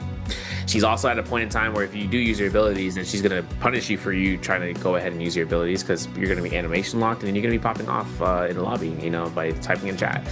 The other thing, too, is that you see certain characters, you know, Akko's F2 roar would not be effective on her for the roar, right? Instead of roar V2 for her, if she's on the ground, she gets caught under a terror. She wouldn't get caught by the Zen Wu shots. I mean, she can tap dodge while she's in that ultimate, by the way, so she can avoid the big shots and be safe for the matter. She doesn't have to worry about the right click staggers, and the left click is going to blow up her health bar if she doesn't have the stamina for it. And the other thing too is that Tumulch, I mean, Tumulch is really the biggest op for her, but Tumulch can't even do anything about it because Tumulch Wisp won't do anything. She doesn't get staggered. She doesn't lose HP. She can still tap dodge around it. It's kind of a weird scenario where we see Valda in this scenario in this format because that small change of adding those 2 spears means that she can still have the offensive pressure if anyone wants to reapproach her, and then yet still have a uniform availability of just being able to force out you know, as a player to just make decisions. And forcing those decisions means that you have to build out that time. And having to make those decisions means that you're going to be out of those resources, right? For time for your ults, for your skills, and what comes up next when she starts running you down. I think that first game was a good example too, right? Where he was up against Verse on the Temi. If I remember correctly, he waited for Verse to invest that F. And right after he saw that Temi go up, he instantly ult popped and, you know, he caught. And then, you know, that's all he really needed there to get that full extension that we saw him get. But Yeah, very interesting, right? I don't know if we get a resurgence of all this now being played for our 8th seed. Weekly opens, I'm waiting, bro. Yeah. But hey, we might need to get just Ye to be running V2s for her. So, you know, she want to stay up there, just, you know, cannon hold her down or something. We got to find some way to outplay her, but nah. But yeah, my time is going. My time to shine, but no, overall, yeah, it's very surprising. See the Valda MVP, it was a great sight to see, and you know what a better player to do it than XY. I mean, he's always been the kind of player, like I was mentioning, that you know he likes to play what's different. He hasn't really. I think he also played Viper, right? He was like in a Viper wave for. He's for innovative, man. Yeah, this guy. He's like, I'm gonna close my eyes and I was gonna choose, and then he chooses it, man. So Viper, I mean, but even then, like Viper was something that he used on that Holoroth map. He did great. He was going crazy that game. He got like 6 kills, but the lobby focused it, bro. They took him out. No, at Salvation Buddy, that was rough. But the skill expression right now for what XY is able to bring to the league has been phenomenal to watch. It's been a pleasure. Also, kind of worrying about what the other players decided to try to make some changes in their playstyle, because this is the last pick ban round, right? We have 1 round left to decide upon these pick bans. I've seen who's going to go ahead and make the MVP for the first round cut, and who's going to have the most MVPs. Now, so far, Yeshu has had the most eliminations as part of the MVP aspect. But as far as what we kind of end up going through in the pick bans, Yeshu has been in that first pick ban phase selection, and I think maybe we might, if we tie it up here, or if he does go Yeshu, someone goes for Yeshu for the first round phase selection, that's going to be our lock-in for Game 6, which will be an exciting time. Otherwise, it's going to be Akos, and you just know how Akos go. They just jump around and throw roars out on one target when one person lands one. It's just who gets the fastest roar. But I'm curious. I'm going to wait. And I think we're actually going to be on the next Morrisile rotation for the maps. And then after that, we go to Holoroth Starry Night. So from this point on, still holding on for Council Courtyard. That's going to be one of the maps, or that's going to be one of the areas, like I said, for Fireflies, if any players have the area or the map, if it allows for it, for them to drop into. Because they always have the green focus, but there's also the ultimate focus mitigation, and they can get the starting rage and just start going balling out. Abala. Trying to remember a top 4, but I can't right now. Game 5 though, pressure's on, right? You don't want to jump into that bottom 4. We'll see once the game loads up how the overall standings look. See what players really need to turn it up some couple dials there to have a good Game 6.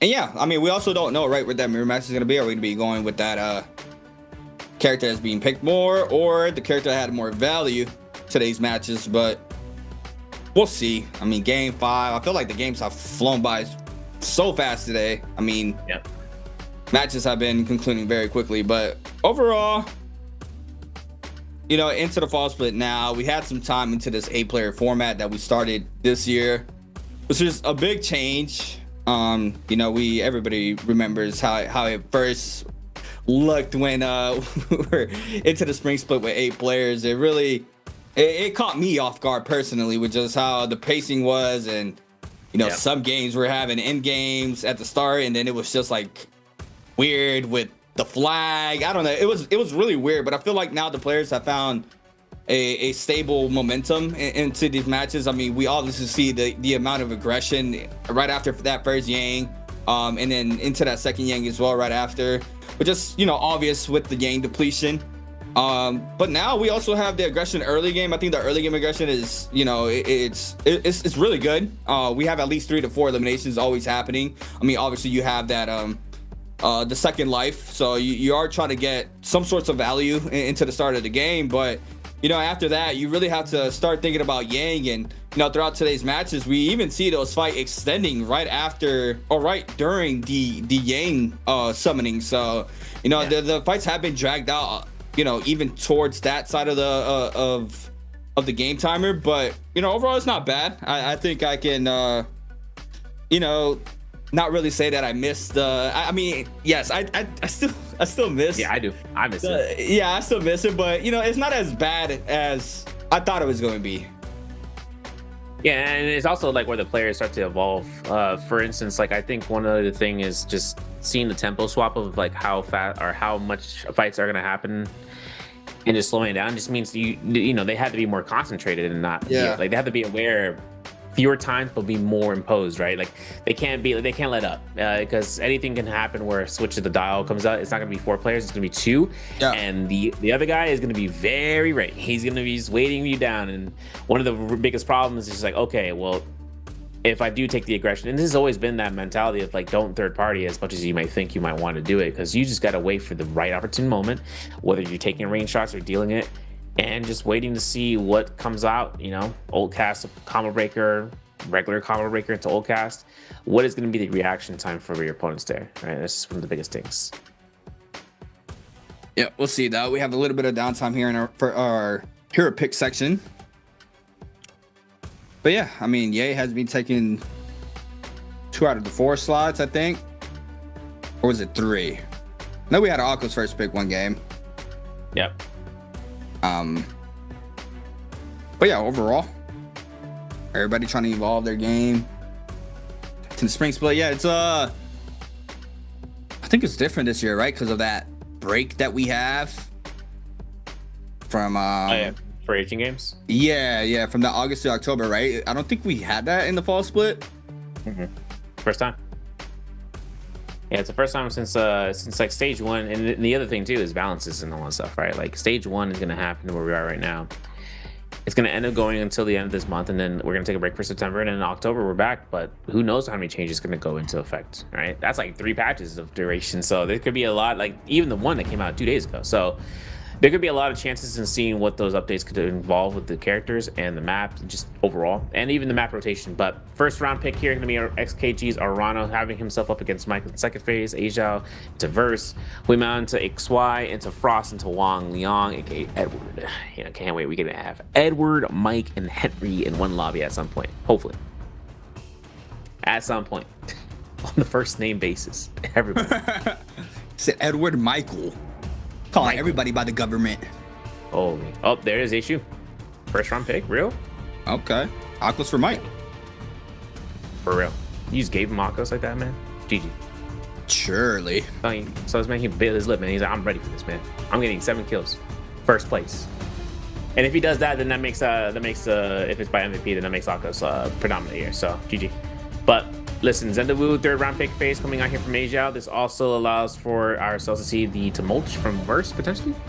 I mean, if he goes for Tumult here, if he goes Kylan, any which way for him, he's going to go to get the Shail instead out the way. And I think that's actually going to be his... That's going to be a lock-in pick there, which is really unfortunate. Because now it's going to open up the door, or if XY can get Tumult, this will be a very scary game, potentially. HM, you kind of gotta grieve here. You kind of gotta take the HM. No way. Okay. No. Hey, he did good. He did good on the next one, on the Shunwan, but man, we could have denied this man his potential. What if he does Bald again? Or he go Kylan. Yo. But I think he should just play. Yeah, I think he just played the Temi. Kylan. Damn. Oh, Lonnie. Thinking. No. Whew. Stop. Quit playing with me. All right, Justina check is gonna be funny to see. His main interactions with Justina is gonna be against Zendawu for real. I just kind of seeing where he stops her on animations, and then if he gets rid of her early on, that allows for him to just ham on the lobby. But I don't know. Justina is one of those people that just gets out focused, literally, like out ultimate focused, out just. When she's getting caught out and he has a combo breaker, everyone can just focus on her when she has to dash out. And that's the worst part about it. She has no movement with her combo breaker, right? She just locks herself into place. Yeah, I was gonna say we're not gonna see a tech. What are we on? We're on Morris, right? Yeah, Morris out midday if I'm mistaken. Yeah, I would have been surprised when I'm really surprised XY didn't go for the Temi. Right? That's what I'm saying, man. And I'm not against him in terms of just breaking that mold of just not being that guy that would automatically pull her out again. Yeah. Or pull him out. But like the thing is that if he ends up pulling out the Tumult, the lobby, I'm pretty sure they're going to be prepared for that no matter what. 100%. So they'll just be ready to see that. And even HM giving him the window for the Tumult means that he would understand that Tumult is going to be the next character to be. I mean, he doesn't see the bands post, right? He doesn't see what it is after he chooses, but he can just guesstimate between the next phases that, yeah, it's been picked up. It's been used. And here's another thing too. No one afterwards to kind of decide upon picking Temi would be careful enough to just get caught out, but they're going to think it's going to be XY, right? In the first half of the pick selections. The mind game? Really, yeah, the mind game. Like, oh, this guy, I understand this guy. Like, I'm starting to believe. He's beginning to believe. Let's see how it pans out, though. Characters have been picked here for our game 5. Overall, though. I don't know. I don't know how I feel about Ye being first pick. Gotta see a lot more, obviously, but you know, he looks decent. They're not playing on the patch where his V2 got nerfed, right? Nope. Yeah, that's the 8.13 patch, but we're on the 7.30 patch for July 30th. So still waiting for that one to show up though. That got nerfed, and did anything else get buffed? Listen, he gets siphoned, he gets sapped. So the fact that he gets sapped is just like, how much sustain can you give him? Give a unit, you know? So I've seen that. I saw he got siphoned. Yeah. Yeah, so he can cross parry through. He can quick parry through some attacks, and it's kind of an interesting stand of like if he pops off with the cannon shots in trios, it's because, or in solos specifically, that's because Scythe Array got buffed. You know, people want to use switch form to see Scythe Array's value because it's gonna be pretty much seen about mass burst damage. But lock in, heart rate check. Why is HM at 140 already, man? Calm down. Sweet. I mean, he's waiting, man. So I can't wait to play, man. I can't wait. And meanwhile, Asia is just reciting, man. He's like an F1 Formula racing driver, bro. Memorize the track. Okay, go up, go left, go left. And he's actually in the spot right now. Northeast of, actually at Sunwell Dwelling is where HM is actually going to be spawned off. To the east, Asia is at Crow's Nest, OUG's Mike on the outskirts. While Leon taking all of the Artisan's Grove verse as an intent to contest for it. SS1's Frostbus at Lake Yellowleaf, similar to what we saw from the first more style round. And then XY taking into Ventai Temple alongside with XKG's Arano. So having to be split across that, I mean, we could see Frost take the engagement going up northeast, and then if he decides to go through Servant's Grounds, he might find some stragglers to kind of loot spree. But Artisan's Grove, Crow's Nest, Ventai, those should be our 3 biggest spotlights for fights. So that should be happening pretty fast. Game 5 is going to commence here, and of course, one more game until we hit the Bear Comp round and seeing who from Group B makes it top 4, bottom 4. Top 4 makes it to winner's bracket. Bottom 4 makes it to loser's bracket. And so far right now, that red line is looking mad bright, but Wang Liang is at 6 points, HM at 8.5, and he finds a beautiful pair against Verse. Yeah, that's a good start up there, and the tech chase there off the jump LMBs. It's really nice to apply that pressure. Verse does manage to create a little bit of that space here, and you know, a very common spot here for these players, just being able to kite in and out of that doorway, through the back as well. It's just very common to see here in the Pro League, as we see now. Mike and Asia, nice F there from Mike. Asia now it's gonna be forced. Pop the F. Looking for the skill rush. Doesn't manage to connect. The F knockback. Third party starts to move on in. Not sure who's gonna be picked out here by HM. Asia though, since the 1 point off the R&B, snags the elimination onto Mike, and now has to fight HM here, which is pretty much fully health. You know, it's crazy too. The RMB in the building means that this 1, 2, 3 vertical doesn't confirm. So now the shot, oh, he jumped. He's dead. And there it is. The moment I saw him jump, I'm like, this guy is free low. Some people don't really, some people fail to realize that Zenda Wu, right? And he tried to go for a scare rush, and if he wasn't on the roof, he would have been okay. Because the thing about it is that those little arrows would cause you to be in the flop state. You'd be floating, and for that much duration, you can actually shift shoot and then be able to shoot that first arrow of the left click. But we're going to Ventai Temple. We're looking at XY. Wearing that drip. Wearing the Justina Goo fit. And the one problem about this is that 2 for 1 right now. Kylan and Yishu right next door to one another. Lethal Drive doesn't connect, but we could get a kill steal here, and there it is from Frostbus taking it away. And this is from him looting from the pathing over from Lake Yellowleaf and arriving here fully dead set on getting this Justina out. Yeah, full focus here on XY. Nice jump on the beast here off the hung sword. It's gonna go ahead and invest the Kylan ultimate. The first lash is good. 1 HP in a dream. He's gonna go ahead and give up his life here to reposition. No third party in the mini map, so Frostbus will be able to escape out of this. No pressure to snag up these resources on these 2 tropes. XY, so form as well as Rana. Wang Liang does have been scaling out pretty nicely here with the purple armor, purple fist blades in hand. HM still has common Hong sword.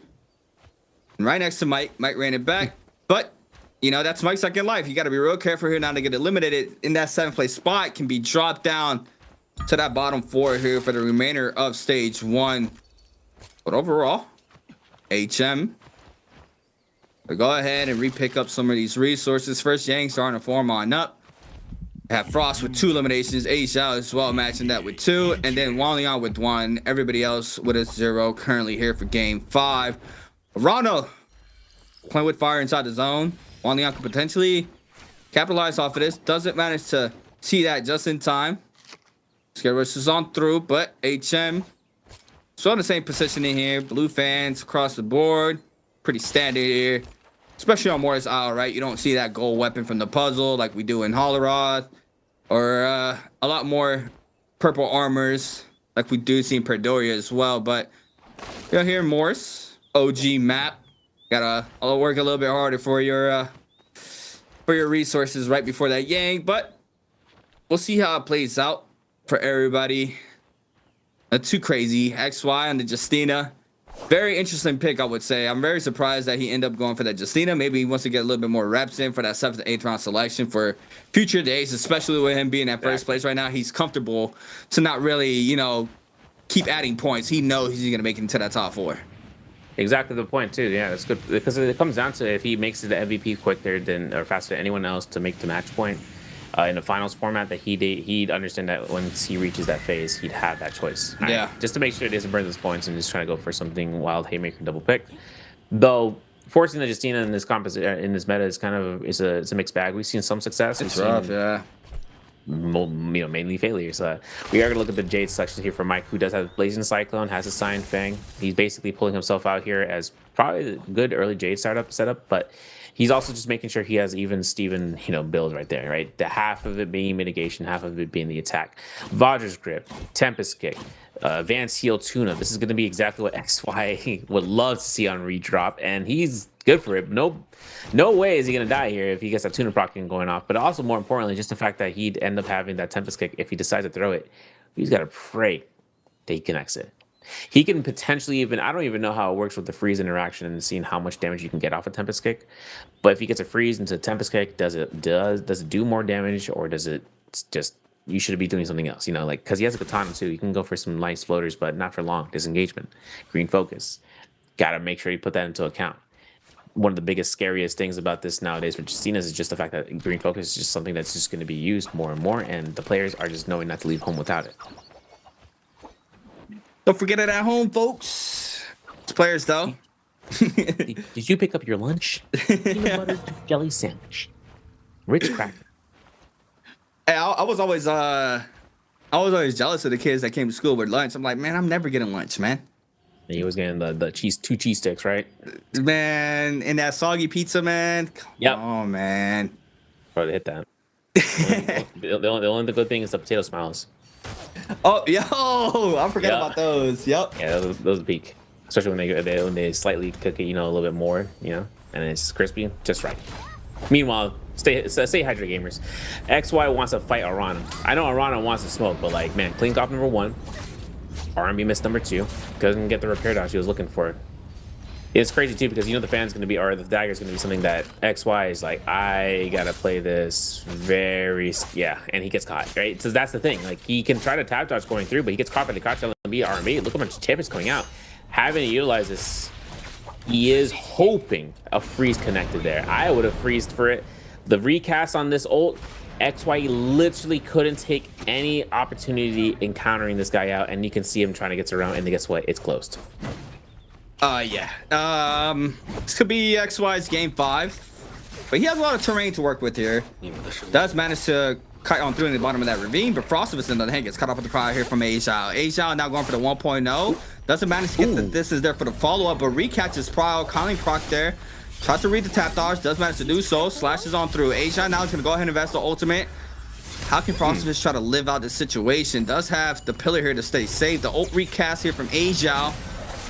From the pillar, doesn't manage to get him, but the Prowl reconnects. The F called in here for Frost. Stays safe there off that engagement. The double tap dodge into the follow-up. No Prowls yet. There it is. Aishao's gonna catch this, and this is gonna be the round here for Aishao to take the dub against Frostivus. Yeah, and that's the problem is that corner wall, man, which is so much advantage there. Having to pick up here, I believe he just gets Shattered Stark Roll, which is the Jade for the Parasol for the Kaleidoscope. Crouch LMB change, that's it. Crouch horizontal. Makes it actually, and another thing about that is that the crouch with that Jade, the Shattered Pearl, is that you can automatically go to Parasol form, which is really, really cool to know because you could be locked into shield form, and if you want to go straight to that form for some neutral setup there for the grapple bump and extensions with blue focus, that's your way with that Jade. But throwing a crouch LMB means that you're also going to have a 6 meter knockback. So anything in front of you 6 meters gets shot, gets pushed back, which is pretty dope. But let's see if we get a chance of looking at that. HM taking a fight against Verse on the outskirts of the Crow's Nest, and this position is kind of dicey, I'm not going to lie. I mean, jump LMB to RB, but we get caught for free.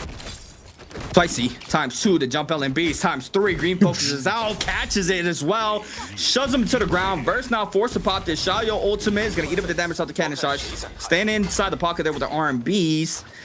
Xiaoyo shield proc off the second, I believe third now. Has 3 shield throws, but HM just gonna be able to snag up the elimination there with the cannon. In the back end, Arano now shows up. And now the pressure here from HM being able to force out there the Yay F in the situation, and the reset potentially there off that armor. Yes, he does manage to pop that powder, and Arano as well trying to pop off or trying to top off that purple armor.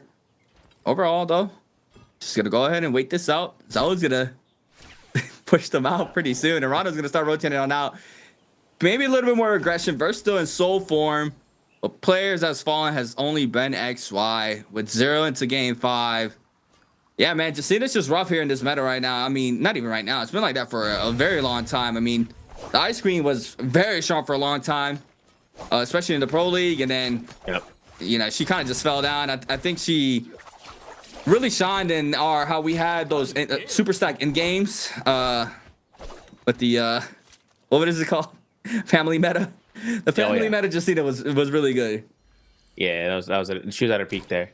And the crazy thing too is that when you see how the V1 variation change comes out, I used to love seeing V2 because it was just a guaranteed freeze. You used to get 2 of them, right? So what I mean about that I gotta put the history lesson. There used to be 3 variations for Justina. Variation 2 was basically in her enhanced dash. Whenever nowadays when she imprints the ground, that next dash is guaranteeing a freeze on anyone besides pink focus. That was something that she was able to get across, but what comes up next is, you know, you have to make the decision on whether you want to look for a light stagger dash and then do something with it, or just use it to escape. And if you use the imprint immediately and you have the enhanced dash next, you're just gonna have to do it as a read for either a quick blue focus, or maybe you do have a combo, you know, and maybe you do get that. But if the person is, if you use it early, right, you're not gonna be able to get that, especially with the combo breakers. But Frostbus is making the chase down. 30 seconds left on the clock. F1 comes up. You're really wondering whether or not Huimao's gonna get out of this, but 30 seconds on the clock for Frostbus. I mean, he can't even use ult. And the moment you see a Mortal Temple, you might as well just close the keyboard. This temple is really hard to get out of in terms of chasing and locking someone down, especially when they go up instead of going horizontally across. Yeah, it's a chase game. You see Frostbus is gonna give his life out to the storm, making sure these resources don't get distributed to that player there to make sure, you know, that lead doesn't increase from him. Currently in 6, gonna end up this game with 2 eliminations in top 6. There you go. He's gonna be taken out, but Mike though still fighting. 1 elimination on the Oculus has the character to try to gain more points here into this game 5. Our last free will pick of heroes of today. Verse though, go ahead, snag up the Spirit Well on the Xiaoyo. I believe this was a free skin, right? This is the one where you had to do the event. Yeah. Everybody was like, what was it? The crystals or whatever they were trying to get from the. Yeah. That was the crystal Geddon. Let's talk about it like that. But everyone asking about that. I mean, I don't know, man. I don't know. But hey, HM down for the drain depletion. At least he didn't give a +1 to it, which is good, you know. Our next scenario though is whether or not Arano gets a fight against A-Shot, which he does, and this is going to be up to him with the Zendawu Gold Staff, which, I mean, kind of the best case scenario. But against Arano right now on that spear, what's going to be a problematic stop up is if Arano ult ends and he gets a grapple bump combination. Let's take a look and see. And Arano drops right in here. Cannon shot comes off the staff R&B, especially, but parries is the name of the game. Double jump though from Asia means that he does not get that jump LMB, which means now it's an overall situation here in a second. What does that clone right there? If he attacks, does it knock him back? Yeah, it's like Yoda F2. Yeah, 3 seconds in duration on there, and it's really good to kind of like be low key about it. But it follows the same logic as Yoda F2, right? You can grapple pump out of it. Gold longsword picked up here, bar bolts, venom tip, or venom tip bar bolts, and then having burst arrow. But I don't know. I mean, use burst arrow in this game is kind of wonky, especially for solos. But Asia takes a victory. Our other Romiang, maybe we'll get a chance to watching that. Maybe we can get a replay. But at this point, 5 players are total left in the lobby, and Mike at Sunvale just looting up here post death in his realm. Yeah, you're gonna have to try to cleanse as fast as possible. And there goes the replay. Wang Liang on the Temi, Mike on the Akko, sends it, and a parry opener here from Wang Liang to the jump LMB, aerial R&B for the confirmed damage, gets caught up, but on the Tumult, having an F online as fast as possible, sends the tap dodge, 1.0 off the R&B, nice weave there, gets caught up, but the damage is done here, just so much chip damage, is forced to spin back that V just to get a little bit more distance due to the Tumult wall, and yeah, cannon shots there for the splash damage plus elimination behind the pillar. Has gold whip sword, gold long sword, mortal defiance. I mean, Wang Liang is stacked here into game 5. And he is currently right on the verge there to making it to that top 4, which HM is already eliminated. So he really just has to survive one more elimination. And, I think he'll get, what is this, top 4? He should get that 0.5 off of that alone. So overall, he's in good sight there to make it into that top 4 right after game 5. Exactly, and the one thing too is now it's just gonna be the necessary step in the process. I mean, 2-3 points is the difference right now. For us, we have to still see where Mike ends up in Asia and how it comes off because with 5 kills, I mean, it's kind of hilarious how bottom of the board, didn't have any kills, got double 0. I was like, man, what happened, man? What happened? What happened to the trash shot? And he made it back. So far, too, being the highest scale unit in the game means then if he just makes this, seamless, that'll be the hugest comeback in terms of the stages from what we've seen. This still has one more game, though. Still has the mirror comp. So we're still waiting on that. But let's kind of work around this now. Since the servant's ground, so 2 minutes left on the clock for this game depletion, things are about to get real itchy around here. So for all these guys are going to be just waiting out and just wanting to take this off. Blue longsword, scaling wise, not the greatest for Mike right now. He's going to have to really just set up the combination with the skill, just hoping that he can get the neutral and then force something out, back off. But it has to be with like a minute left on the clock. He can't do it under 30 seconds because the moment he does it under 30 seconds, the guy's out of the game. He's already moving, and which means he would have to use ult to chase him down. Michael, yeah, Mike has to work around here, man, if he can get Arano, but then again, do you really want to find a Yeshu when you're Akos? Because if you get launched off, man, with the with his downhill terrain, you're done. And the way they be catching green focus today too. Yep. It's looking a little rough, but overall, timer's ticking for Arano and Mike. Trying to see if they can try to stay inside this game 5. Wang Liang just waiting this out, knowing some sorts of action is going to happen pretty soon. As well as Verse, now having to beat those engagers there to start off one of these fights. As you see, Mike now getting antsy. Gonna start a little bit of aggression there onto Arano, but Arano swaps his attention onto Asia.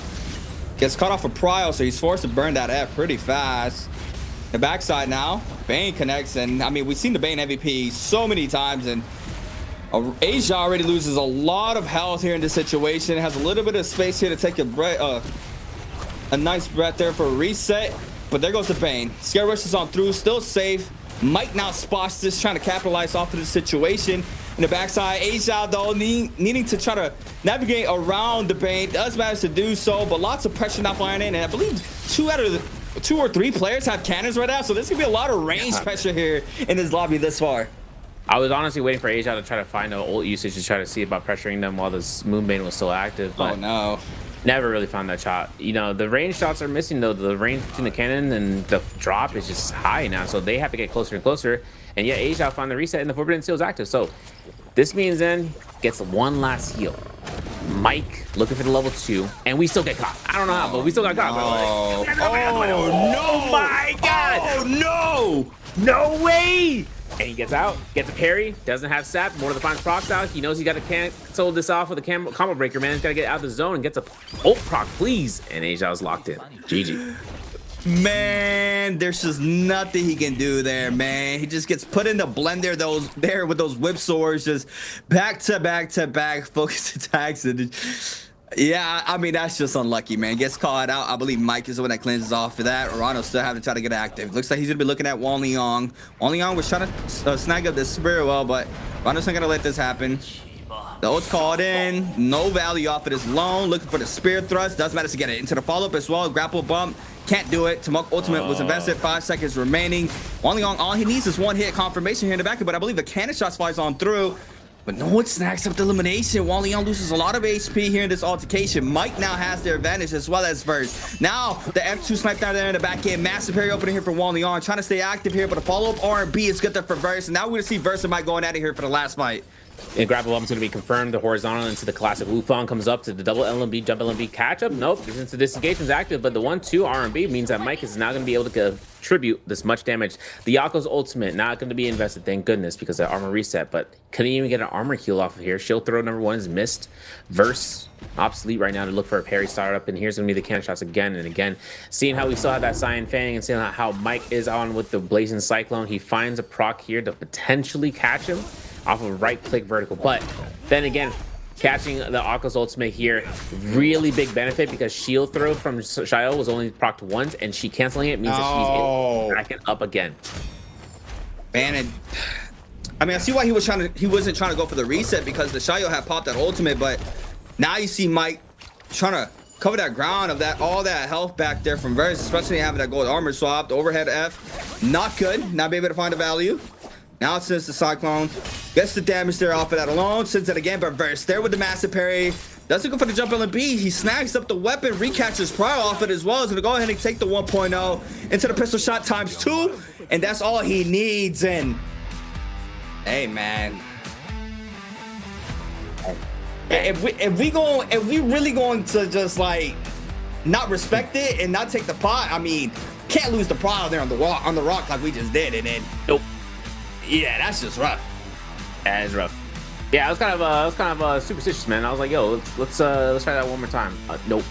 You know, the thing is that whenever you kind of see these guys pop the heal, get the armor reset and all that, you kind of see them like back off and just try to attribute like a reset, right? But that's never the case.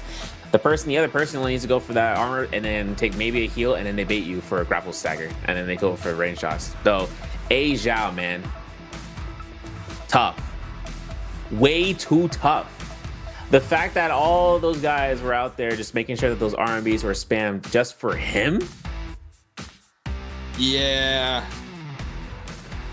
Like no one was prepared for that. I mean, whoever was able to get the last hit gets the last hit, but Forbidden Seal aside, he tried to make himself to get to the edge of the circle so he can, or the edge of that Forbidden Seal to get the ult proc. I was hoping, especially after he procced the Comma Rigger, but someone was gatekeeping him, couldn't make it in that direction, and decided to walk right back into the center, gets punished for it, and had all the opportunities in a row to kind of look around that because he got a full reset, right? Noticing that he was in the Forbidden Seal range, maybe looking towards the outskirts on the eastern side, but never made the attempts, just kept going west. I know XY just told him there, like, yo, and they just put you in the blender, bro. you got sent out, man. They put you in the ninja, man. You set up smoothie and level 2 pulse. Yo, this is now the question for y'all in chat. Which player got the most total points by now? Is it A, X, Y, B, Verse, C, or Ronald, D, H, M? Do not forget to be in Twitch chat when you're saying this. I know YouTube chatters are out there, but listen, make sure you guys have a chance. Type it out. If you don't know it, just spam letters. If you see the most applied answer, maybe they're right. Maybe they're wrong. Just don't grief yourself, you know, and then say something like E or something, you know, because that can happen. You're like, oh, but there's a fifth option. No, you lost. Hey, baby, see, I mean, just type them all. I don't know. At that point, trying to find a way, but yeah. It's on to game 5, right? That was our last versatile round for the hero selections. Now into game 6. It is going to be a mirror match. But yeah, into XY, having a rough game 5. Selecting Justina in 5th round selection. Like I said, I'm not too surprised on that. He probably just wanted to have a little bit more reps into a character who is not as strong, where, you know, like Severi mentioned, especially in finals day, where if you are the first in the threshold, you're really forced into the bottom side of the hero pick really early on. So being able to find some sorts of value in a character that's, you know, definitely not going to get picked inside the first 7 sections is, you know, it's something you need to try to work towards. But quick little rundown of the scoreboard here for game 5. Verse ends up MVPing. There were 3 eliminations on the board. Even though A Zhao had 5, he gets taken out a little bit too early, so he doesn't get those ranking points like Verse did with that 2.5. So he beats him by 0.5. A Zhao with 5, Wang Liang with 3.5. Mike and Frostivus both with 2. Arano with 1.5, HM with 1, and XY ends up with 0. Like I was mentioning, just on the Justina, it's fine. I mean, he was, you know, first place into this, moving on over to this game 5. So, you know, he's okay not having a decent game 5. He knowing that this was the last versatile round for the hero selection. Everybody's to be tied into the same character into game 6. Get a little bit more reps in. First day of the fall split for all these players here. But yeah, top 4 will be making into that winners bracket fights there for the remainder of stage 1, and we see it here for overall standings like we just went over. 18 plus 18 for both XY and Verse. Same, both these 2 players matching the same energy for themselves. Even though XY had a double donut, or he has a double donut, that game 3 with that 7, that 6.5 there for game 4 really just, you know, covers all of that ground for him. Verse 18, like I mentioned, Arano with 14, Wang Liang and HM with 9.5. That's where it starts getting tricky, right?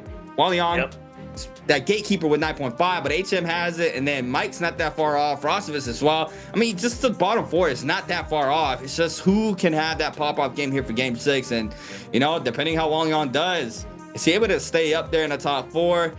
Really don't want to be dropped down in that bottom 4 because, you know, the pressure's on. You lose again, and you're out for the whole stage, and, you know, the beginning of the stage, you only have 3 weeks of gameplay, so, you know, you gotta try to have as much practice as possible, especially with just, you know, you blink and Jacob's around the corner. Yep, that's right. That's right. And before you know it, it's next year, 2027. Hello, happy New Year. Let's now for Asia, right? Look at this. This is what I'm talking about, the juggler, right? So look at where Hui Mao, he jumps. Never go full jump, man.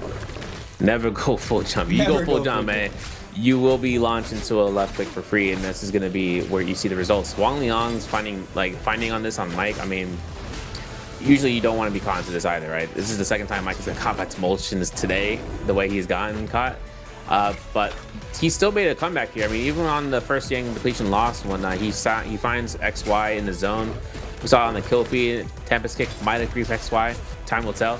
But you can see there for that elimination where he comes through here. Asia finding Arano on this Rom Yang. The height on that jump element was way too high. But even after taking the dagger, right, with the shunts, he finds his wall and he just gets to swap for free. I can't believe he released that R&B. That part. Oh, here it is, the blender onto A Zhao, man. He gonna eat up 3 of those hook attack there for the whip sword, and then he's gonna be taken out here by another one. Nearly does, but lives out for just a little while. Then the cannon shot grapple cannon there for the elimination. Verse against Mike. And Mike, man, not respecting it, man. The R&B, ooh, I didn't even catch that the first time. So he R&B crouch swap into the whip sword there for the prio, into the 1-2. Beautifully done there from Verse, being able to MVP in game 5 for his second MVP of today's matches. And I mean, you can say the split too, because fall split just started. But overall, massive game there from WBG's Verse. I mean, what can we do, man? It's the man. Super strong player. So known here to see him just finding value, but you know, it's just day 1. You just want to make it in the top 4. You can chill out if you're sitting comfortably. This is the second time we see a Phantom Step being an MVP. We had that last game for XY and Lavalda. Yeah, that's right. Yeah, I mean, he having everything going through. Well, I mean, for XY, I mean, he had 2 Mortal Defiances, Volpines, right, and Phantom Step. Oh my goodness, yeah, it's unkillable. The part is too now we got to figure it out. How is this going to turn out for the match, for the mirror match? I mean, considering that we had it for Akos and Yeshu had the highest score so far with eliminations specifically. So could be the chance we see him. If it's by the number of first picks, it is what it is. We get Akos, but I'm really curious in seeing if we get the issue mirror up, because we're gonna go ahead and take a break. We're gonna find out in a couple minutes, and we'll see you guys then. So be easy. People always ask me the same thing. How does someone who stood at the very top end up picking a rookie like me? Hey, relax. I didn't bring you here to fill a seat. You're a pro too, remember? Ladies and gentlemen, the god himself, Yi Shu, returns to the final stage with his rookie, Leon. Standing in their way is this season's undefeated champion squad. Will the legend rise again, or will the Kings hold their crown? Let's find out. The match starts now.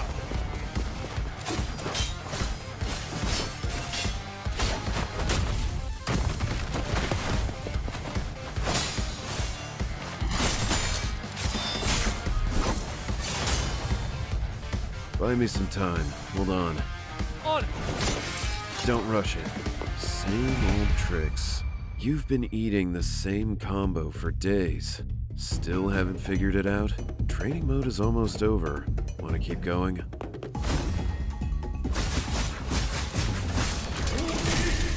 Good opener. Don't just memorize combos. Your opponent is not a training dummy. Oh, hold on. Let me reply to this message. Can't even stay retired, huh?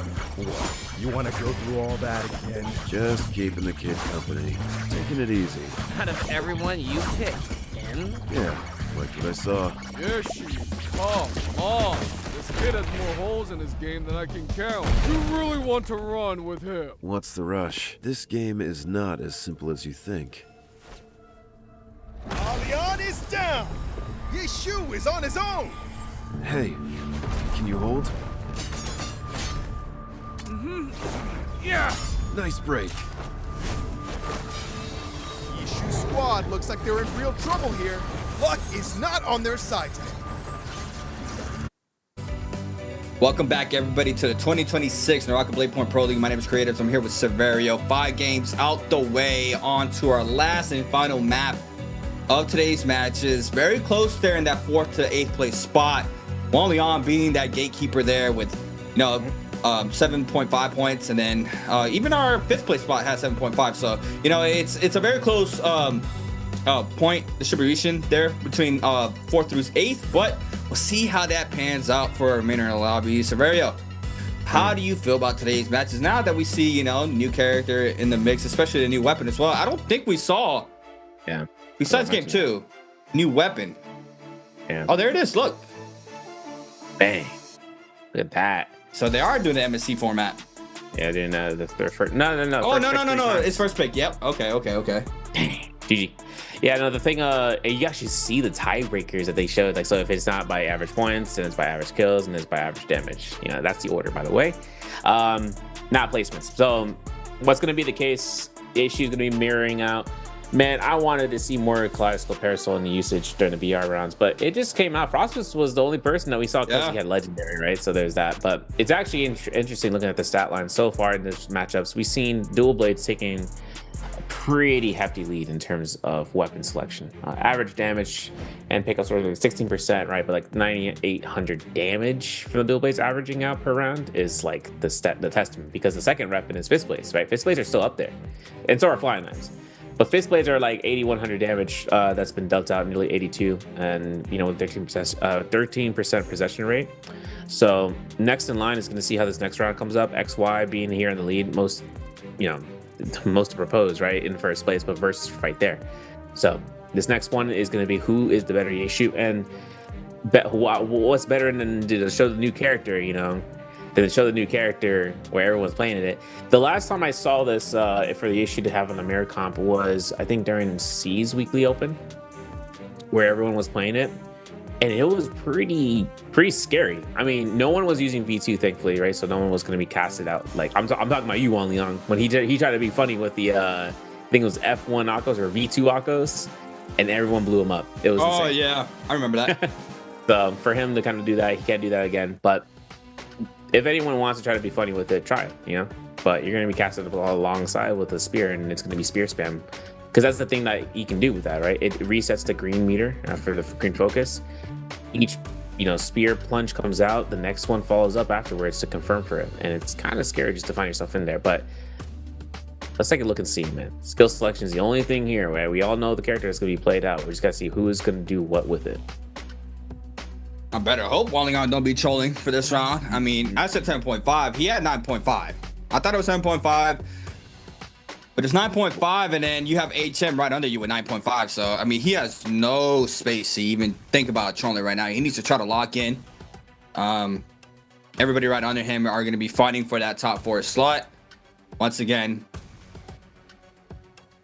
yeah, we better see, we just better see all V1s throughout the whole lobby right now. But yeah, I mean, now, honestly, if anybody would do it, it'll be XY right now. Honestly, XY will probably hit us with a V2. Yay, but yeah, we'll see the man right now. Wallingong. He's a cipher. Or Edward. Edward. Yo, you better not, man. You better not be using F2 into so here's the thing. Okay, actually, we didn't even talk about this entire day. F2 for Yeshu. So you can't really leave home without the combo breaker, right? Yeah, that's kind of a given. But F2 has so much value, but it could still be a little bit better. But I feel like that's going to be more of a team mode based thing.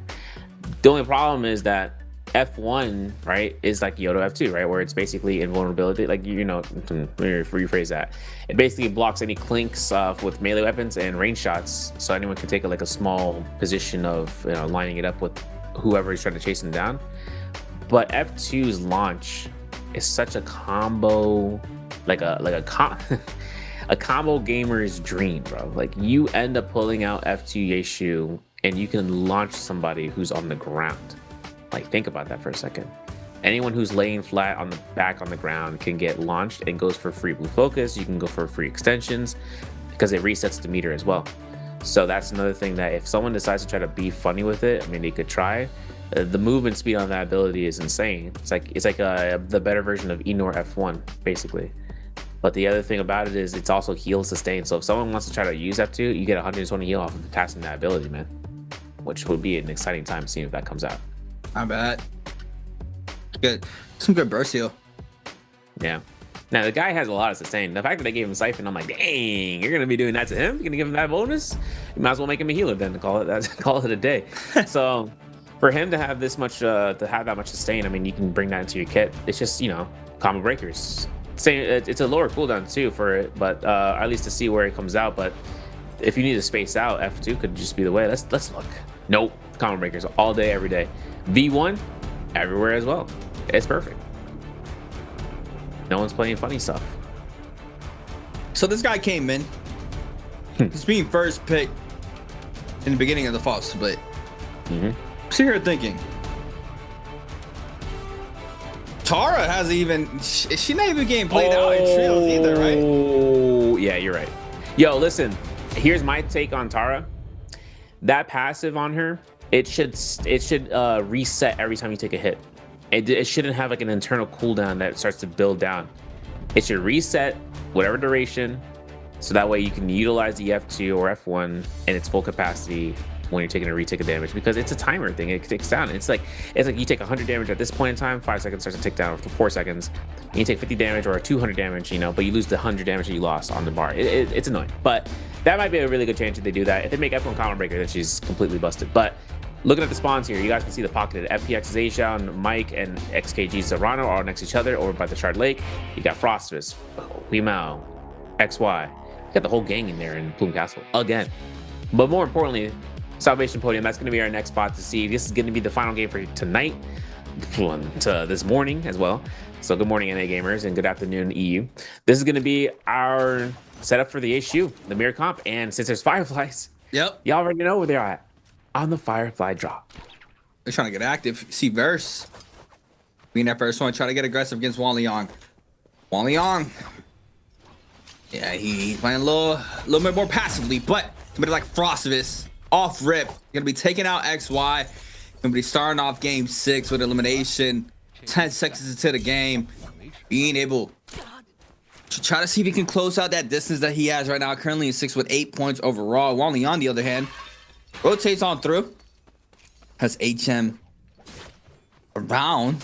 Mike and Arano going to be going at it, and this is a big fight here for Mike. He needs to see if he can try to stay on top, but he is going to eat up that parry, and Arano still applying tons of pressure here, and Mike has a lot of ground to cover now, I would say. Ooh, but that grapple bump is going to be confirmed for the blue focus. And that 1-2 means he's gonna have to get the timing right on this next engagement because listen, Arano, Pierce is gonna be he's gonna glide towards him with the Pierce. If Mike wants to throw an ultimate in midair just to go for a recast so he can create space, he can do that too. Finds an armor swap though. Beautiful. And still has an opportunity here looking at that third party and thinking whether or not they're gonna be going 0 for 0 for nothing. Dragons are gonna come out, mainly here for the reposition. Walks out, maybe gets caught, does not. And then Arano switches targets, and Mike finds a riposte. I mean, I think this is like a birthday gift here for Asia, man. No ults here. He goes in. You see him now focusing on Rano. He sends it. But no follow-up, though. It doesn't manage to get the damage through. And he sends it again for the second time. And Mike being able to get that gift for free. Full off there, off that armor from that Bloom pickup. 40% on the Rage now with the Bloom as well. Has to fight off Asia. Asia is about to get that ult pretty soon. But probably not going towards Mike. He's going to go for the LB R&B, anticipating an F, but Verse is going to take out Wang Liang. Going to be in that soul form. But Mike, I mean, that was pretty much his biggest issue right now. He just had to be aware of A Zhao, but it looks like A Zhao kind of fumbled a lot of the pressure because he goes for the grapple bump and now forced to pop this F. Mike creates a little bit of space. The cannon shots there is good. Now it's going to be the ultimate being invested here from A Zhao. Mike can just kite this through. He has the tower to his right as well if he wants to play that out for the momentum or movement. Easy see him though. Ult recast comes into play, doesn't connect. Yes, it does. And the last frame gets caught up. Mike not trying to stay up here, loses a lot of HP here in this engagement, but A Zhao full chasing through. What? Yeah, bro. Yeah, bro. That's the ability, man. That's the ult, bro. The catch on the verticality. Okay. Post hop. Oh my god, dude, you don't understand, man. you don't understand, man. Look at this. Look at this. Like, oh yeah, let me go grapple bump you, man. And ding, and I'm gonna do it again. How about that? Oh no, terrain. Well, I tried. GG. Oh wait, he got. All right, bro. I need HM's awareness to be bumped up to a 6 because apparently he's at a 2. That's okay. HM's gonna have this reset though. XY first elimination. HM just says, sure, I'll spawn here. Did they not realize in the soul form that, I mean, okay. Wait a second. Wait, what?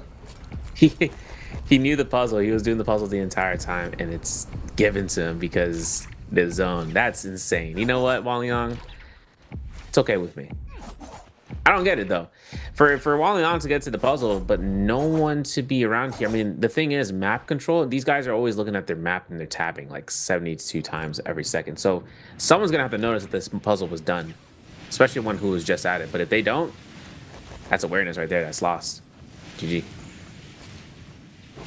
I was like, man, what are you doing? I was like, man, you can't die right now. But you know, he was able to get the gold flying knots off of this into the first inning. But A Zhao, Rano, a little bit of love tap there, but it looks like A Zhao is gonna be able to claim that pass and stay safe for this first inning positioning. I mean, kills have been, you know, distributed pretty evenly. I would say XY, Verse, Mike, Frost, A Zhao, all with one elimination on the board, and then we only have 2 players who weren't able to pick up a kill. That being Rano and Wang Liang. So, you know, pretty even throughout the whole lobby. And now into this first game, we're gonna have to wait and see how this plays out. I'm looking at Wang Liang, I'm looking at HM, Mike, Frost, A Zhao. All these players have a lot on the line here to drop into that bottom 4.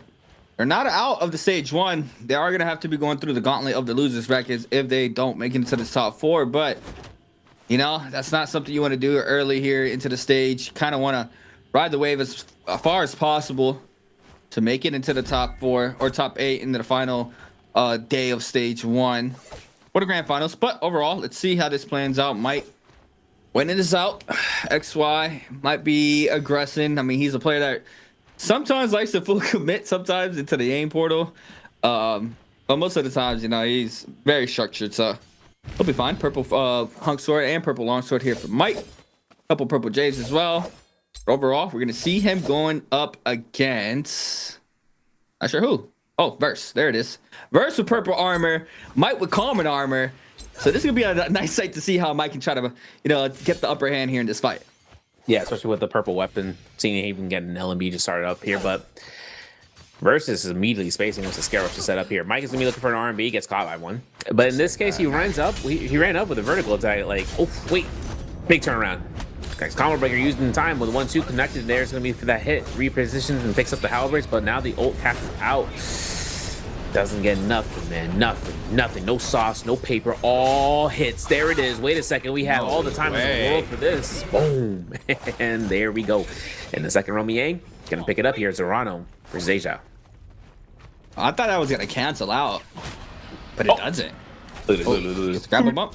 Oh no, he didn't have enough range. Oh, I like it. He capped.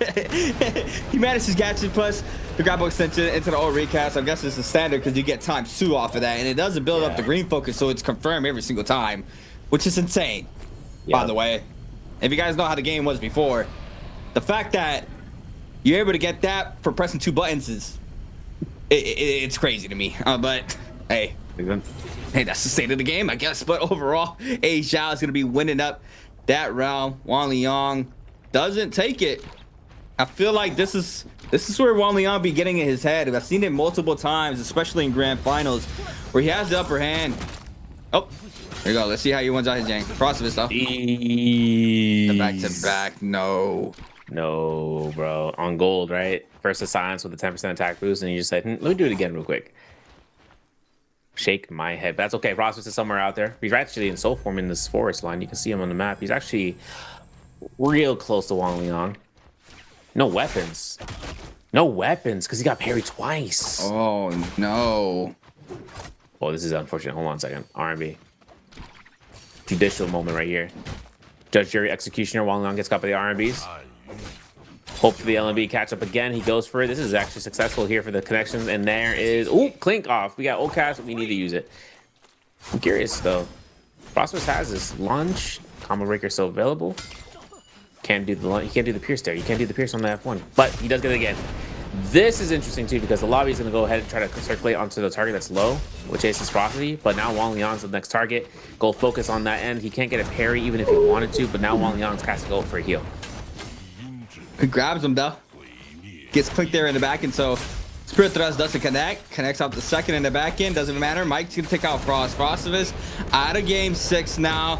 He's gonna be not being able to close out that distance, so he is to be playing out the loser's bracket. But Wang Liang still trying to fight here, trying to stay alive. The whole lobby has showed up. He's currently in 4th with 10.5, but it doesn't matter. He's gonna get caught up there by Burst. Vermilion's Burst Knight proc, so he is safe into game 6. And Mike was forced to pop this ultimate there to try to get that elimination, which he did. And you see him trying to go for Verse, and Verse overholding that R&B focus and be able to knock out a little bit of that pressure there from Mike. But overall, pressure's still going to be going towards Mike's way. Yeah, and the thing about it is that this dragon's going to knock him down. Boom. Gonna get the pierce. Has no combo breaker. Massive damage. Can't even grapple one because of the uphill terrain. But even then, he's just going to go for the holds. And look at this verticality, man. He dies to the pulse sword R&B from Asia, bro. Wow. This is insane work, too, because Asia, right? Look at this points. It's going to go up to no at 10.5 right now. Now he's still at 9.5 for that 3rd kill. And still working this down versus still throwing those blue focuses like no tomorrow. And Asia, out of the ultimate, still has the 2nd one ready to go. He got out. Yep, he's out. He's gone. Pressure going towards Asia. Probably not for Wang Liang. Wang Liang be able to... No, he does not, because Mike with the kill steal there. That's exactly what Mike needed. And he jumps up top now. Wang Liang drops to 5th. And this is Mike's game. Morano with 34 seconds here to try to cleanse out this Yang depletion. Not sure if anybody's going to go ahead and turn their attention onto him. Don't see Mike in the minimap. Looks like players have been scattering on through to the next set of Yang. There's only one player with that Yang depletion, and that's Arano. Nobody really looking back. Not even swatting him away. It looks like Asia might get a little bit of aggression onto him, but let's see it now. The 1.0 opener in the back end. Arano's still applying tons of pressure, so they probably potentially know that this is a free kill. If they were to get the last hit, 4 seconds counting. Shotgun burst on through. Wang Liang winning this out. This could be the one that Wang Liang needed. And there it is. He is going to be jumping back up to that 4th spot. And it's a battle between Wang Liang and Mike here for this top 4 currently. And Wang Liang could be trying to get aggressive onto Asia potentially here. Seeing if he can try to find another source of value because he really needs it. But Asia has a pass. Can just wait this out. But we'll see how this fight turns out because we are going to be going into our 2nd Yang. Overall, Mike is posted up. Gold weapon in hand off that hung sword, so, or dual blade, sorry. Just ready to see that. What do he have? I don't even know what he has. Well, you got the Kabloom, Benthic, and Tai Chi Fan, the Quick Charge Tentacle, and the Venom Tip Bar Bolt. But that Kabloom is really it. Like, that's the biggest setup here. And the fact is that, I mean, he's got slots for this, right? So he's got money for the next shop refresh, but the Mortal Defiance is still there. So we just have to wonder whether or not these guys are going to contest outside. Because you can see Wang Liang, like, he was spending all the smoke. And these gold flying eyes from that Salvation podium has been carrying him. Yes. So this is going to be one spot, right? If he ends up losing that, what's his momentum? What's he using? What's he switching to? But this Romyang, we're going to delay our entry. You know, this is how it goes. This is how it flows. For all the players out there, if you don't know, waiting the Romyang is just to make sure you maximize buff duration. That's pretty much it, right? So you can entry. If you have a Yang pass, you can get in there at any point in time. It's locked into you. However, let's say there's an open Yang pass that has yet to be claimed on the portals. Then anyone who's there around the portal that already has a Yang pass wielder can end up going in there. And for the majority of the time, it's really just a waiting game to see if anyone makes the rotation to another Yang portal to ensure that they have the pass. But at this point, we're gonna have our last fight for the Romyang, Mike versus Verse, and hoping to see how this turns out again for round 2. Yeah, just the run back. It was crazy that Mike was able to win the first time with common armor. So let's see if he can do it again. He really needs to not get that Yang depletion out of this Yang, but currently thus far has been starting off good. Does manage to apply a little bit of chip damage there onto Verse, forces out the F very early as well. So Mike now trying to see if he can catch Prowl. Verse playing on the pillars, not making it easy here for Mike to try to find the success. Scare Rush connects, overholds. Now go ahead and invest the ult here. Was thinking that the focus was going to be released there from Verse, and Verse now being very annoying, man. He's being a very, very annoying nuisance for him. Does manage to pop this ultimate. The ults are out. The Dragon Cast comes in. Does manage to catch him there. Now the Spirit Throw, he misses though. And the follow-up Clink there off. Both stats for both players back to back as well. Both players not trying to play behind the pillars. And that's going to be a straight neutral game between both of these two players. Yeah, and looking at the Impale, you know it's going to be a grapple bump. You know he's looking for a raw uppercut. Just why not? No parries on sight from Mike. 1-2s. Don't get caught by 3-piece. Delays it. Gets a release. Gets a parry pause. Slide uppercut. Oh, look at this man. And he does it again. And he used it against the other man who used it in round 3. So you know this is coming down to be personal. Octa/Blade picked up here as well as a Scion Fang and having a gold greatsword. Most definitely transitioning it over to a pole sword. Our other winner in Romyang going to be with APX's Asia, taking a fight against XY towards the end of the Serpent's Pass, though. Gold whip sword in hands. Finds it. Might even look to launch something here. Look at Mike, though. He knows this is going to be a Romyang loser. So seeing how this is going to end up going down, XY just keeps moving it and keeps the chase down on Asia. So wait, why are we upgrading with Dual Blade? I don't know, man. I think it's more damage, right? Than Crouch LMB? Maybe. I mean, you see when they drop down, there's only one other option for them. They gotta roll. I mean, they have to roll away, but I mean, I saw it there. Mike goes for the LMB hold there to try to tech chase, and he caught it that time around. But I mean, I think that's the first time I've seen that. Yeah, it might be. It's just super safe. I think because like if you go crouch LMB and all that stuff, you're in the face of that. But if you crouch uppercut, it seems to be more of merit of just you be able to kind of push them back and be able to do an next motion, like if you rather than having to be locked in something grounded. Plus, dual blades actually stat-wise are the highest damage, right? So this is something that they've just lurked into using this season, and this seems to be the case. This is what we're seeing. Everybody's doing it. Everybody's doing it. Warriors out of the loop, man. We're on 1.06, man. Shoot, we ain't got the update. Nah. I mean, it's day one, Fall Split. It's been a little break, so they've been cooking it up because they weren't doing that in Fall Split. Nope. Or Spring Split, sorry. Yeah. Oh, let's see it though. XY though. 2 minutes and 30. It's A Xiao. Spin around 360. LMB focus. My! He tap dodges. He hold dodges to the front to get the parry there onto A Xiao. And he double parries him as well. He has the combo breaker this time around, so he's staying safe for now. But the third party, Wang Liang, is in the mix. You see him there with 2 eliminations on the board. Trying to snag up one of these kills here. Be massive if he does manage to do so. The ult recast. Doesn't manage to catch though for both sides. And now A Xiao lurking in the back end. Go ahead and try to retreat. Don't hit the iceberg, please. Doesn't manage to go through the cave. Now overall, there goes the spear catch. The thrust is good, but XY with the combo breaker does manage to stay safe for now. The ult's gone for him. Both players as well. Ship parry once again for the second time around. In the back end though, no elimination yet there onto A Xiao.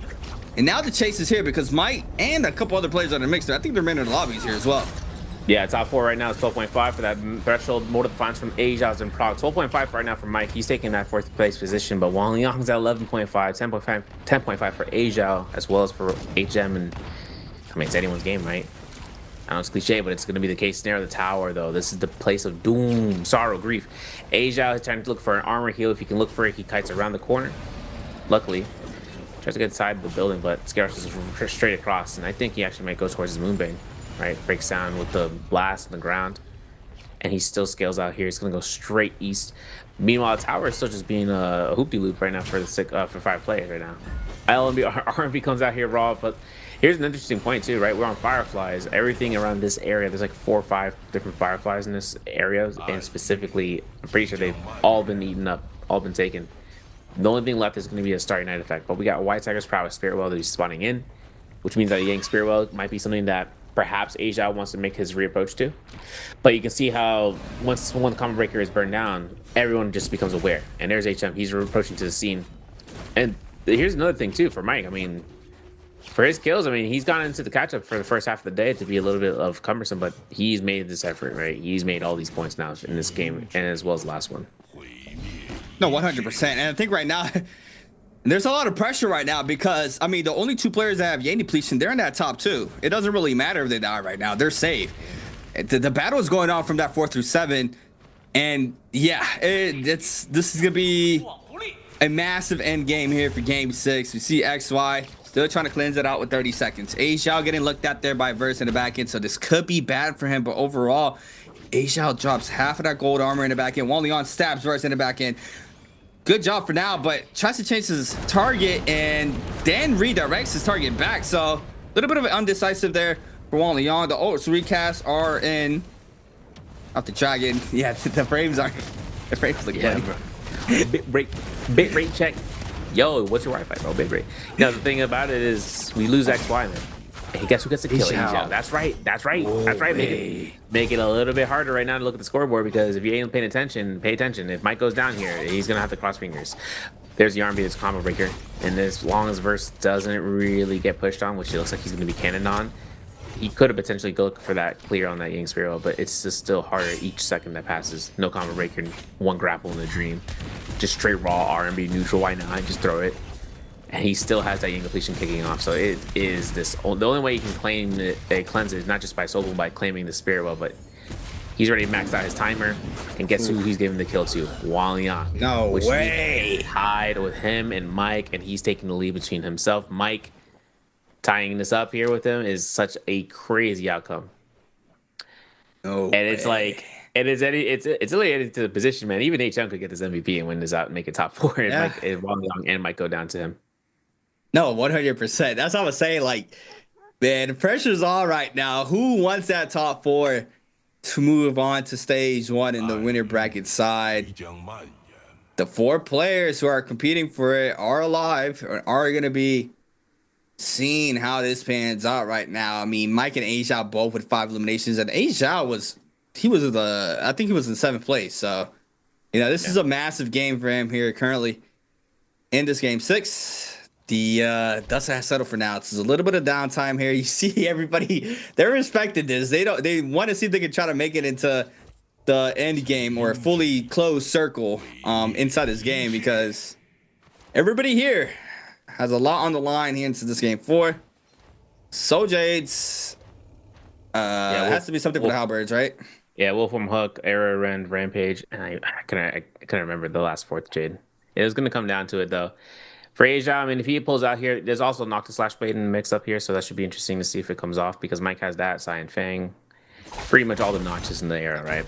Talking about arrows, we're gonna fire one right now here at Aja's position, right? Because it looks like Wang Liang is going to be the focus of the lobby here. White Tiger's Prowess is down for another 15 seconds, 4 minutes on the clock, by the way, and we have 2 isolated fights. Mike taking up against RW's HM, and he has a flag. Call on the play, yellow flag. Yo, listen, Mike, don't repair in front of the face of danger. Are you kidding me, bro? He about to pull out the scene from Odysseus, bro. With, you know, coming out there. Let's gonna be worried about this whole RMB though, because if Mike throws it out there, he might just get riposted. I'm gonna be honest, he's gonna get parried on.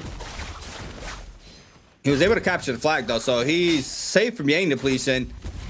but players like HM and Asia are not. So pressure's gonna be going towards him, and he eats up the mid-range focus, but he opens up with a massive parrot onto Asia. Asia now is gonna be forced to back on up. Now the Calvary Bloom connects there for Mike onto HM. The old recast tapped ours through, be forced to pop this ultimate, and now Wang Liang is in the best position right here to try to snag up these eliminations that are about to happen here with the Jane depletion. HM drops very low, does manage to catch some sorts of damage onto Asia. Mike though in the back end tries to see if he can catch the old cat recaster from the dragon. Doesn't manage to do so. Wang Liang now sees HM's HP in the back end, now forced to pop this ultimate. So all ults have been invested now here into this game. Asia and HM run inside the zone. Wang Liang gets the kill though. He got the last hit confirmation. Now Mike and Wang Liang fighting inside the zone. 3 players still alive. Asia 1 HP in the dream. Health and gone now for himself, and now a big fight potentially. Yes, this is still doable here for Mike, but it all comes down to the last 1v1. Yeah, pistol shots going to come out here from Wang Liang. Having the combo breaker gives him a little bit of a safety net, but the bow shots from Mike is a little bit scary. The 1-2s has that Cyan Fang, has the Cavaloom, has everything in the book right now to hold this out for the release. Gets the parry, gets the riposte, gets all the damage. Up LB to the LMB catch, and that should be enough, folks. Even with repair dodge going out here, Wang Liang's ult duration, or doesn't have anything to go off on a reset. He basically comes off of here by 1-2s. And by that means, OUG Mike makes it for the winner's bracket. Yeah, he was locked. Yeah. Oh, yeah. I know he was like, I'm surprised Wang Liang right there just ate up that whole. My fault. Let me stop talking. My fault. All right, Mike. My bad, Mike. But, put the mic on me. I'm about to say 2 words. Don't you dare. Oh no, he didn't do it. Yeah, because Mike got the last kill. That's him qualifying for it for winner's bracket. He was in third though. No, he was on 5th. 5th and 4th position was being traded for them. That was the most sketchiest zone death too for Asia, because he didn't get the +1, or at least I believe so. So not giving that +1 really cut it close, a lot closer than it should be. But yeah, the death of the zone was really impactful, man. With no kills, except for that one from Wang. Hey, Wang got one. I gotta see the standings, man. I thought he was safe because he knocked down Arano, because he was 14.5. Arano had 14, so Arano was 4th. And then Mike was in 5th. So I'm surprised he didn't make it if he's out there, what we saw there in that player camp. Yeah, we check. Hold perfect. Hold. Man, that keyboard looking pretty clean. Black, gray. Got the whole case set up. But yeah, Mike is going to be making Yeshu mirror comp look like a sensational era. Because the thing is that you saw what HM was able to do though, right? He was able to have, like, let's talk about HM, man.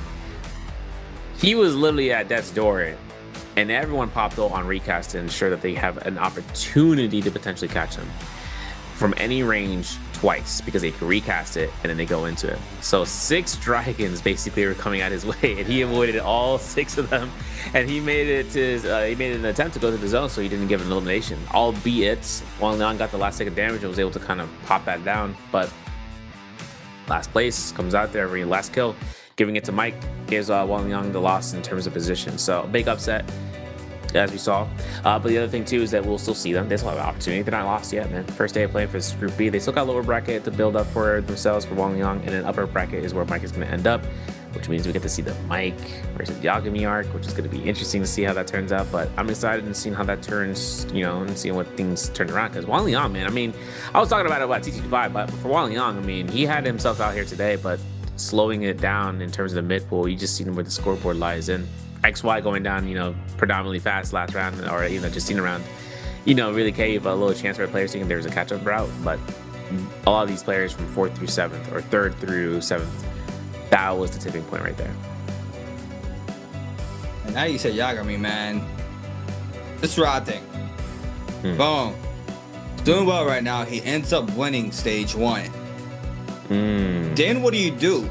You have a talent like him that comes in as a rookie, wins stage 1, and you also have one of the GOATs in the game under the same org being Spider. Like, what do you do here? Do you have to let one of them go? And yeah, I don't think you're gonna let Spider go, right, to play in the league consistently. But I don't know. We'll see. We'll see. This is the start of stage 1, and Mike, man, with a massive game 6 when he needed it the most, comes up on top there with 6 eliminations, 2.5 ranking points, a massive 8.5 game score. I believe it's the highest game score that we had today. So Mike being able to clutch up high pressure situation there to make it to that top 4. Asia with 5.5. Wang Liang ends up with 5, and I feel like Wang Liang was getting those freebies somehow. He was able to get that kill inside the zone. He ends up still making the top 4, yes, because he had 14.5. It's Arano that gets knocked out of that top 4 with 14, and Mike jumps to 16, nearly closing out the distance there from XY and Verse. And yeah, I mean, dang, that was close. Yeah, my bad, chat. Yeah, Arano making it down here, so we're gonna see him lose his bracket. Wang Liang made that face, and I was like, dude, you get knocked out, bro? I thought so too. Yeah, but it hit the emotional Love Island moment now. Anyways, we know that Arano makes it out here alive in the lower bracket, bro. He's going up against some pretty, I mean, in terms of the Asia, that's probably one of the biggest demons. And Frostbus is also a person that ends up kind of catching, like, what do you call it, Zenkai boost, right? When he ends up going past his limit after losing the first fight, he ends up bringing it back for the second, which loses bracket. You have only one opportunity there. You bring it back in, or you just get cut out. Yeah, and you got to try to make it to that stage 1 finals, man. I mean, if you get taken out day 2, it's just, man, you have such a long wait time to try to get back into it, right? I mean, you have to wait for all the other players to play. Yeah, basically an audience member, bro.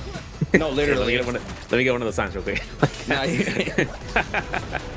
Yeah, but this is rough for Frost, man. Double blue focus. And then getting focused by the lobby in this scenario. I mean, Mike even knew this was going to be one opportunity to congest this.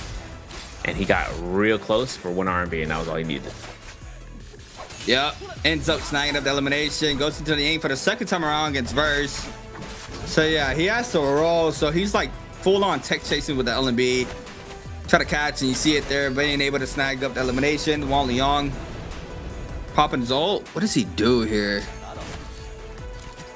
Just gets it for free. Boom. Last and final 1v1 against Mike. Right here. I can't believe he ate all this damage.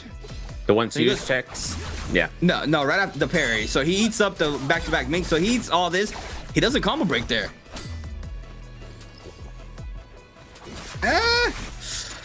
Yeah, no, he caught him on the 1-2 there after the double dash. That was it for him. And he caught him again.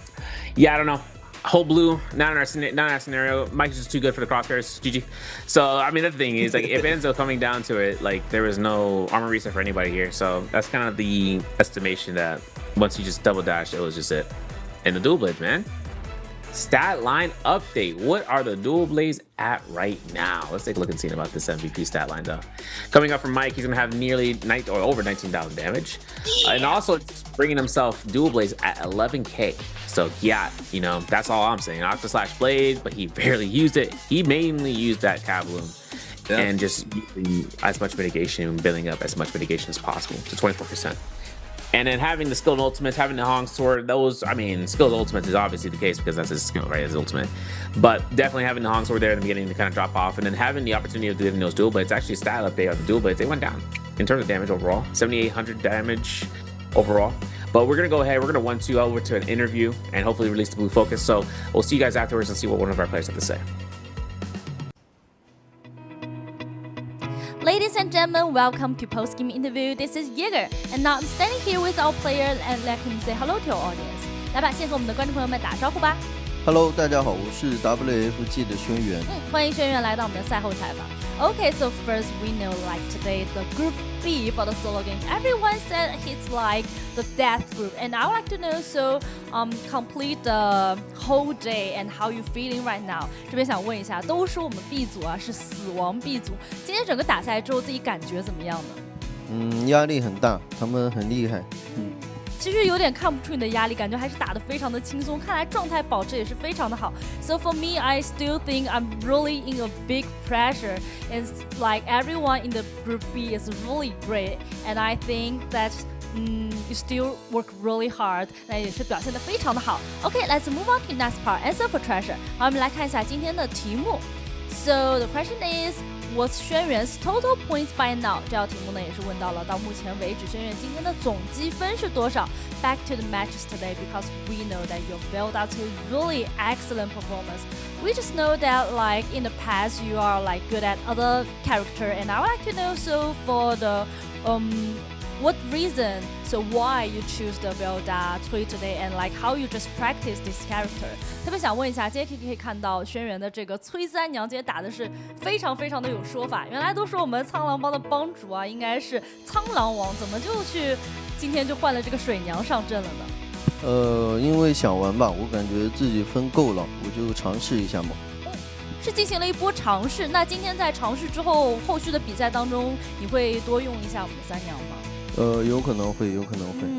Personal speaking, because I'm qualified for the winner bracket, so that's why I don't have too much like pressure in the rest of the game, in the like game 4 to game 6. So that's why I choose the Velda Cui to like just have a try.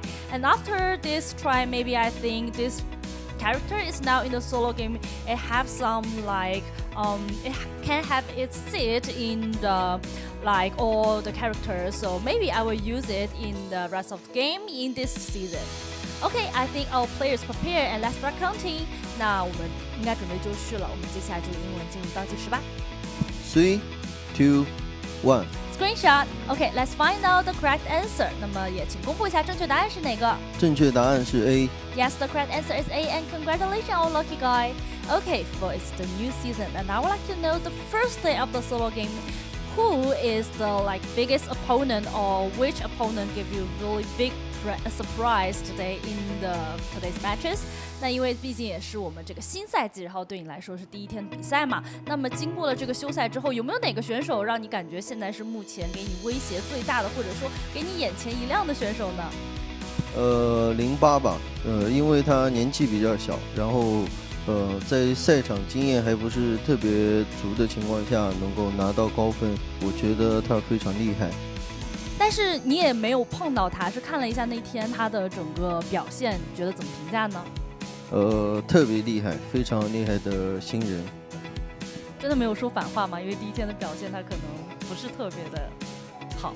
没有，对于新人来讲的话，其实很厉害了嘛。因为像我们一开始刚打职业的时候，表现都只是说中下游或者下游水平嘛。像他一来的话，就能挤游中上游水平，我觉得非常厉害。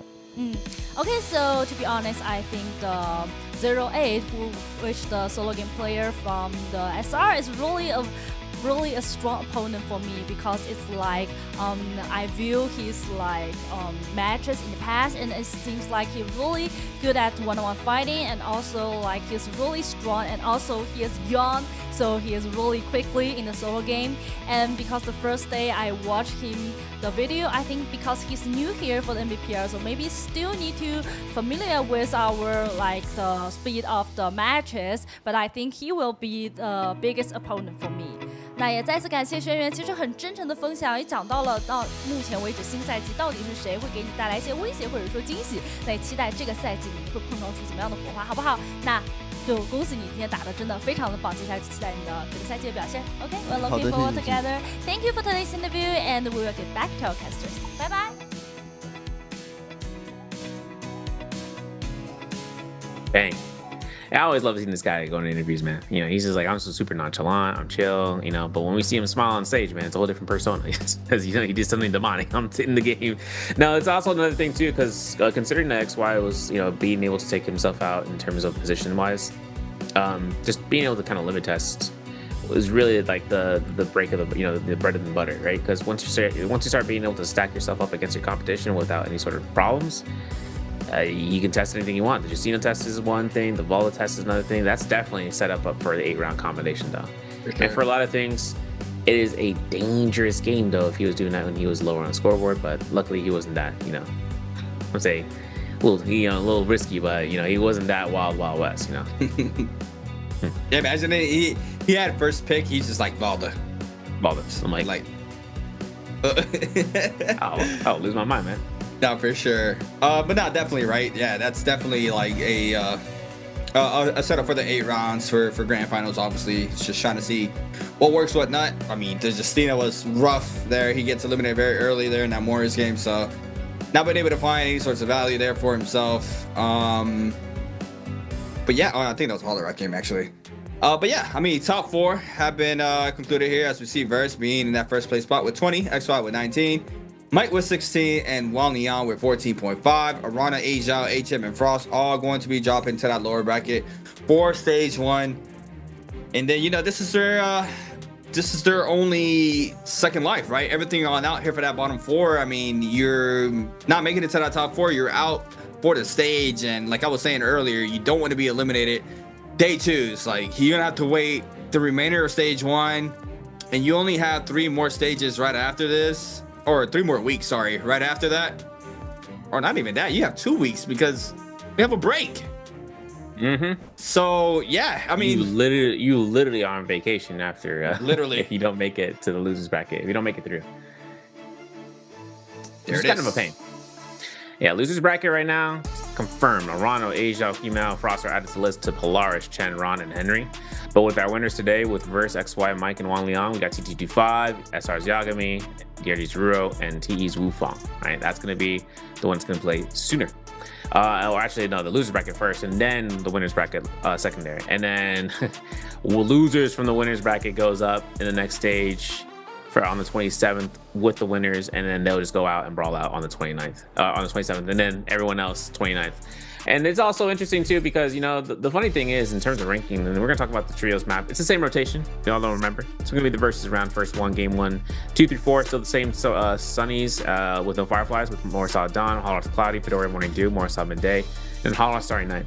But one thing to kind of mention, I kind of wanted to briefly put our point on, is the fact that, you know, we've kind of seen a position of where, you know, they've made some rule selections in terms of having these players if they want to swap out organizations, but I think they have such a high success rate with Mike and Spider swapping over anyhow, because they still have the CN mainland qualifiers. Making it the J Cup really is the end game. So if anything ever happens in these stages, they'll definitely have an opportunity to make it. But one other thing too is kind of seeing these double picks. I think a lot of players are like, where is Spider going to be ending up after this? And I'm like, guys, you just don't, you know, if you guys remember, Val played for OUG with OUG Mike. And he played solos one day, and that was it. He filled in one day. Yeah, he's all right. I'm going to be on the back burner. I'm a streamer now. And the thing about it is, for Spider, the thing about Spider is that he could be taking vacation. He's playing in the Asian games, right? He's representative for China, you know, and having to play that out. I mean, it could be a lot of things to be set up for that. I mean, Asian games is massive, right? You're gonna have a lot of players to be watching to see where those results are going to be ending up, because it's also on a stage that only happens every so often. So for that to be said, I mean, Spider could be coming back in stage 2, could be in the month of October potentially, right?